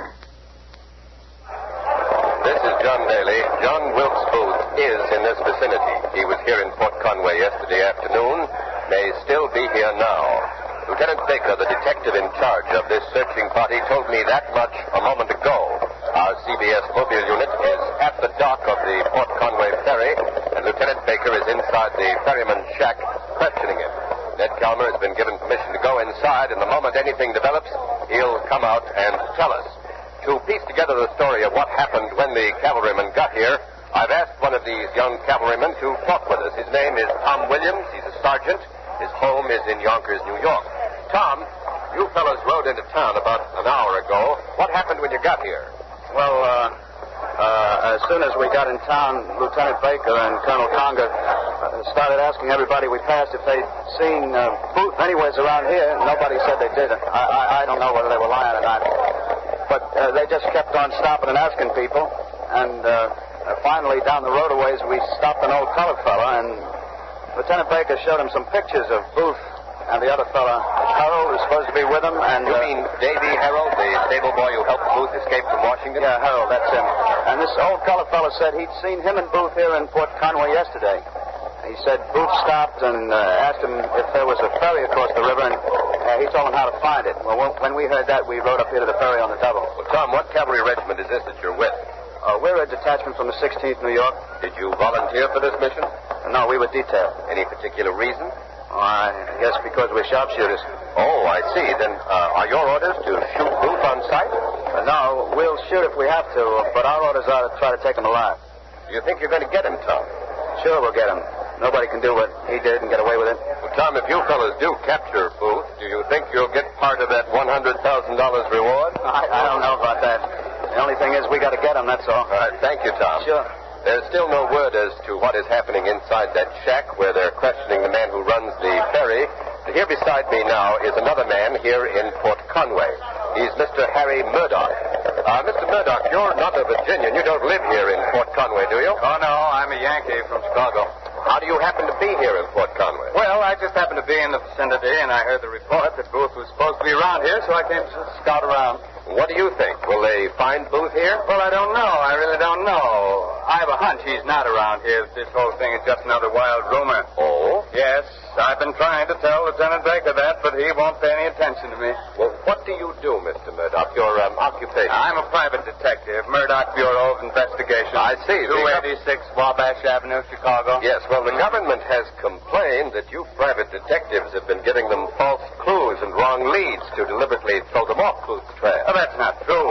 Oh, there may be one or two unscrupulous operators in the field, so it's a case of the innocent being condemned to the guilty.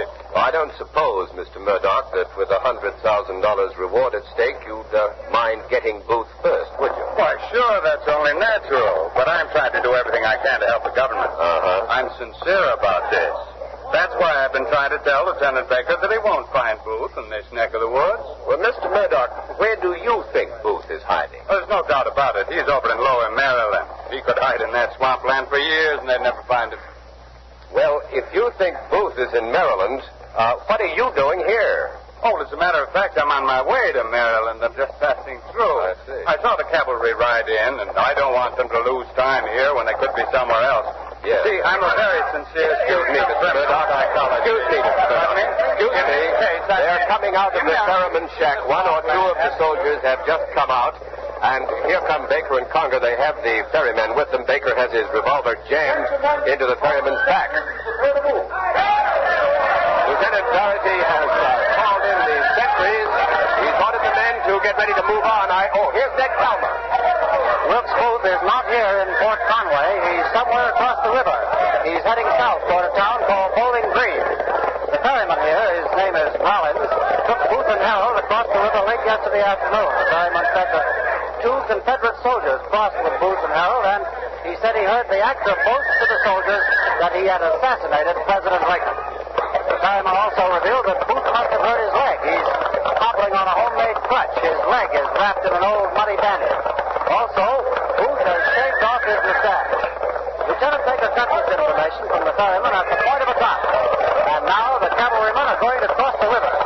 They're getting their horses aboard the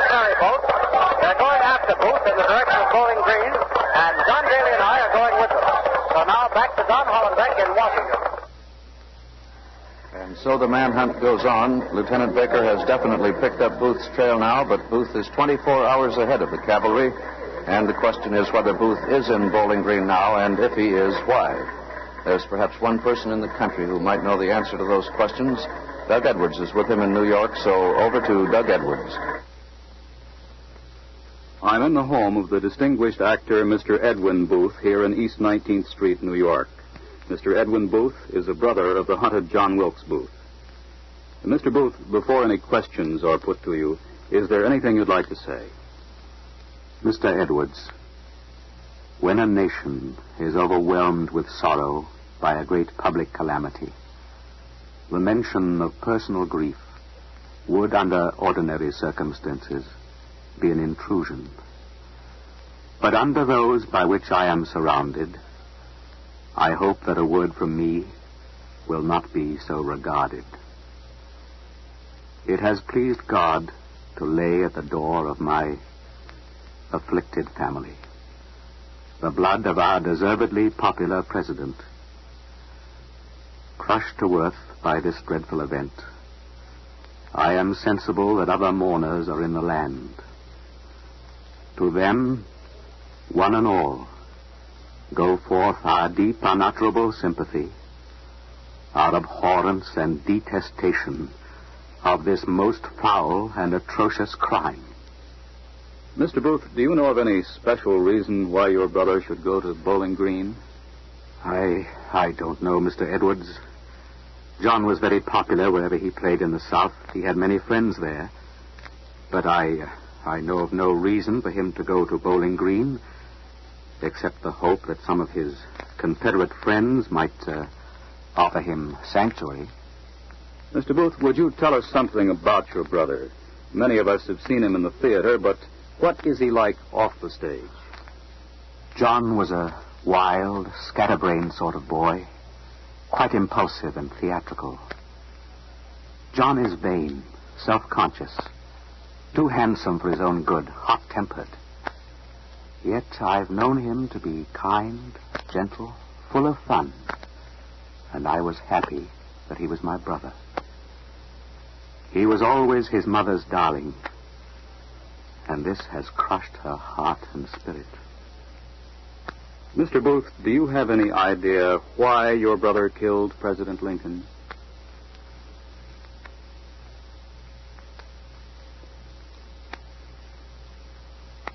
He was insane. Insane on the subject of Lincoln. John's sympathies were always with the South, and he blamed Lincoln for all the South's troubles. I recall the day I told him I had voted for Lincoln. He flew into an insane rage and screamed at me that Lincoln wanted to be king of America. I imagine that the news of Lee's surrender drove his mind beyond the limits of reason. Mr. Booth, somewhere in Virginia, at this very moment, they may be capturing your brother. Have you any comment to make? I am sure that God will not permit him to go unpunished. He is my brother, but it is far better that he be dead than prolong this shame and humiliation by a public trial.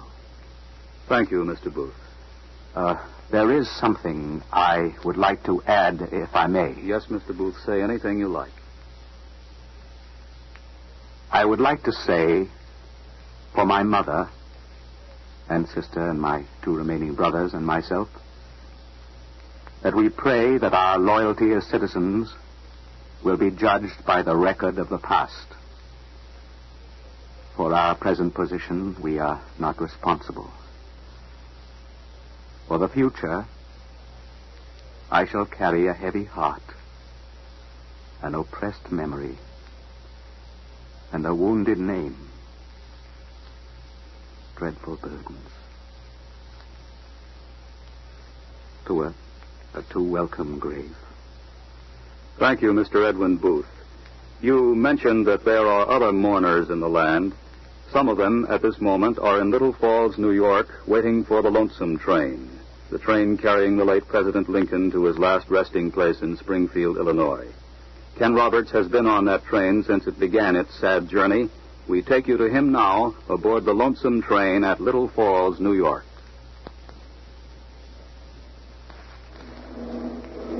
The lonesome train is on a siding a few hundred yards up the track from the depot here at Little Falls, New York. It stopped a moment ago to take on water. Soldiers are standing at attention alongside of each car, and on the ground, in the gloom, are a handful of people, men and women. This lonesome train has passed through many of the great cities and heard the eulogies of high dignitaries, but here, behind these sad faces, are the farmers, the shopkeepers, the little people of whom Lincoln himself was one. They're standing here silently, their eyes running the length of this dimly lit six-car train, always pausing at the third car, which they know holds the casket of their beloved late president. Well, there's the train bell warning that we'll be moving in a minute. Now the soldiers of the honor guard are climbing back up into the cars, and this funeral train is about to continue its lonesome journey westward. Someone has begun to sing. Spontaneously, simply. It's the battle hymn of the Republic.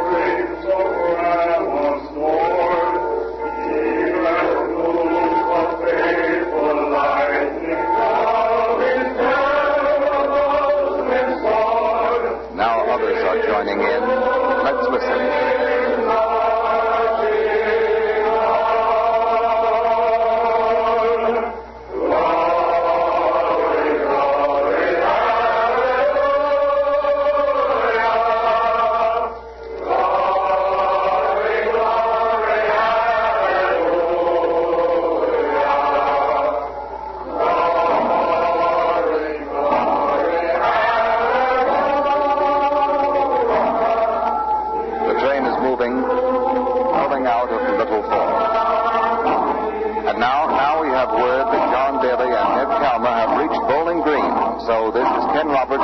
The CBS mobile unit in Virginia. This is Ned Calmer. Lieutenant Baker and the cavalry detachment rode into Bowling Green 20 minutes ago. They found out that one of the Confederate soldiers who came across the Fort Conway ferry with Booth is here at the town hotel now. The soldier's name is Willie Jett. Booth and Harold may be with him. We're outside the hotel now waiting. John Daly is inside with Lieutenant Baker. The cavalry have the hotel completely surrounded. And now some of the townsfolk of Bowling Green have wandered up here to the hotel to see what's going on. Most of them have just put on a coat or a pair of pants over their nightcoats. Here's John Daly coming out again. I'll turn the microphone over to him. Booth is not here. He may be at a place called Garrett's Farm, a few miles up the road. The farm we passed on the way down here to Bowling Green. Lieutenant Baker got that information out of Willie Jett, who is here at the hotel. Jett said he left Booth and Davy Harold at Garrett's Farm last night. Lieutenant Baker has placed Jett under arrest. He's being taken along to point out the Garrett Farm. We're going there now, so back to Don Hollenbeck in Washington. It begins to appear that Booth is getting help from some Southerners, and the big question now is the attitude of the entire South. How far will it go to help Booth escape? There's one man who might speak for the South. He's the former president of the Confederacy, Jefferson Davis. Mr. Davis is in the custody of federal troops in Irwinsville, Georgia, but he's consented to make a statement. So we switch you now to Irwinsville, Georgia, and CBS correspondent Arthur Hannes. Mr. Davis, what is the South's feeling about the assassination of President Lincoln by John Wilkes Booth? I would like to say, have it fully understood, that the South does not, nor will it ever condone this cowardly, villainous act of John Wilkes Booth. I'll give you my assurance that the assassination of Lincoln was not plotted, nor given implement or comfort by any member of the Confederacy. History will prove that it was a conspiracy of certain congressmen to dispose of Abraham Lincoln and place a man of their choice in his place. All decent and honorable people in the southern states are shocked by his murder. Booth is no hero to us. You will be no martyr to the Confederacy. He will receive no welcome among the gentlemen and women of the South. Thank you, Mr. Jefferson Davis.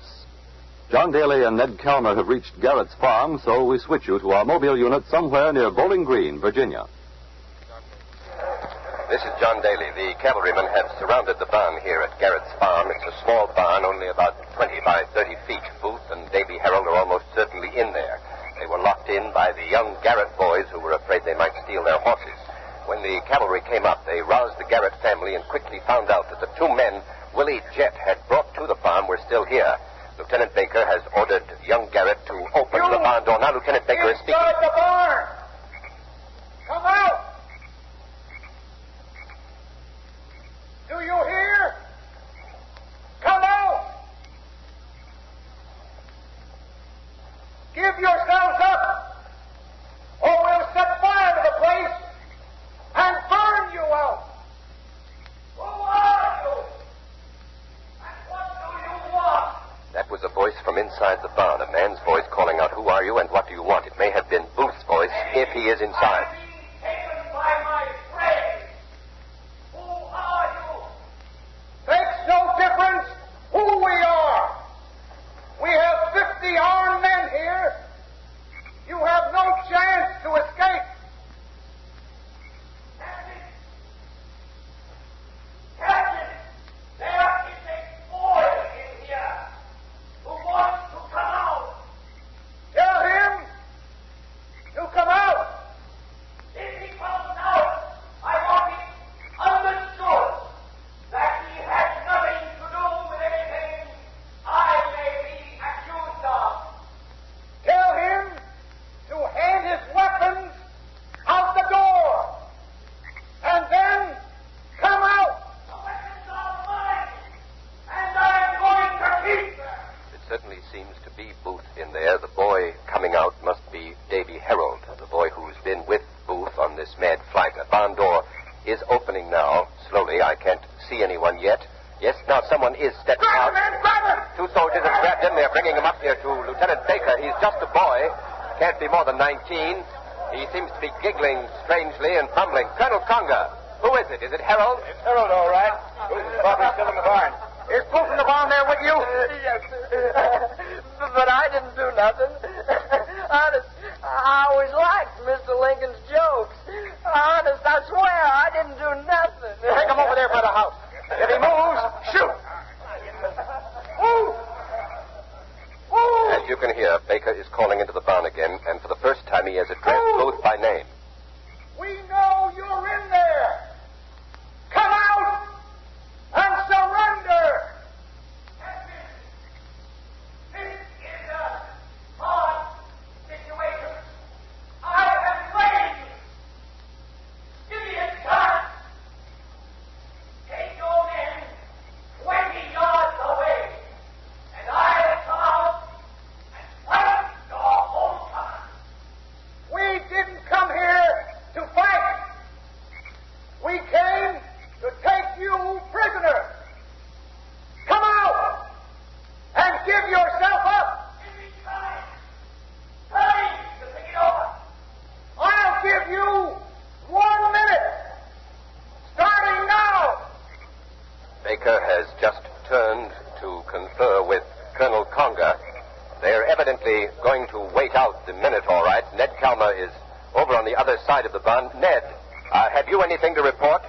Just this, John. A little while ago, I talked with Mrs. Garrett and her two daughters back at the house, and they told me they didn't know it was Booth who was here. They said, in fact, that when the two men came here yesterday with Willie Jett, they gave the false names of Boyd and Herrick. They told the Garretts they were Confederate soldiers on their way home from a Yankee prison camp. And now back to you, John. I can see by my watch that there are about 25 seconds to go now. As yet, there is no sign from the barn as to whether or not Booth is going to surrender. There's no sound at all. He hasn't much time to decide.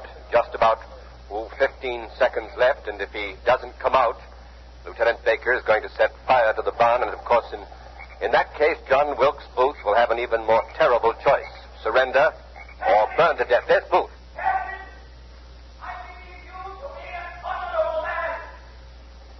I have had a dozen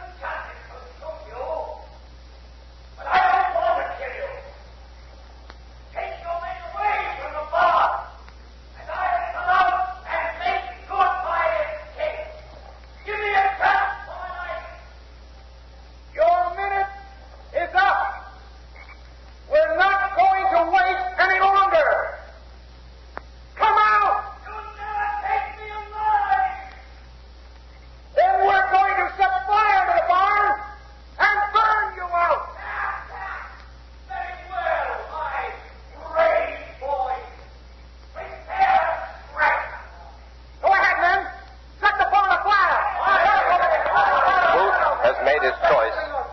He's not coming out. He swears that he'll never be taken alive, and now on orders from Lieutenant Baker, the preparations are being made to set the barn on fire and to burn Booth out. Soon he must come to a decision. I can see now that the soldiers are beginning to carry straw and brush around to the other side of the barn where Ned Calmer is. So go ahead, Calmer. They're piling the straw at the side and rear of the barn out here, John. The plan is evidently to set the barn ablaze at the back, and that would drive Booth out through the front door. They're piling up the straw, all right, piling it up high. Now they're lighting handfuls of it, pushing it in through the cracks of the barn. Evidently more straw inside. One of the soldiers has just thrown a torch into this dry brush. It blazes up quickly. And now I can see a red glow inside the barn. It's getting brighter in there as the fire starts to take hold. Yes, I can see Booth in there. I can see him clearly through the cracks. I'm only a few yards away from where he is. The fire is lighting up the whole inside of the barn, almost like day. Yes, I can see Booth standing there, leaning on his crutch, his rifle in his hand. And now he's looking back at the flames behind him.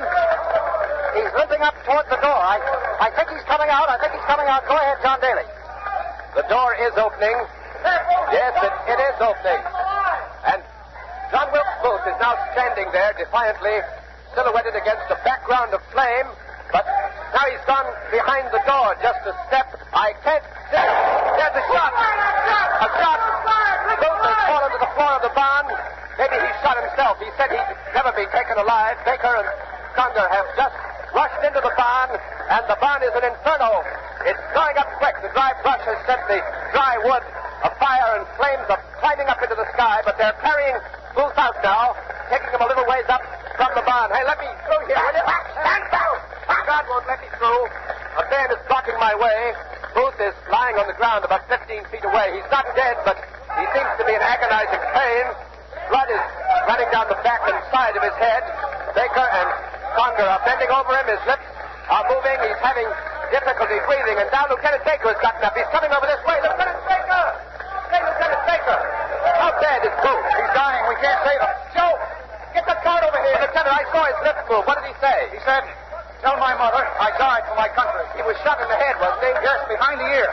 And almost the identical spot he shot Lincoln. But was he shot by one of your men, or did he shoot himself? I don't know. That's what I'm going to try to find out now. All right, Joe. Wait a minute, Lieutenant. Are you certain that it's really Booth? Of course it's Booth. Harold said Booth was in the barn with him. Besides, I've identified him positively. Well, you just heard Lieutenant Baker say, without qualification of any kind, that the dying man is John Wilkes Booth. No one around here seems to be very happy. There's no anger, no spirit of revenge. There just seems to be a sense of a grim job that had to be done. April 26, 1865. John Wilkes Booth, the man who shot Lincoln, is captured and dies. You have been listening to The Capture of John Wilkes Booth, another broadcast in the series You Are There, produced and directed by Robert Louis Cheon. The Capture of John Wilkes Booth is written by J. Franklin Jones. Edwin Booth was played by Richard Waring, John Wilkes Booth by Stott Scotsworth, and the cast included John Sylvester, Raymond Edward Johnson, Charles Webster, Matt Crowley, Guy Sorrell, James Dobson, and others. Next week, January 7th, 49 B.C., Caesar at the Rubicon. You are there. Tonight, the hit Parade on Parade comes marching to CBS to take over the Jack Benny spot for the summer. The Hit Parade on Parade brings you specially modernized versions of the highlights of the Hit Parade's outstanding programs of the past. This is CBS, the Columbia Broadcasting System.